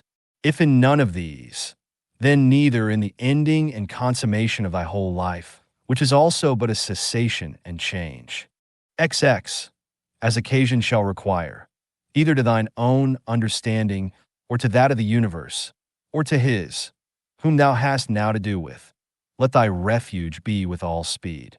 To thine own, that it resolve upon nothing against justice. To that of the universe, that thou mayest remember part of whom thou art.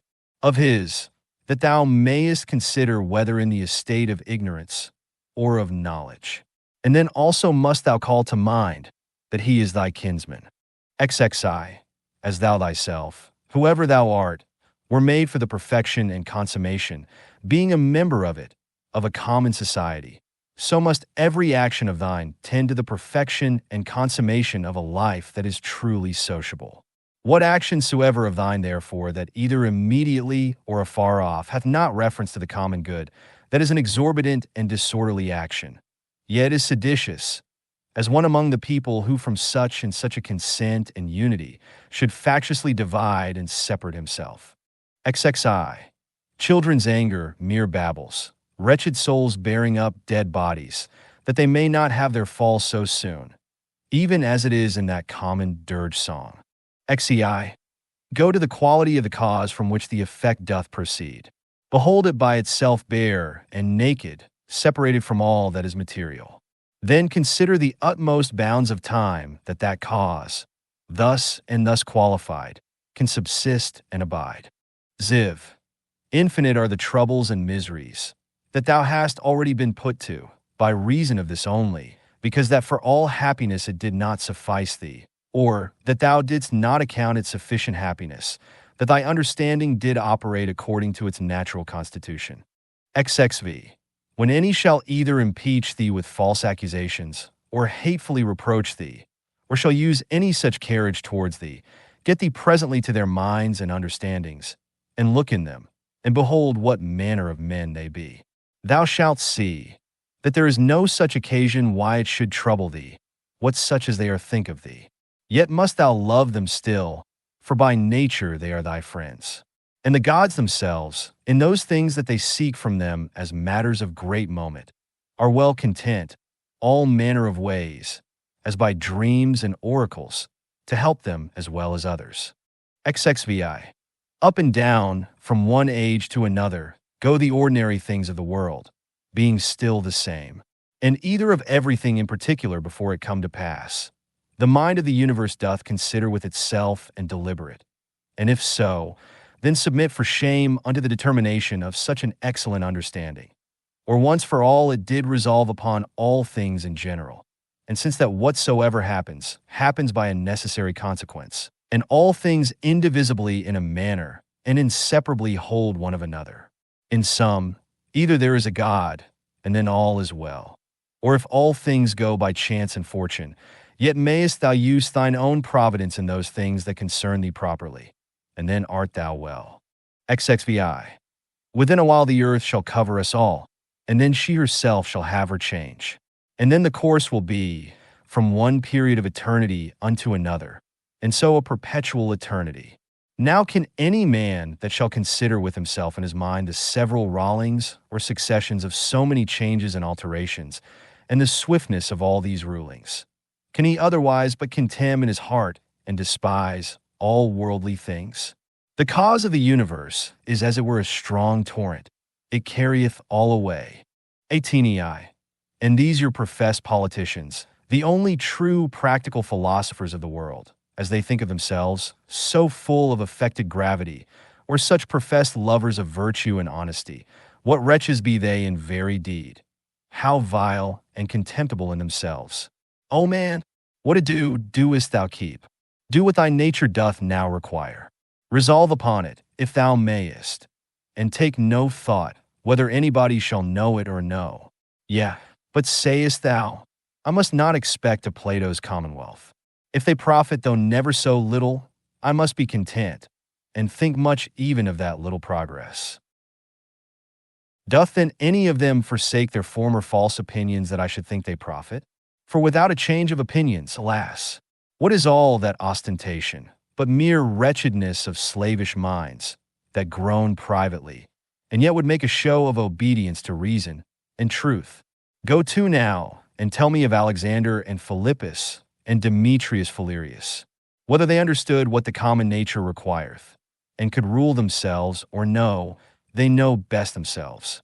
But if they kept a life and swaggered, I, God be thanked, am not bound to imitate them.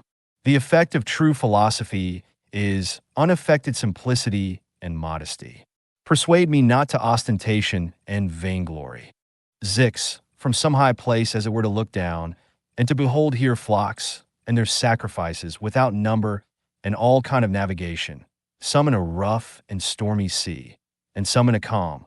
The general differences or different estates of things, some that are now first upon being, the several and mutual relations of those things that are together, and some other things that are at their last.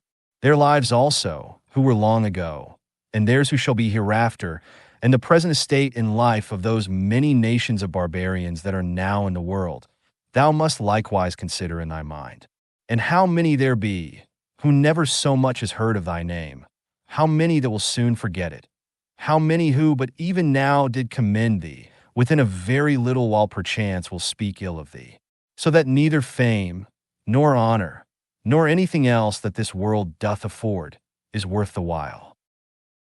The sum then of all, whatsoever doth happen unto thee, whereof God is the cause, to accept it contentedly, whatsoever thou doest, whereof thou thyself art the cause, to do it justly, which will be, if both in thy resolution and in thy action thou have no further end than to do good unto others, as being that which by thy natural constitution, as a man, thou art bound unto. XXX. Many of those things that trouble and straiten thee, it is in thy power to cut off, as wholly depending from mere conceit and opinion, and then thou shalt have room enough. XXXI. To comprehend the whole world together in thy mind, and the whole course of this present age to represent it unto thyself, and to fix thy thoughts upon the sudden change of every particular object. How short the time is from the generation of anything unto the dissolution of the same, but how immense and infinite both that which was before the generation, and that which after the generation of it shall be. All things that thou sayest will soon be perished, and they that see their corruptions will soon vanish away themselves. He that dieth 100 years old, and he that dieth young, shall come all to one. XXXI. What are their minds and understandings? And what the things that they apply themselves unto? What do they love, and what do they hate for?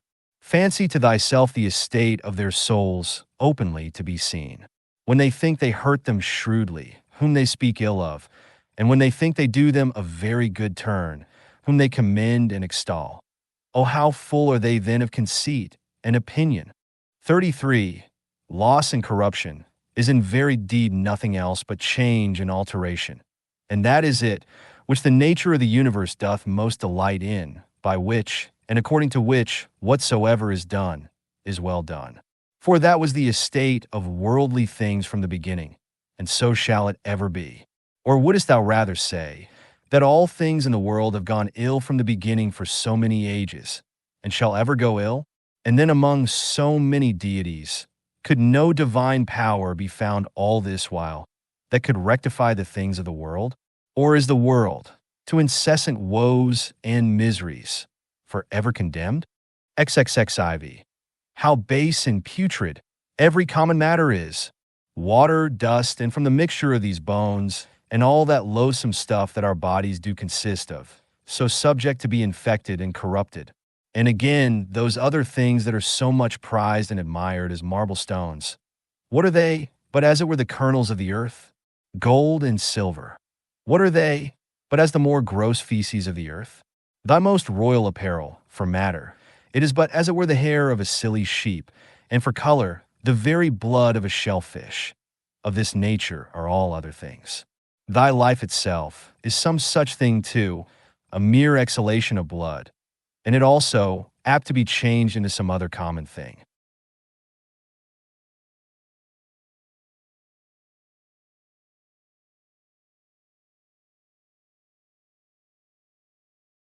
XXXV. Will this querulousness, this murmuring, this complaining and dissembling never be at an end? What then is it that troubleth thee? Doth any new thing happen unto thee? What doest thou so wonder at?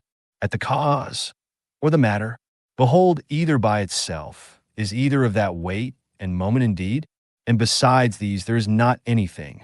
But thy duty towards the gods also, it is time thou shouldst acquit thyself of it with more goodness and simplicity. XXXVI. It is all one to see these things for 100 of years together, or but for 3 years. XVI, if he have sinned, his is the harm, not mine. But perchance he hath not. XXXVII, either all things by the providence of reason happen unto every particular, as a part of one general body, and then it is against reason that a part should complain of anything that happens for the good of the whole. Or if, according to Epicurus, atoms be the cause of all things, and that life be nothing else, but an accidentary confusion of things, and death nothing else, but a mere dispersion, and so of all other things. What doest thou trouble thyself for? XXXIX, sayest thou unto that rational part, thou art dead. Corruption hath taken hold on thee? Doth it then also void excrements? Doth it like either oxen or sheep graze or feed? That it also should be mortal, as well as the body? XL, either the gods can do nothing for us at all, or they can still and allay all the distractions and distempers of thy mind. If they can do nothing, why doest thou pray? If they can, why wouldst not thou rather pray, that they will grant unto thee, that thou mayst neither fear, nor lust after any of those worldly things which cause these distractions and distempers of it? Why not rather, that thou mayst not at either their absence or presence be grieved and discontented, than either that thou mayst obtain them, or that thou mayst avoid them? For certainly it must needs be, that if the gods can help us in anything, they may in this kind also. But thou wilt say perchance, in those things the gods have given me my liberty, and it is in mine own power to do what I will. But if thou mayst use this liberty, rather to set thy mind at true liberty, than willfully with baseness and servility of mind to effect those things, which either to compass or to avoid is not in thy power, wert not thou better? And as for the gods, who hath told thee, that they may not help us up even in those things that they have put in our own power? Whether it be so or no, thou shalt soon perceive, if thou wilt but try thyself and pray. One prayeth that he may compass his desire, to lie with such or such a one. Pray thou that thou mayst not lust to lie with her. Another how he may be rid of such a one. Pray thou that thou mayst so patiently bear with him, as that thou have no such need to be rid of him. Another, that he may not lose his child. Pray thou that thou mayst not fear to lose him. To this end and purpose, let all thy prayer be, and see what will be the event. XLI, in my sickness saith Epicurus of himself, my discourses were not concerning the nature of my disease, neither was that to them that came to visit me the subject of my talk, but in the consideration and contemplation of that, which was of especial weight and moment, was all my time bestowed and spent, and among others in this very thing, how my mind, by a natural and unavoidable sympathy partaking in some sort with the present indisposition of my body, might nevertheless keep herself free from trouble, and in present possession of her own proper happiness. Neither did I leave the ordering of my body to the physicians altogether to do with me what they would, as though I expected any great matter from them, or as though I thought it a matter of such great consequence, by their means to recover my health. For my present estate, methought, liked me very well, and gave me good content. Whether therefore in sickness, if thou chance to sicken, or in what other kind of extremity soever, endeavor thou also to be in thy mind so affected, as he doth report of himself, not to depart from thy philosophy for anything that can befall thee, nor to give ear to the discourses of silly people and mere naturalists. XLI, it is common to all trades and professions to mind and intend that only which now they are about, and the instrument whereby they work. Whereby they work. XLI, when at any time thou art offended with any one's impudency, put presently this question to thyself. What? Is it then possible that there should not be any impudent man in the world? Certainly it is not possible. Desire not then that which is impossible. For this one, thou must think, whosoever he be, is one of those impudent ones that the world cannot be without. So of the subtle and crafty, so of the perfidious, so of every one that offendeth, must thou ever be ready to reason with thyself. For whilst in general thou dost thus reason with thyself, that the kind of them must needs be in the world, thou wilt be the better able to use meekness towards every particular. This also thou shalt find a very good use, upon every such occasion, presently to consider with thyself, what proper virtue nature hath furnished man with against such a vice, or to encounter with a disposition vicious in this kind. As for example, against the unthankful, it hath given goodness and meekness as an antidote, and so against another vicious in another kind some other peculiar faculty. And generally, is it not in thy power to instruct him better that is in an error? For whosoever sinneth, doth in that decline from his purposed end, and is certainly deceived, and again, what art thou the worse for his sin? For thou shalt not find that any one of these, against whom thou art incensed, hath in very deed done anything whereby thy mind, the only true subject of thy hurt and evil, can be made worse than it was. And what a matter of either grief or wonder is this, if he that is unlearned do the deeds of one that is unlearned? Should not thou rather blame thyself, who, when upon very good grounds of reason, thou mightst have thought it very probable that such a thing would by such a one be committed, didst not only not foresee it, but moreover dost wonder at it, that such a thing should be. But then especially, when thou dost find fault with either an unthankful or a false man, must thou reflect upon thyself. For without all question, thou thyself art much in fault, if either of one that were of such a disposition, thou didst expect that he should be true unto thee, or when unto any thou didst a good turn, thou didst not there bound thy thoughts, as one that had obtained his end, nor didst not think that from the action itself thou hadst received a full reward of the good that thou hadst done. For what wouldst thou have more? Unto him that is a man, thou hast done a good turn. Doth not that suffice thee? What thy nature required, that hast thou done. Must thou be rewarded for it? As if either the eye for that it seeth, or the feet that they go, should require satisfaction. For as these being by nature appointed for such an use, can challenge no more, than that they may work according to their natural constitution. So man, being born to do good unto others whensoever he doth a real good unto any by helping them out of error, or though, but in middle things, as in matter of wealth, life, preferment, and the like, doth help to further their desires, he doth that for which he was made, and therefore can require no more. The 10th book. O my soul, the time I trust will be, when thou shalt be good, simple, single, more open and visible than that body by which it is enclosed. Thou wilt one day be sensible of their happiness, whose end is love, and their affections dead to all worldly things.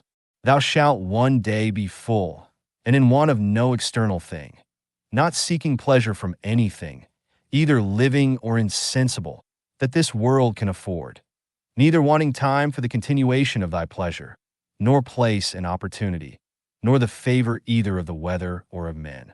Such one day shall be thy disposition, that thou shalt be able, both in regard of the gods and in regard of men, so to fit and order thy conversation, as neither to complain of them at any time, for anything that they do, nor to do anything thyself, for which thou mayest justly be condemned. Such one day shall be thy disposition, that thou shalt be able, both in regard of the gods and in regard of men, so to fit and order thy conversation, as neither to complain of them at any time, for anything that they do, nor to do anything thyself, for which thou mayest justly be condemned. 2. As one who is altogether governed by nature, let it be thy care to observe what it is that thy nature in general doth require. That done, if thou find not that thy nature, as thou art a living sensible creature, will be the worse for it, thou mayest proceed. Next then thou must examine what thy nature, as thou art a living sensible creature, doth require, and that whatsoever it be, thou mayest admit of and do it, if thy nature, as thou art a reasonable living creature, will not be the worse for it. Now whatsoever is reasonable is also sociable. Keep thyself to these rules, and trouble not thyself about idle things. 3. Whatsoever doth happen unto thee, thou art naturally by thy natural constitution either able or not able to bear. If thou beest able, be not offended, but bear it according to thy natural constitution, or as nature hath enabled thee. If thou beest not able, be not offended, for it will soon make an end of thee, and itself, whatsoever it be, at the same time end with thee. But remember, that whatsoever by the strength of opinion, grounded upon a certain apprehension of both true profit and duty, thou canst conceive tolerable, that thou art able to bear that by thy natural constitution. For him that offends, to teach with love and meekness, and to show him his error. But if thou canst not, then to blame thyself, or rather not thyself neither, if thy will and endeavors have not been wanting. Whatsoever it be that happens unto thee, it is that which from all time was appointed unto thee. For by the same coherence of causes, by which thy substance from all eternity was appointed to be, was also whatsoever should happen unto it, destinated and appointed. 6. Either with Epicurus, we must fondly imagine the atoms to be the cause of all things, or we must needs grant a nature. Let this then be thy first ground, that thou art part of that universe, which is governed by nature. Then secondly, that to those parts that are of the same kind and nature as thou art, thou hast relation of kindred. For of these, if I shall always be mindful, first as I am a part, I shall never be displeased with anything that falls to my particular share of the common chances of the world. For nothing that is behoveful unto the whole can be truly hurtful to that which is part of it. For this being the common privilege of all natures, that they contain nothing in themselves that is hurtful unto them, it cannot be that the nature of the universe, whose privilege beyond other particular natures, is that she cannot against her will by any higher external cause be constrained, should beget anything and cherish it in her bosom that should tend to her own hurt and prejudice. As then I bear in mind that I am a part of such an universe, I shall not be displeased with anything that happens.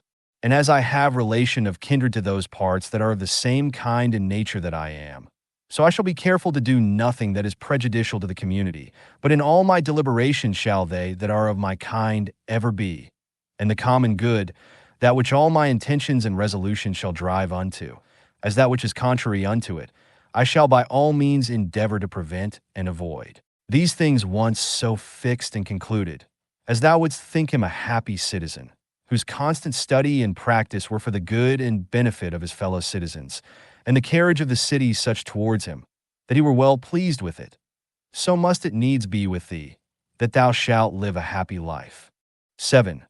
All parts of the world, all things I mean that are contained within the whole world, must of necessity at some time or other come to corruption. Alteration, I should say, to speak truly and properly, but that I may be the better understood, I am content at this time to use that more common word. Now say I, if so be that this be both hurtful unto them, and yet unavoidable, would not, thinkest thou, the whole itself be in a sweet case, all the parts of it being subject to alteration, yea, and by their making itself fitted for corruption, as consisting of things different and contrary?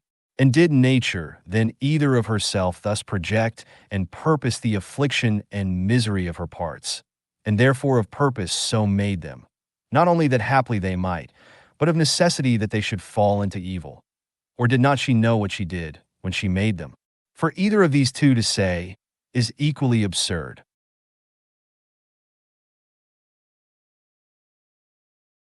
But to let pass nature in general, and to reason of things particular according to their own particular natures, how absurd and ridiculous is it, first to say that all parts of the whole are, by their proper natural constitution, subject to alteration, and then when any such thing doth happen, as when one doth fall sick and dieth, to take on and wonder as though some strange thing had happened? Though this besides might move not so grievously to take on when any such thing doth happen, that whatsoever is dissolved, it is dissolved into those things whereof it was compounded. For every dissolution is either a mere dispersion of the elements into those elements again whereof everything did consist, or a change of that which is more solid into earth, and of that which is pure and subtle or spiritual into air. so that by this means nothing is lost, but all resumed again into those rational generative seeds of the universe. And this universe, either after a certain period of time to lie consumed by fire, or by continual changes to be renewed, and so forever to endure. Now that solid and spiritual that we speak of, thou must not conceive it to be that very same, which at first was when thou wert born. For alas, all this that now thou art in either kind, either from matter of substance, or of life, hath but 2 or 3 days ago partly from meats eaten, and partly from air breathed in, received all its influx, being the same, then in no other respect, than a running river, maintained by the perpetual influx and new supply of waters, is the same. That therefore which thou hast since received, not that which came from thy mother, is that which comes to change and corruption. But suppose that for the general substance, and more solid part of it, should still cleave unto thee never so close. Yet what is that to the proper qualities and affections of it, by which persons are distinguished, which certainly are quite different? 8. Now that thou hast taken these names upon thee of good, modest, true, of mu phyromeganu, sigma mu phyromeganu, pyro phyromeganu, take heed lest at any times by doing anything that is contrary, thou be but improperly so called, and lose thy right to these appellations. Or if thou do, return unto them again with all possible speed. And remember that the word mu phyromeganu notes unto thee an intent and intelligent consideration of every object that presents itself unto thee, without distraction. And the word sigma mu phyromeganu, a ready and contented acceptation of whatsoever by the appointment of the common nature happens unto thee. And the word pyrophyromeganu, a superextension or a transcendent and outreaching disposition of thy mind, whereby it passeth by all bodily pains and pleasures, honor and credit, death and whatsoever is of the same nature, as matters of absolute indifferency, and in no wise to be stood upon by a wise man. These then, if inviolably thou shalt observe, and shalt not be ambitious to be so called by others, both thou thyself shalt become a new man, and thou shalt begin a new life. For to continue such as hitherto thou hast been, to undergo those distractions and distempers as thou must needs for such a life as hitherto thou hast lived, is the part of one that is very foolish, and is over fond of his life, whom a man might compare to one of those half-eaten wretches, matched in the amphitheater with wild beasts, who as full as they are all the body over with wounds and blood, desire for a great favor, that they may be reserved till the next day, then also, and in the same estate to be exposed to the same nails and teeth as before. Away, therefore, ship thyself, and from the troubles and distractions of thy former life convey thyself as it were unto these few names. And if thou canst abide in them, or be constant in the practice and possession of them, continue there as glad and joyful as one that were translated unto some such place of bliss and happiness as that which by Hesiod and Plato is called the islands of the blessed, by others called the Elysian fields. And whensoever thou findest thyself, that thou art in danger of a relapse, and that thou art not able to master and overcome those difficulties and temptations that present themselves in thy present station, get thee into any private corner where thou mayst be better able, or if that will not serve, forsake even thy life rather, but so that it be not in passion, but in a plain, voluntary, modest way. This being the only commendable action of thy whole life that thus thou art departed, or this having been the main work and business of thy whole life, that thou mightest thus depart. Now for the better remembrance of those names that we have spoken of, thou shalt find it a very good help to remember the gods as often as may be, and that the thing which they require at our hands of as many of us, as are by nature reasonable creation, is not that with fair words and outward show of piety and devotion we should flatter them, but that we should become like unto them, and that as all other natural creatures. The fig tree, for example, the dog, the bee, both do, all of them, and apply themselves unto that which by their natural constitution is proper unto them. So man likewise should do that, which by his nature, as he is a man, belongs unto him. 9. Toys and fooleries at home, wars abroad, sometimes terror, sometimes torpor or stupid sloth. This is thy daily slavery. By little and little, if thou doest not better look to it, those sacred dogmata will be blotted out of thy mind. How many things be there, which when as a mere naturalist, thou hast barely considered of according to their nature, thou doest let pass without any further use.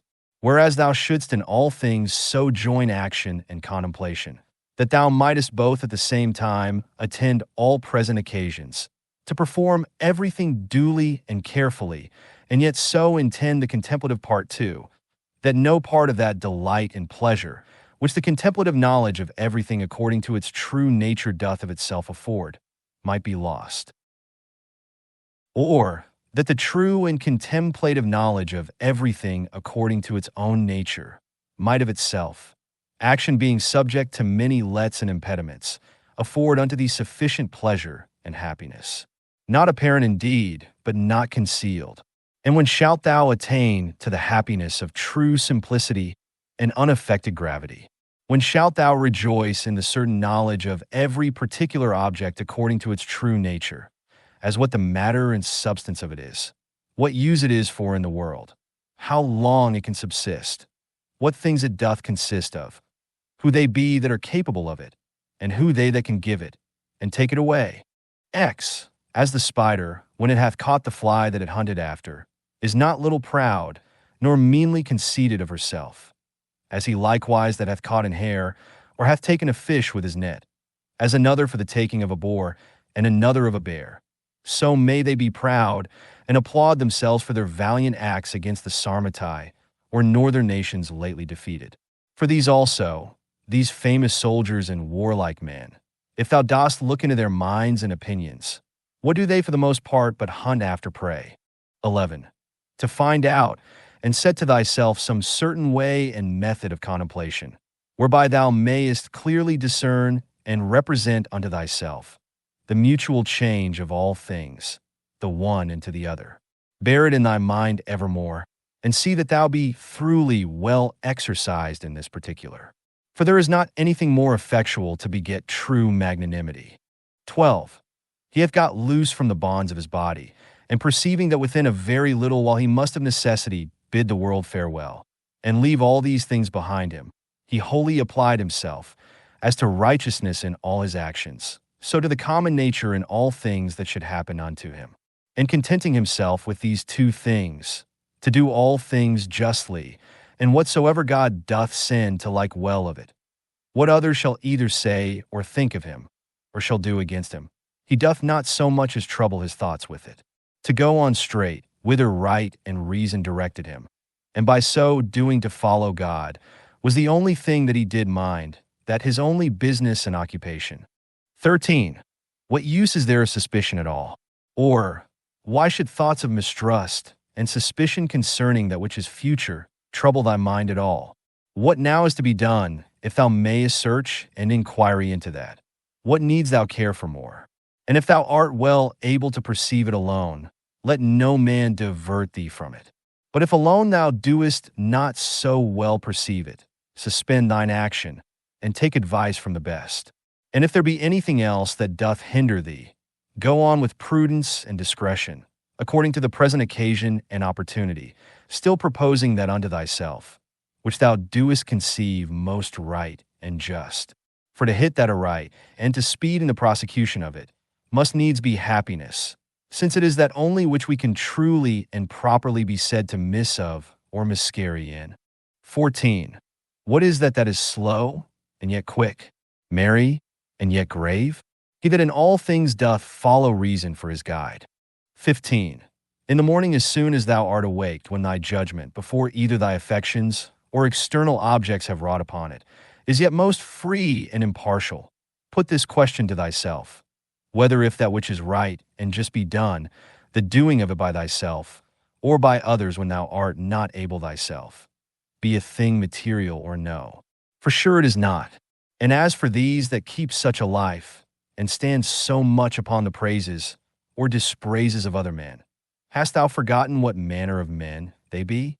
That such and such upon their beds and such at their board, what their ordinary actions are, what they pursue after, and what they fly from, what thefts and rapines they commit, if not with their hands and feet, yet with that more precious part of theirs, their minds, which would it but admit of them, might enjoy faith, modesty, truth, justice, a good spirit. 16. Give what thou wilt, and take away what thou wilt, saith he that is well taught and truly modest, to him that gives and takes away. And it is not out of a stout and peremptory resolution that he saith it, but in mere love and humble submission. 17. So live as indifferent to the world and all worldly objects, as one who liveth by himself alone upon some desert hill. For whether here or there, if the whole world be but as one town, it matters not much for the place. Let them behold and see a man, that is a man indeed, living according to the true nature of man. If they cannot bear with me, let them kill me. For better were it to die, than so to live as they would have thee. 18. Make it not any longer a matter of dispute or discourse. What are the signs and proprieties of a good man, but really and actually to be such? 19. Ever to represent unto thyself, and to set before thee both the general age and time of the world, and the whole substance of it, and how all things particular in respect of these are for their substance, as one of the least seeds that is, and for their duration, as the turning of the pestle and the mortar once about. Then to fix thy mind upon every particular object of the world, and to conceive it, as it is indeed, as already being in the state of dissolution and of change, tending to some kind of either putrefaction or dispersion, or whatsoever else it is, that is the death, as it were, of everything in his own kind. XX. Consider them through all actions and occupations of their lives, as when they eat, and when they sleep, when they are in the act of necessary exoneration, and when in the act of lust. Again, when they either are in their greatest exultation, and in the middle of all their pomp and glory, or being angry and displeased, in great state and majesty, as from an higher place, they chide and rebuke. How base and slavish, but a little while ago, they were fain to be, that they might come to this. And within a very little while what will be their estate, when death hath once seized upon them? XXI. That is best for every one, that the common nature of all doth send unto every one, and then is it best, when she doth send it. XXI. The earth, saith the poet, doth often long after the rain. So is the glorious sky often as desirous to fall upon the earth, which argues a mutual kind of love between them. And so, say I, doth the world bear a certain affection of love to whatsoever shall come to pass with thine affection shall mine concur, O world. The same, and no other, shall the object of my longing be which is of thine. Now that the world doth love, it is true indeed, so is it as commonly said and acknowledged alleged when, according to the Greek phrase, imitated by the Latins of things that used to be, we say commonly that they love to be. XEI. Either thou dost continue in this kind of life, and that is it, which so long thou hast been used unto, and therefore tolerable, or thou doest retire, or leave the world, and that of thine own accord, and then thou hast thy mind, or thy life is cut off, and then mayst thou rejoice that thou hast ended thy charge. One of these must needs be. Be therefore of good comfort.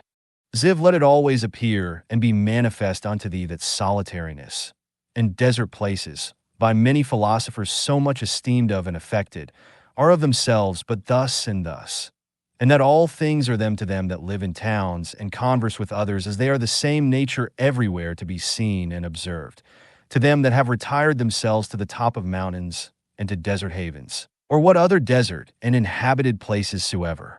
For anywhere it thou wilt mayest thou quickly find and apply that to thyself, which Plato saith of his philosopher, in a place, as private and retired, saith he, as if he were shut up and enclosed about in some shepherd's lodge on the top of a hill. Thereby thyself to put these questions to thyself, or to enter in these considerations. What is my chief and principal part, which hath power over the rest? What is now the present estate of it, as I use it? And what is it that I employ it about? Is it now void of reason, I know? Is it free and separated, or so affixed so congealed and grown together, as it were, with the flesh, that it is swayed by the motions and inclinations of it? XXV. He that runs away from his master is a fugitive. But the law is every man's master. He therefore that forsakes the law is a fugitive. So is he whosoever he be, that is either sorry, angry, or afraid, or for anything that either hath been, is, or shall be by his appointment, who is the Lord and governor of the universe. For he truly and properly is pneumaomicron, or the law, as the only pneumomeganu, or distributor and dispenser of all things that happen unto anyone in his lifetime. Whatsoever then is either sorry, angry, or afraid, is a fugitive. XXVI. From man is the seed, that once cast into the womb man hath no more to do with it. Another cause succeedeth, and undertakes the work, and in time brings a child, that wonderful effect from such a beginning to perfection. Again, man lets food down through his throat, and that once down, he hath no more to do with it. Another cause succeedeth and distributeth this food into the senses and the affections, into life and into strength, and doth with it those other many and marvelous things that belong unto man. These things, therefore, that are so secretly and invisibly wrought and brought to pass, thou must use to behold and contemplate, and not the things themselves only, but the power also by which they are effected, that thou mayst behold it, though not with the eyes of the body, yet as plainly and visibly as thou canst see and discern the outward efficient cause of the depression and elevation of anything. XXVI. Ever to mind and consider with thyself, how all things that now are have been heretofore much after the same sort, and after the same fashion that now they are, and so to think of those things which shall be hereafter also. Moreover, whole dramata and uniform scenes, or scenes that comprehend the lives and actions of men of one calling and profession, as many as either in thine own experience thou hast known, or by reading of ancient histories, as the whole court of Adrianus, the whole court of Antoninus Pius, the whole court of Philippus, that of Alexander, that of Croesus, to set them all before thine eyes. For thou shalt find that they are all but after one sort and fashion, only that the actors were others. Atenei. As a pig that cries and flings when his throat is cut, fancy to thyself every one to be, that grieves for any worldly thing and takes on. Such a one is he also, who upon his bed alone doth bewail the miseries of this our mortal life. And remember this, that unto reasonable creatures only it is granted that they may willingly and freely submit unto providence. But absolutely to submit is a necessity imposed upon all creatures equally. Zix, whatsoever it is that thou goest about, consider of it by thyself, and ask thyself, what? Because I shall do this no more when I am dead. Should therefore death seem grievous unto me? XXX. When thou art offended with any man's transgression, presently reflect upon thyself, and consider what thou thyself art guilty of in the same kind, as that thou also perchance dost think it a happiness either to be rich, or to live in pleasure, or to be praised and commended, and so of the rest in particular. For this if thou shalt call to mind, thou shalt soon forget thine anger, especially when at the same time this also shall concur in thy thoughts, that he was constrained by his error and ignorance so to do. For how can he choose as long as he is of that opinion? Do thou therefore, if thou canst, take away that from him, that forceth him to do as he doth. XXXI. When thou sayest Satyro, think of Socraticus and Eutychus, or Hymen, and when Euphrates, think of Eutychio and Sylvanus, when Alciphron, of Tropiophorus, when Xenophon, of Crito, or Severus. And when thou doest look upon thyself, fancy unto thyself some one or other of the Caesars, and so for every one, some one or other that hath been for estate and profession answerable unto him. Then let this come to thy mind at the same time. And where now are they all? Nowhere or anywhere. For so shalt thou at all time be able to perceive how all worldly things are but as the smoke that vanisheth away, or indeed, mere nothing. Especially when thou shalt call to mind this also, that whatsoever is once changed shall never be again as long as the world endureth. And now then, how long shalt thou endure? And why doth it not suffice thee, if virtuously, and as becometh thee, thou mayest pass that portion of time, how little soever it be, that is allotted unto thee? XXXI, what a subject, and what a course of life is it, that thou doest so much desire to be rid of? For all these things, what are they but fit objects for an understanding that beholdeth everything according to its true nature, to exercise itself upon? Be patient, therefore, until that as a strong stomach that turns all things into his own nature, and as a great fire that turneth in flame and light, whatsoever thou doest cast into it. Thou have made these things also familiar, and as it were natural unto thee. 33. Let it not be in any man's power to say truly of thee that thou art not truly simple, or sincere and open, or not good. Let him be deceived whosoever he be that shall have any such opinion of thee. For all this doth depend of thee. For who is it that should hinder thee from being either truly simple or good? Do thou only resolve rather not to live than not to be such. For indeed neither doth it stand with reason that he should live that is not such.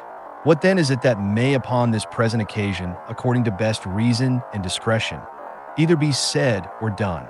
For whatsoever it be, it is in thy power either to do it or to say it, and therefore seek not any pretenses, as though thou wert hindered. Thou wilt never cease groaning and complaining, until such time as that, what pleasure is unto the voluptuous, be unto thee, to do in everything that presents itself, whatsoever may be done conformably and agreeably to the proper constitution of man, or to man as he is a man. For thou must account that pleasure, whatsoever it be, that thou mayest do according to thine own nature. And to do this, every place will fit thee. Unto the cylindrous, or roller, it is not granted to move everywhere according to its own proper motion, as neither unto the water, nor unto the fire, nor unto any other thing, that either is merely natural, or natural and sensitive, but not rational, for many things there be that can hinder their operations. But of the mind and understanding this is the proper privilege, that according to its own nature, and as it will itself, it can pass through every obstacle that it finds, and keep straight on forwards. Setting therefore before thine eyes this happiness and felicity of thy mind, whereby it is able to pass through all things, and is capable of all motions, whether as the fire, upwards, or as the stone downwards, or as the cylindrous. Through that which is sloping, content thyself with it, and seek not after any other thing. For all other kind of hindrances that are not hindrances of thy mind, either they are proper to the body, or merely proceed from the opinion. Reason not making that resistance that it should, but basely and cowardly suffering itself to be foiled, and of themselves can neither wound, nor do any hurt at all. Else must he of necessity, whosoever he be that meets with any of them, become worse than he was before. For so is it in all other subjects, that is thought hurtful unto them, whereby they are made worse. But here contrariwise, man, if he make that good use of them that he should, is rather the better and the more praiseworthy for any of those kind of hindrances than otherwise. But generally remember that nothing can hurt a natural citizen that is not hurtful unto the city itself, nor anything hurt the city that is not hurtful unto the law itself. But none of these casualties, or external hindrances, do hurt the law itself, or are contrary to that course of justice and equity by which public societies are maintained. Neither, therefore, do they hurt either city or citizen. XXXIV. As he that is bitten by a mad dog is afraid of everything almost that he seeth, so unto him, whom the dogmata have once bitten, or in whom true knowledge hath made an impression, everything almost that he sees or reads, be it never so short or ordinary, doth afford a good memento, to put him out of all grief and fear, as that of the poet. The winds blow upon the trees, and their leaves fall upon the ground. Then do the trees begin to bud again, and by the springtime they put forth new branches. So is the generation of men. Some come into the world, and others go out of it. Of these leaves then thy children are. Why then shouldest thou so earnestly either seek after these things, or fly from them, as though they should endure forever? Yet a little while, and thine eyes will be closed up, and for him that carries thee to thy grave shall another mourn within a while after. Why then shouldest thou so earnestly either seek after these things, or fly from them, as though they should endure forever? Yet a little while, and thine eyes will be closed up, and for him that carries thee to thy grave shall another mourn within a while after. XXXV. A good I must be good to see whatsoever is to be seen, and not green things only. For that is proper to sore eyes. So must a good ear and a good smell be ready for whatsoever is either to be heard or smelt. And a good stomach is indifferent to all kinds of food, as a millstone is, to whatsoever she was made for to grind. As ready therefore must a sound understanding be for whatsoever shall happen. But he that saith, O that my children might live, and O that all men might commend me for whatsoever I do, is an eye that seeks after green things, or his teeth after that which is tender. XXXVI. There is not any man that is so happy in his death, but that some of those that are by him when he dies will be ready to rejoice at his supposed calamity. Is it one that was virtuous and wise indeed? Will there not some one or other be found, who thus will say to himself, Well, now at last shall I be at rest from this pedagogue. He did not indeed otherwise trouble us much, but I know well enough that in his heart he did much condemn us. Thus will they speak of the virtuous. But as for us, alas, how many things be there, for which there be many that glad would be to be rid of us. This therefore, if thou shalt think of whensoever thou deest, thou shalt die the more willingly, when thou shalt think with thyself, I am now to depart from that world, wherein those that have been my nearest friends and acquaintances, they whom I have so much suffered for, so often prayed for, and for whom I have taken such care, even they would have me die, hoping that after my death they shall live happier than they did before. What then should any man desire to continue here any longer? Nevertheless, whensoever thou deest, thou must not be less kind and loving unto them for it. But as before, see them, continue to be their friend, to wish them well, and meekly, and gently to carry thyself towards them, but yet so that on the other side it make thee not the more unwilling to die.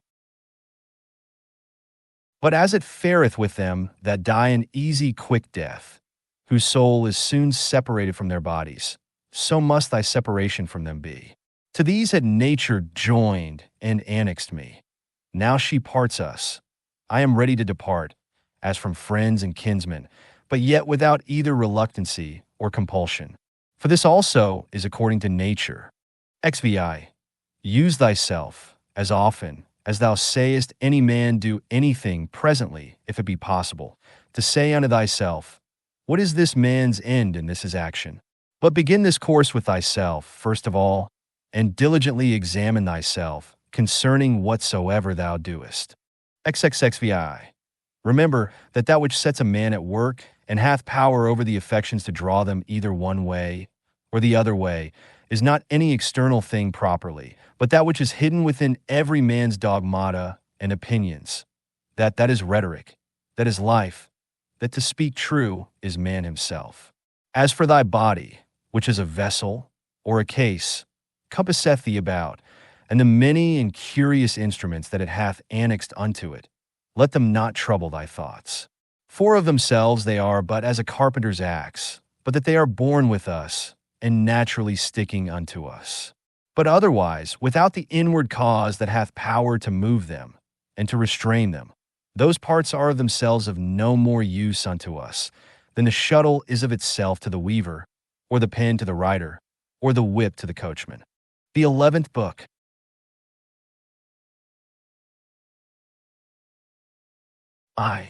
The natural properties and privileges of a reasonable soul are that she seeth herself, that she can order and compose herself, that she makes herself as she will herself, that she reaps her own fruits whatsoever, whereas plants, trees, unreasonable creatures, what fruit soever, be it either fruit properly or analogically only, they bear them unto others, and not to themselves. Again, whensoever, and wheresoever, sooner or later, her life doth end, she hath her own end nevertheless. For it is not with her, as with dancers and players, who if they be interrupted in any part of their action, the whole action must needs be imperfect. But she in what part of time or action soever she be surprised, can make that which she hath in her hand whatsoever it be, complete and full, so that she may depart with that comfort. I have lived, neither want I anything of that which properly did belong unto me. Again, she compasseth the whole world, and penetrateth into the vanity, and mere outside, wanting substance and solidity of it, and stretcheth herself unto the infiniteness of eternity, and the revolution or restoration of all things after a certain period of time, to the same state and place as before, she fetcheth about, and doth comprehend in herself, and considers withal, and sees clearly this, that neither they that shall follow us shall see any new thing that we have not seen, nor they that went before anything more than we, but that he that is once come to 40, if he have any wit at all, can in a manner, for that they are all of one kind, see all things, both past and future. As proper is it, and natural to the soul of man, to love her neighbor, to be true and modest, and to regard nothing so much as herself, which is also the property of the law, whereby, by the way, it appears that sound reason and justice comes all to one, and therefore that justice is the chief thing that reasonable creatures ought to propose unto themselves as their end. 2. A pleasant song or dance, the pancratius exercise, sports that thou art wont to be much taken with, thou shalt easily contemn. If the harmonious voice thou shalt divide into so many particular sounds whereof it doth consist, and of every one in particular shall ask thyself, whether this or that sound is it, that doth so conquer thee, for thou wilt be ashamed of it. And so for shame, if accordingly thou shalt consider it, every particular motion and posture by itself. And so for the wrestler's exercise too. Generally, then, whatsoever it be besides virtue, and those things that proceed from virtue, that thou art subject to be much affected with, remember presently thus to divide it, and by this kind of division, in each particular to attain unto the contempt of the whole. This thou must transfer and apply to thy whole life also. 3. That soul which is ever ready, even now presently, if need be, from the body, whether by way of extinction, or dispersion, or continuation in another place, in a state to be separated, how blessed and happy is it! But this readiness of it, it must proceed, not from an obstinate and peremptory resolution of the mind, violently and passionately set upon opposition, as Christians are wont, but from a peculiar judgment, with discretion and gravity, so that others may be persuaded also and drawn to the like example, but without any noise and passionate exclamations. For, have I done anything charitably? Then am I benefited by it. See that this upon all occasions may present itself unto thy mind, and never cease to think of it. What is thy profession? To be good. And how should this be well brought to pass? But by certain theorems and doctrines, some concerning the nature of the universe, and some concerning the proper and particular constitution of man. V. Tragedies were at first brought in and instituted to put men in mind of worldly chances and casualties, that these things in the ordinary course of nature did so happen, that men that were much pleased and delighted by such accidents upon this stage would not by the same things in a greater stage be grieved and afflicted. For here you see what is the end of all such things, and that even they that cry out so mournfully to Cytheron must bear them for all their cries and exclamations, as well as others. And in very truth many good things are spoken by these poets, as that, for example, is an excellent passage. But if so be that I and my 2 children be neglected by the gods, they have some reason even for that. And see, and again, it will but little avail thee to storm and rage against the things themselves. And see. Again, to reap one's life as a ripe ear of corn, and whatsoever else is to be found in them, that is of the same kind. After the tragedy, the ancient comedy was brought in, which had the liberty to inveigh against personal vices, being therefore, through this her freedom and liberty of speech of very good use and effect, to restrain men from pride and arrogancy. To which end it was that Diogenes took also the same liberty. After these, what were either the middle or new comedy admitted for, but merely, or for the most part at least, for the delight and pleasure of curious and excellent imitation. It will steal away, look to it, and see. Why, no man denies but that these also have some good things whereof that may be one. But the whole drift and foundation of that kind of dramatical poetry, what is it else but as we have said? 6. How clearly doth it appear unto thee, that no other course of thy life could fit a true philosopher's practice better than this very course that thou art now already in? 7. A branch cut off from the continuity of that which was next unto it must needs be cut off from the whole tree. So a man that is divided from another man is divided from the whole society. A branch is cut off by another, but he that hates and is averse cuts himself off from his neighbor, and knows not that at the same time he divides himself from the whole body or corporation. But herein is the gift and mercy of God, the author of this society, in that once cut off we may grow together and become part of the whole again. But if this happen, often the misery is that the further a man is run in this division, the harder he is to be reunited and restored again. And however the branch which once cut of afterwards was grafted in, gardeners can tell you is not like that which sprouted together at first, and still continued in the unity of the body. 8. To grow together like fellow branches in matter of good correspondence and affection, but not in matter of opinions.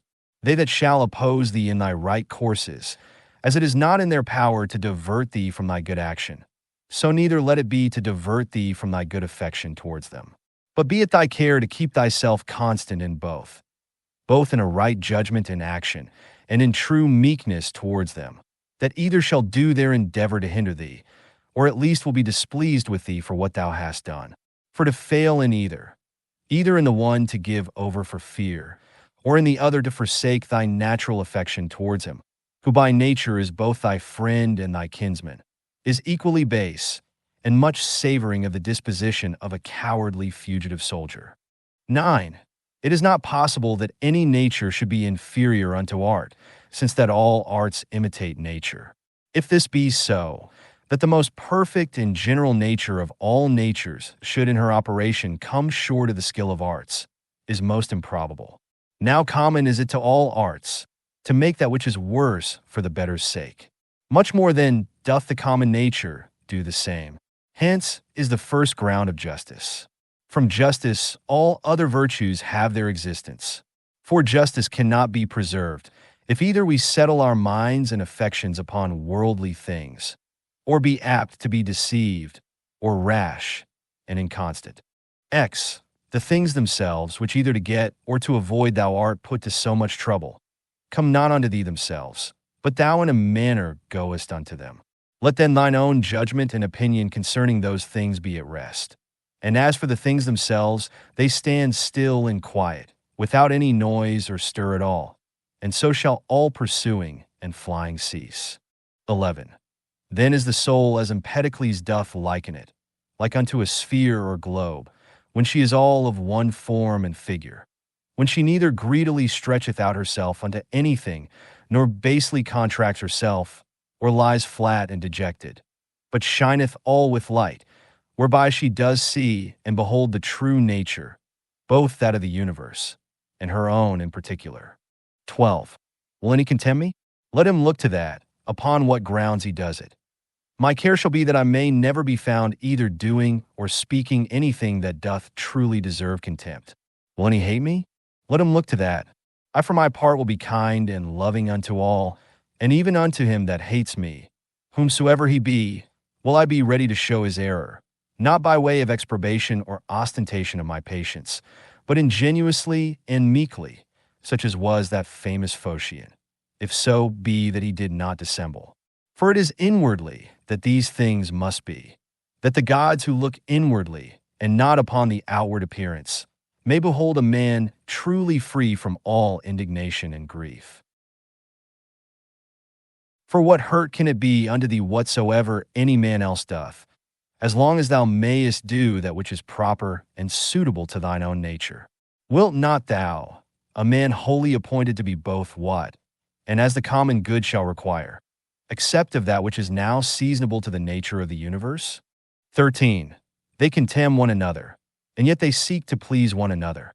And whilst they seek to surpass one another in worldly pomp and greatness, they most debase and prostitute themselves in their better part one to another.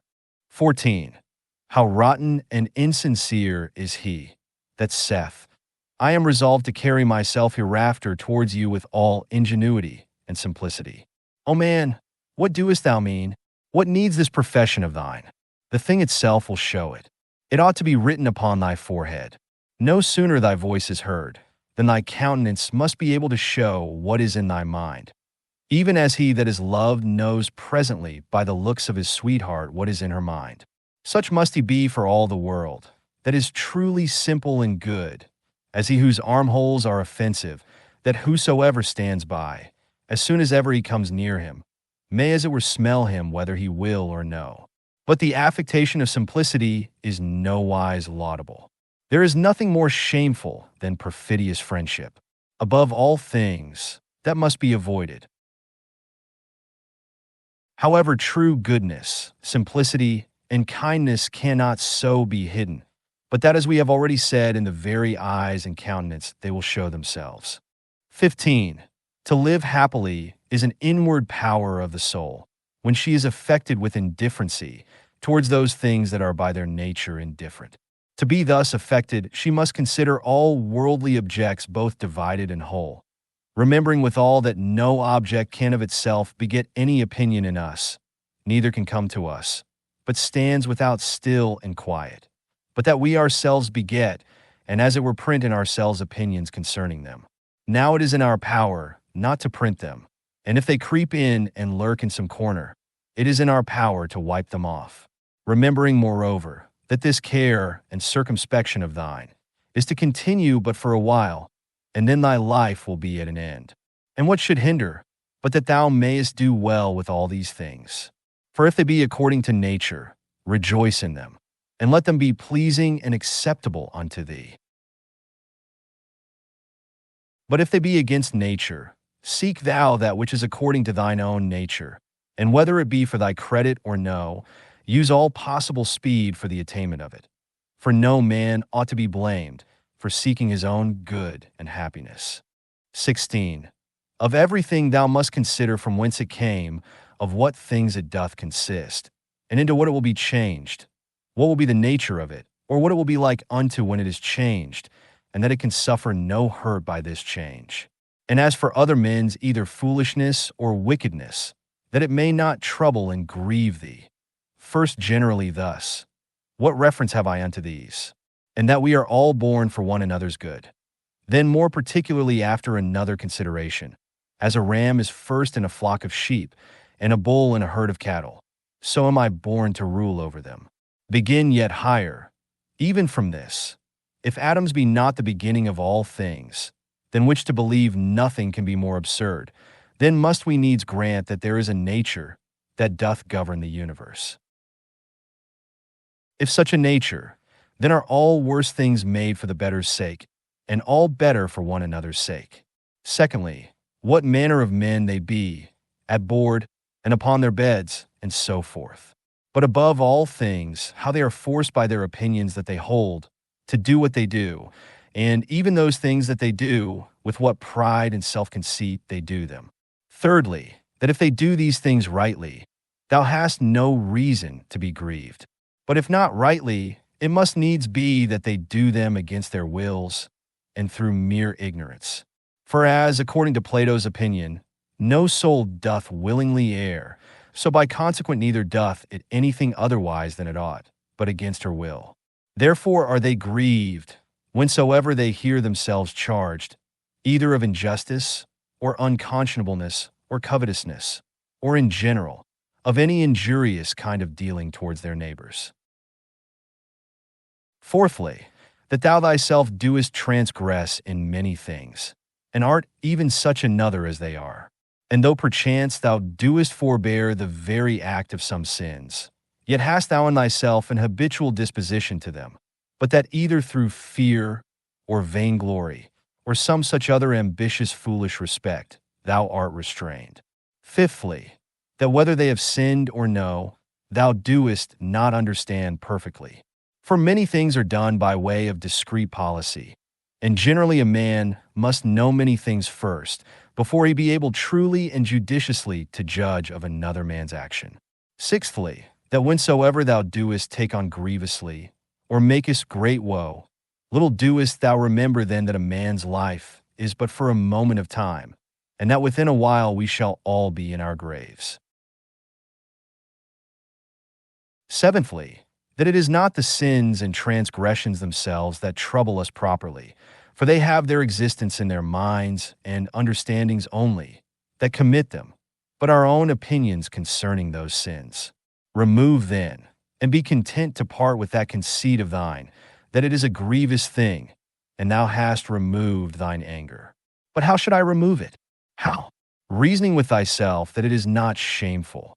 For if that which is shameful be not the only true evil that is, thou also wilt be driven whilst thou doest follow the common instinct of nature, to avoid that which is evil, to commit many unjust things, and to become a thief, and anything that will make to the attainment of thy intended worldly ends. Eighthly, how many things may and do oftentimes follow upon such fits of anger and grief, far more grievous in themselves than those very things which we are so grieved or angry for. Ninthly, that meekness is a thing unconquerable, if it be true and natural, and not affected or hypocritical.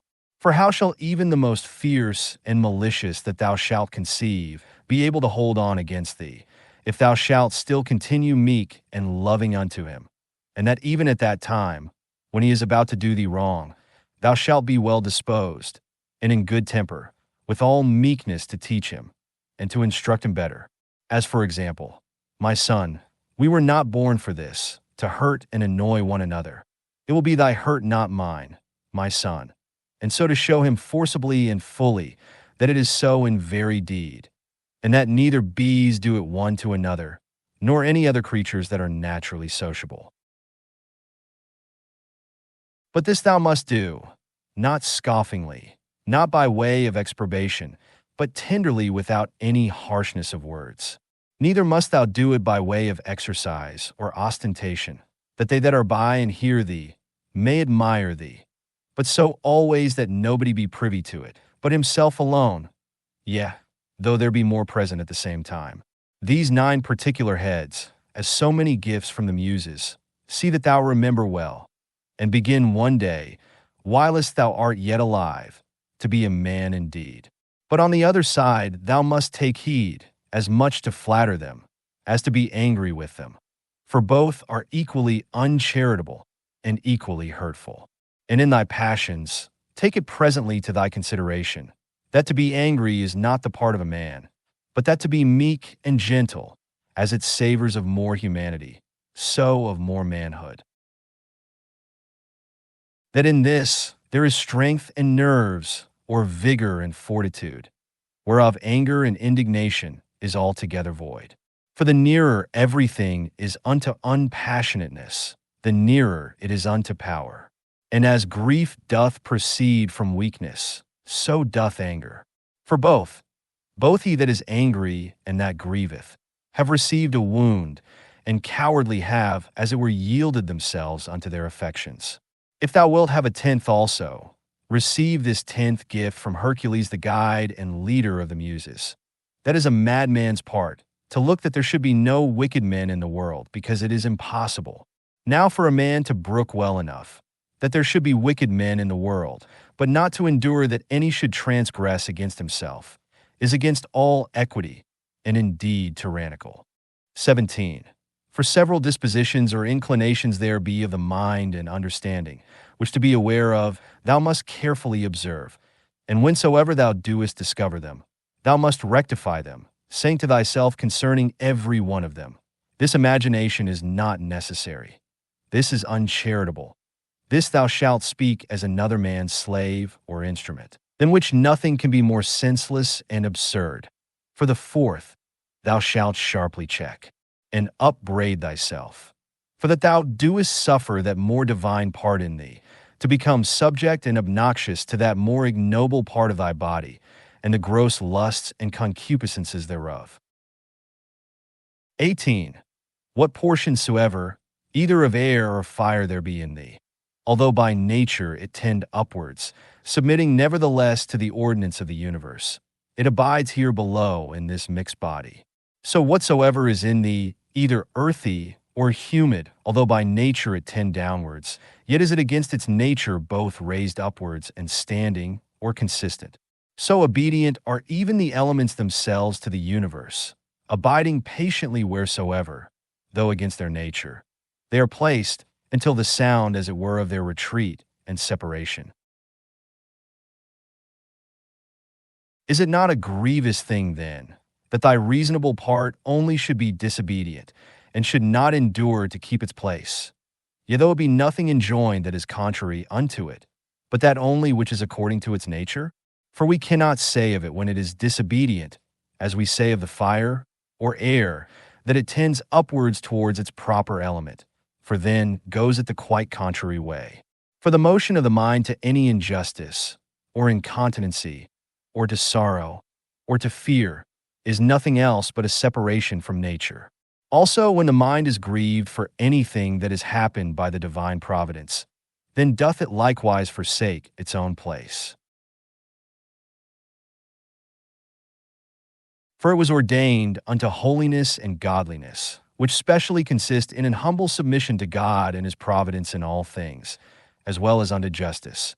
These also being part of those duties, which is naturally sociable, we are bound unto, and without which we cannot happily converse one with another. Yea, in the very ground and fountain indeed of all just actions. 19. He that hath not one and the selfsame general end always as long as he liveth, cannot possibly be one and the selfsame man always. But this will not suffice, except thou add also what ought to be this general end. For as the general conceit and apprehension of all those things which upon no certain ground are by the greater part of men deemed good, cannot be uniform and agreeable, but that only which is limited and restrained by some certain proprieties and conditions, as of community, that nothing be conceived good, which is not commonly and publicly good. So must the end also that we propose unto ourselves be common and sociable. For he that doth direct all his own private motions and purposes to that end, all his actions will be agreeable and uniform, and by that means will be still the same man. XX. Remember the fable of the country mouse and the city mouse, and the great fright and terror that this was put into. XXI. Socrates was wont to call the common conceits and opinions of men the common bugbears of the world, the proper terror of silly children. XXI. The Lacedaemonians at their public spectacles were wont to appoint seats and forms for their strangers in the shadow. They themselves were content to sit anywhere. XEI. What Socrates answered unto Perdiccas, why he did not come unto him. Lest of all deaths I should die the worst kind of death, said he, that is, not able to requite the good that hath been done unto me. Ziv. In the ancient mystical letters of the Ephesians, there was an item that a man should always have in his mind some one or other of the ancient worthies. XXV. The Pythagoreans were wont betimes in the morning the first thing they did, to look up unto the heavens, to put themselves in mind of them who constantly and invariably did perform their task, as also to put themselves in mind of orderliness, or good order, and of purity, and of naked simplicity. For no star or planet hath any cover before it. XXVI. How Socrates looked, when he was fain to gird himself with a skin, Xantippia's wife having taken away his clothes, and carried them abroad with her, and what he said to his fellows and friends, who were ashamed, and out of respect to him, did retire themselves when they saw him thus decked. XXVI. In matter of writing or reading thou must needs be taught before thou can do either, much more in matter of life. For thou art born a mere slave to thy senses and brutish affections, destitute without teaching of all true knowledge and sound reason. 18ei. My heart smiled within me. They will accuse even virtue herself, with heinous and opprobrious words. Zix. As they that long after figs in winter when they cannot be had, so are they that long after children, before they be granted them. X. As often as a father kisseth his child, he should say secretly with himself, said Epictetus, tomorrow perchance shall he die. But these words be ominous. No words ominous, said he, that signify anything that is natural. In very truth, indeed not more ominous than this, to cut down grapes when they are ripe. Green grapes, ripe grapes, dried grapes, or raisins. So many changes and mutations of one thing, not into that which was not absolutely, but rather so many several changes and mutations, not into that which hath no being at all, but into that which is not yet in being. XXXI. Of the free will there is no thief or robber. Out of Epictetus. Whose is this also? That we should find a certain art and method of assenting, and that we should always observe with great care and heed the inclinations of our minds, that they may always be with their due restraint and reservation, always charitable, and according to the true worth of every present object. And as for earnest longing, that we should altogether avoid it, and to use averseness in those things only that wholly depend of our own wills. It is not about ordinary petty matters, believe it, that all our strife and contention is, but whether, with the vulgar, we should be mad, or by the help of philosophy wise and sober, said he. XXXI. Socrates said, what will you have? The souls of reasonable or unreasonable creatures. Of reasonable. But what? Of those whose reason is sound and perfect? Or of those whose reason is vitiated and corrupted? Of those whose reason is sound and perfect. Why then labor ye not for such? Because we have them already. What then do ye so strive and contend between you? The 12th book.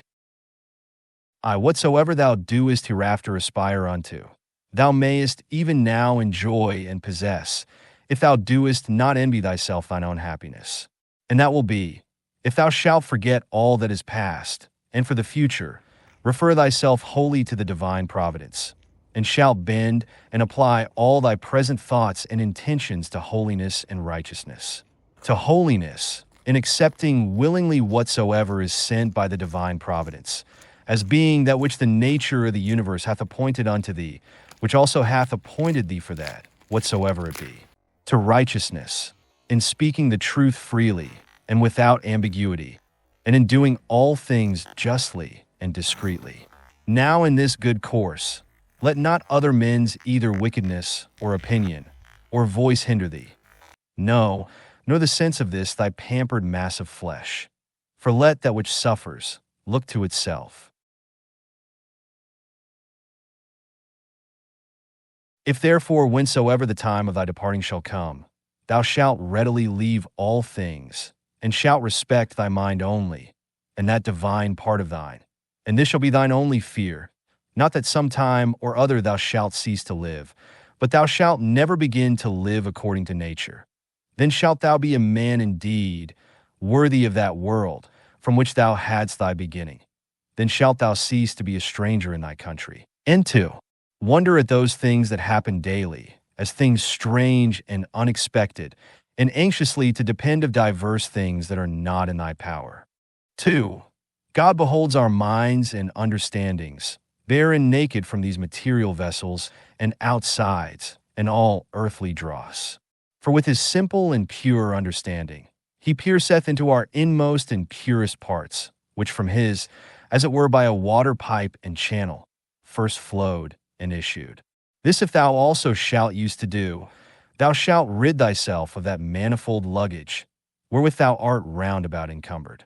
For he that does regard neither his body, nor his clothing, nor his dwelling, nor any such external furniture, must needs gain unto himself great rest and ease. 3 things there be in all, which thou doest consist of, thy body, thy life, and thy mind. Of these the 2 former are so far forth thine, as that thou art bound to take care for them. But the 3rd alone is that which is properly thine.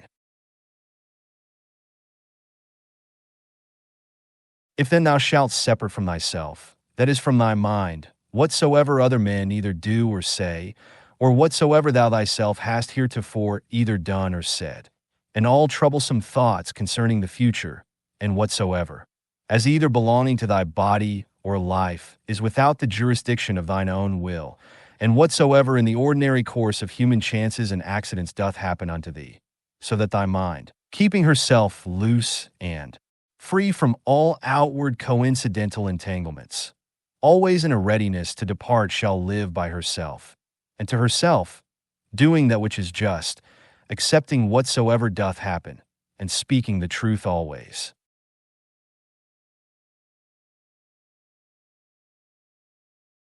If I say, thou shalt separate from thy mind whatsoever by sympathy might adhere unto it, and all time, both past and future, and shalt make thyself in all points and respects, like unto Empedocles his allegorical sphere, all round and circular, and see, and shalt think of no longer life than that which is now present, then shalt thou be truly able to pass the remainder of thy days without troubles and distractions, nobly and generously disposed, and in good favor and correspondency with that spirit which is within thee. 3. I have often wondered how it should come to pass that every man, loving himself best, should more regard other men's opinions concerning himself than his own. For if any god or grave master standing by should command any of us to think nothing by himself, but what he should presently speak out, no man were able to endure it, though but for one day. Thus do we fear more what our neighbors will think of us than what we ourselves. For how come it to pass that the gods, having ordered all other things so well and so lovingly, should be overseen in this one only thing, that whereas then hath been some very good men that have made many covenants as it were with God, and by many holy actions and outward services contracted a kind of familiarity with him, that these men, when once they are dead, should never be restored to life, but be extinct forever. But this thou mayest be sure of, that this, if it be so indeed, would never have been so ordered by the gods, had it been fit otherwise. For certainly it was possible, had it been more just so, and had it been according to nature, the nature of the universe would easily have borne it. But now, because it is not so, if so be that it be not so indeed, be therefore confident that it was not fit it should be so, for thou sayest thyself, that now seeking after this matter, how freely thou doest argue and contest with God. But were not the gods both just and good in the highest degree, thou durst not thus reason with them. Now if just and good, it could not be that in the creation of the world they should either unjustly or unreasonably oversee anything. V. Use thyself even unto those things that thou doest at first despair of. For the left hand we see, which for the most part lieth idle because not used, yet doth it hold the bridle with more strength than the right, because it hath been used unto it. 6. Let these be the objects of thy ordinary meditation, to consider what manner of men both for soul and body we ought to be, whensoever death shall surprise us, the shortness of this our mortal life, the immense vastness of the time that hath been before and will he after us, the frailty of every worldly material object, all these things to consider, and behold clearly in themselves, all disguisement of external outside being removed and taken away. Again, to consider the efficient causes of all things, the proper ends and references of all actions, what pain is in itself, what pleasure, what death, what fame or honor, how every man is the true and proper ground of his own rest and tranquility, and that no man can truly be hindered by any other, that all is but conceit and opinion. As for the use of thy dogmata, thou must carry thyself in the practice of them, rather like unto a pancratiast, or one that at the same time both fights and wrestles with hands and feet, than a gladiator. For this, if he lose his sword that he fights with, he is gone, whereas the other hath still his hand free, which he may easily turn and manage at his will. 7. All worldly things thou must behold and consider, dividing them into matter, form, and reference, or their proper end. 8. How happy is man in this his power that hath been granted unto him, that he needs not do anything but what God shall approve, and that he may embrace contentedly whatsoever God doth send unto him. 9. Whatsoever doth happen in the ordinary course and consequence of natural events, neither the gods, for it is not possible that they either wittingly or unwittingly should do anything amiss, nor men, for it is through ignorance, and therefore against their wills that they do anything amiss, must be accused. None then must be accused. X. How ridiculous and strange is he that wonders at anything that happens in this life in the ordinary course of nature. 11. Either fate, and that either an absolute necessity, an unavoidable decree, or a placable and flexible providence, or all is a mere casual confusion, void of all order and government. If an absolute and unavoidable necessity, why doest thou resist? If a placable and exorable providence, make thyself worthy of the divine help and assistance. If all be a mere confusion without any moderator or governor, then hast thou reason to congratulate thyself, that in such a general flood of confusion thou thyself hast obtained a reasonable faculty, whereby thou mayest govern thine own life and actions. But if thou beest carried away with the flood, it must be thy body perchance, or thy life, or some other thing that belongs unto them that is carried away. Thy mind and understanding cannot. Or should it be so, that the light of a candle indeed is still bright and lightsome until it be put out? And should truth and righteousness and temperance cease to shine in thee whilst thou thyself hast any being? 12. At the conceit and apprehension that such and such a one hath sinned, thus reason with thyself. What do I know whether this be a sin indeed, as it seems to be? But if it be, what do I know but that he himself hath already condemned himself for it? And that is all one as if a man should scratch and tear his own face, an object of compassion rather than of anger. Again, that he that would not have a vicious man to sin is like unto him that would not have moisture in the fig, nor children to whelp, nor a horse to neigh, nor anything else that in the course of nature is necessary. For what shall he do that hath such an habit? If thou therefore beest powerful and eloquent, remedy it if thou canst. 13. If it be not fitting, do it not. If it be not true, speak it not. Ever maintain thine own purpose and resolution free from all compulsion and necessity. 14. Of everything that presents itself unto thee, to consider what the true nature of it is, and to unfold it, as it were, by dividing it into that which is formal, that which is material, the true use or end of it, and the just time that it is appointed to last. 15. It is high time for thee to understand that there is somewhat in thee better and more divine than either thy passions or thy sensual appetites and affections. What is now the object of my mind? Is it fear or suspicion or lust or any such thing? To do nothing rashly without some certain end, let that be thy first care. The next, to have no other end than the common good. For alas, yet a little while, and thou art no more. No more will any, either of those things that now thou sayest, or of those men that now are living, be any more. For all things are by nature appointed soon to be changed, turned, and corrupted, that other things might succeed in their room. 16.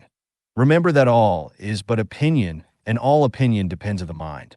Take thine opinion away, and then as a ship that hath stricken in within the arms and mouth of the harbor, a present calm, all things safe and steady, a bay, not capable of any storms and tempests, as the poet hath it. 17. No operation whatsoever at he, ceasing for a while, can be truly said to suffer any evil because it is at an end. Neither can he that is the author of that operation, for this very respect, because his operation is at an end, be said to suffer any evil. Likewise then, neither can the whole body of all our actions, which is our life, if in time it cease, be said to suffer any evil for this very reason, because it is at an end, nor he truly be said to have been ill affected, that did put a period to this series of actions. Now this time, or certain period, depends of the determination of nature, sometimes of particular nature, as when a man dieth old, but of nature in general. However, the parts whereof thus changing one after another, the whole world still continues fresh and new. Now that is ever best and most seasonable, which is for the good of the whole. Thus it appears that death of itself can neither be hurtful to any in particular, because it is not a shameful thing, for neither is it a thing that depends of our own will, nor of itself contrary to the common good. And generally, as it is both expedient and seasonable to the whole, that in that respect it must needs be good. It is that also which is brought unto us by the order and appointment of the divine providence, so that he whose will and mind in these things runs along with the divine ordinance, and by this concurrence of his will and mind with the divine providence, is led and driven along, as it were by God himself, may truly be termed and esteemed the theta epsilon omicron phyroided omicron, or divinely led and inspired. 18. These three things thou must have always in a readiness. First, concerning thine own actions, whether thou doest nothing either idly or otherwise than justice and equity do require. And concerning those things that happen unto thee externally, that either they happen unto thee by chance or by providence, of which two to accuse either is equally against reason. Secondly, what like unto our bodies are vilest, yet rude and imperfect, until they be animated, and from their animation, until their expiration, of what things they are compounded, and into what things they shall be dissolved. Thirdly, how vain all things will appear unto thee when, from on high as it were, looking down thou shalt contemplate all things upon earth, and the wonderful mutability that they are subject unto, considering withal the infinite both greatness and variety of things aerial and things celestial that are round about it. And that as often as thou shalt behold them, thou shalt still see the same, as the same things, so the same shortness of continuance of all those things.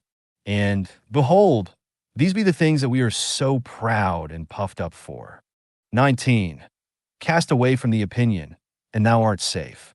And what is it that hinders thee from casting of it away? When thou art grieved at anything, hast thou forgotten that all things happen according to the nature of the universe, and that him only it concerns who is in fault, and moreover, that what is now done is that which from ever hath been done in the world, and will ever be done, and is now done everywhere. How nearly all men are allied one to another by a kindred not of blood, nor of seed, but of the same mind.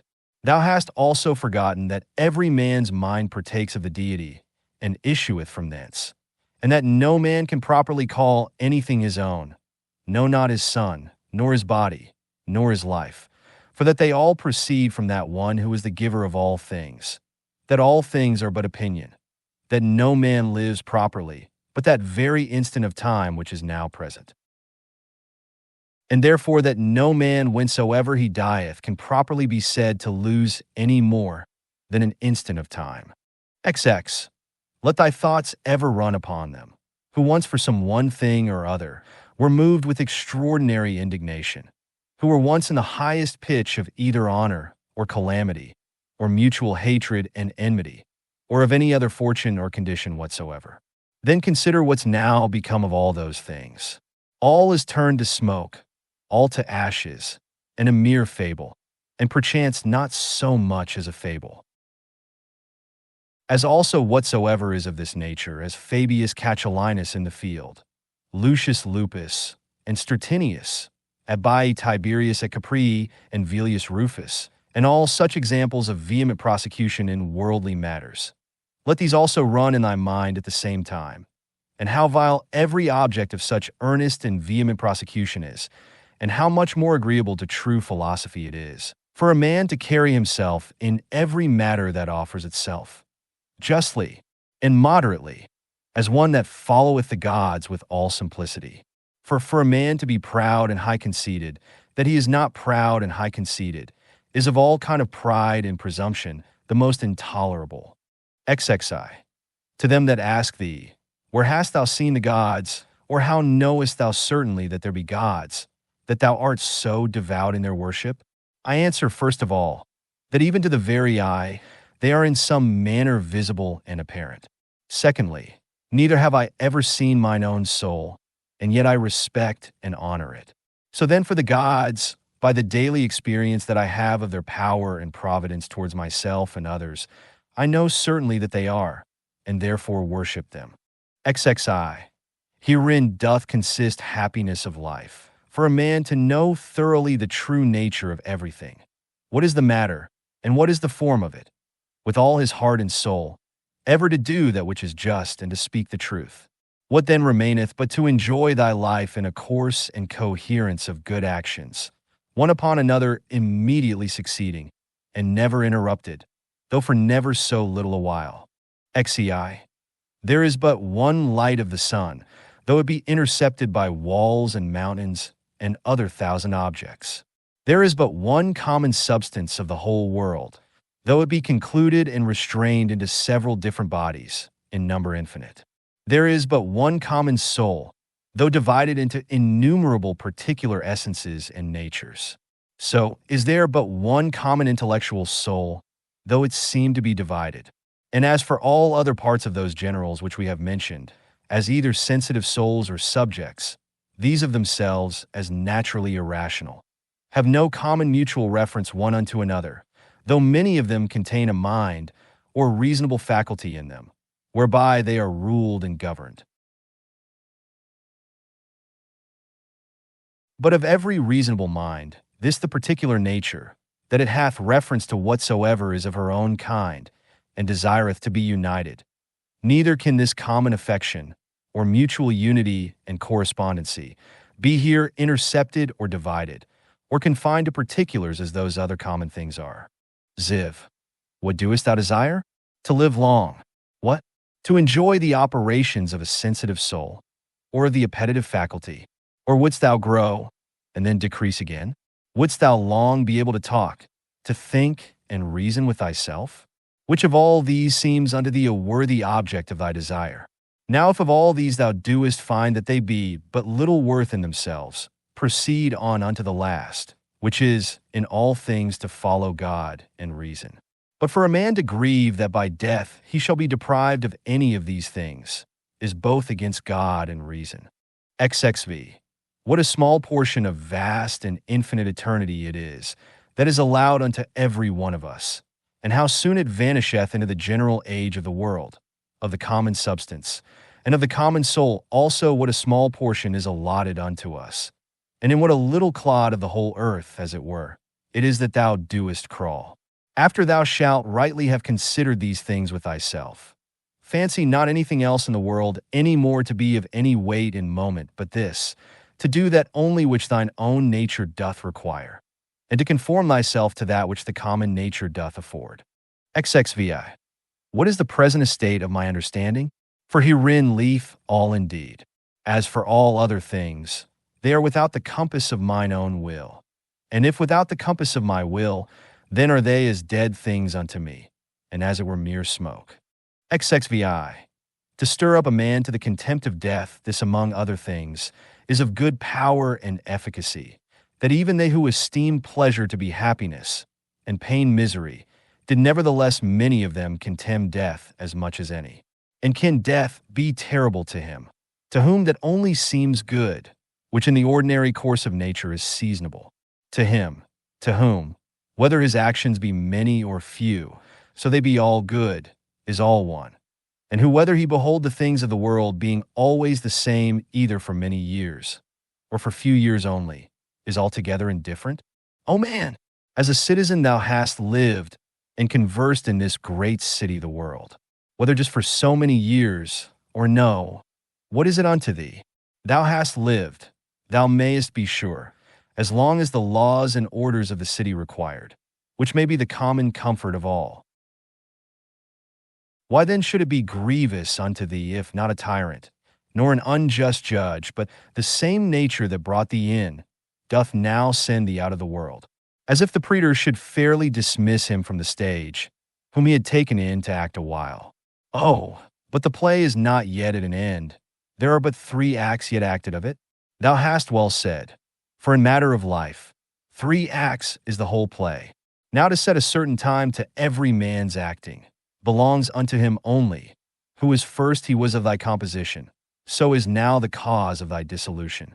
As for thyself, thou hast to do with neither. Go thy ways then well pleased and contented, for so is he that dismisseth thee.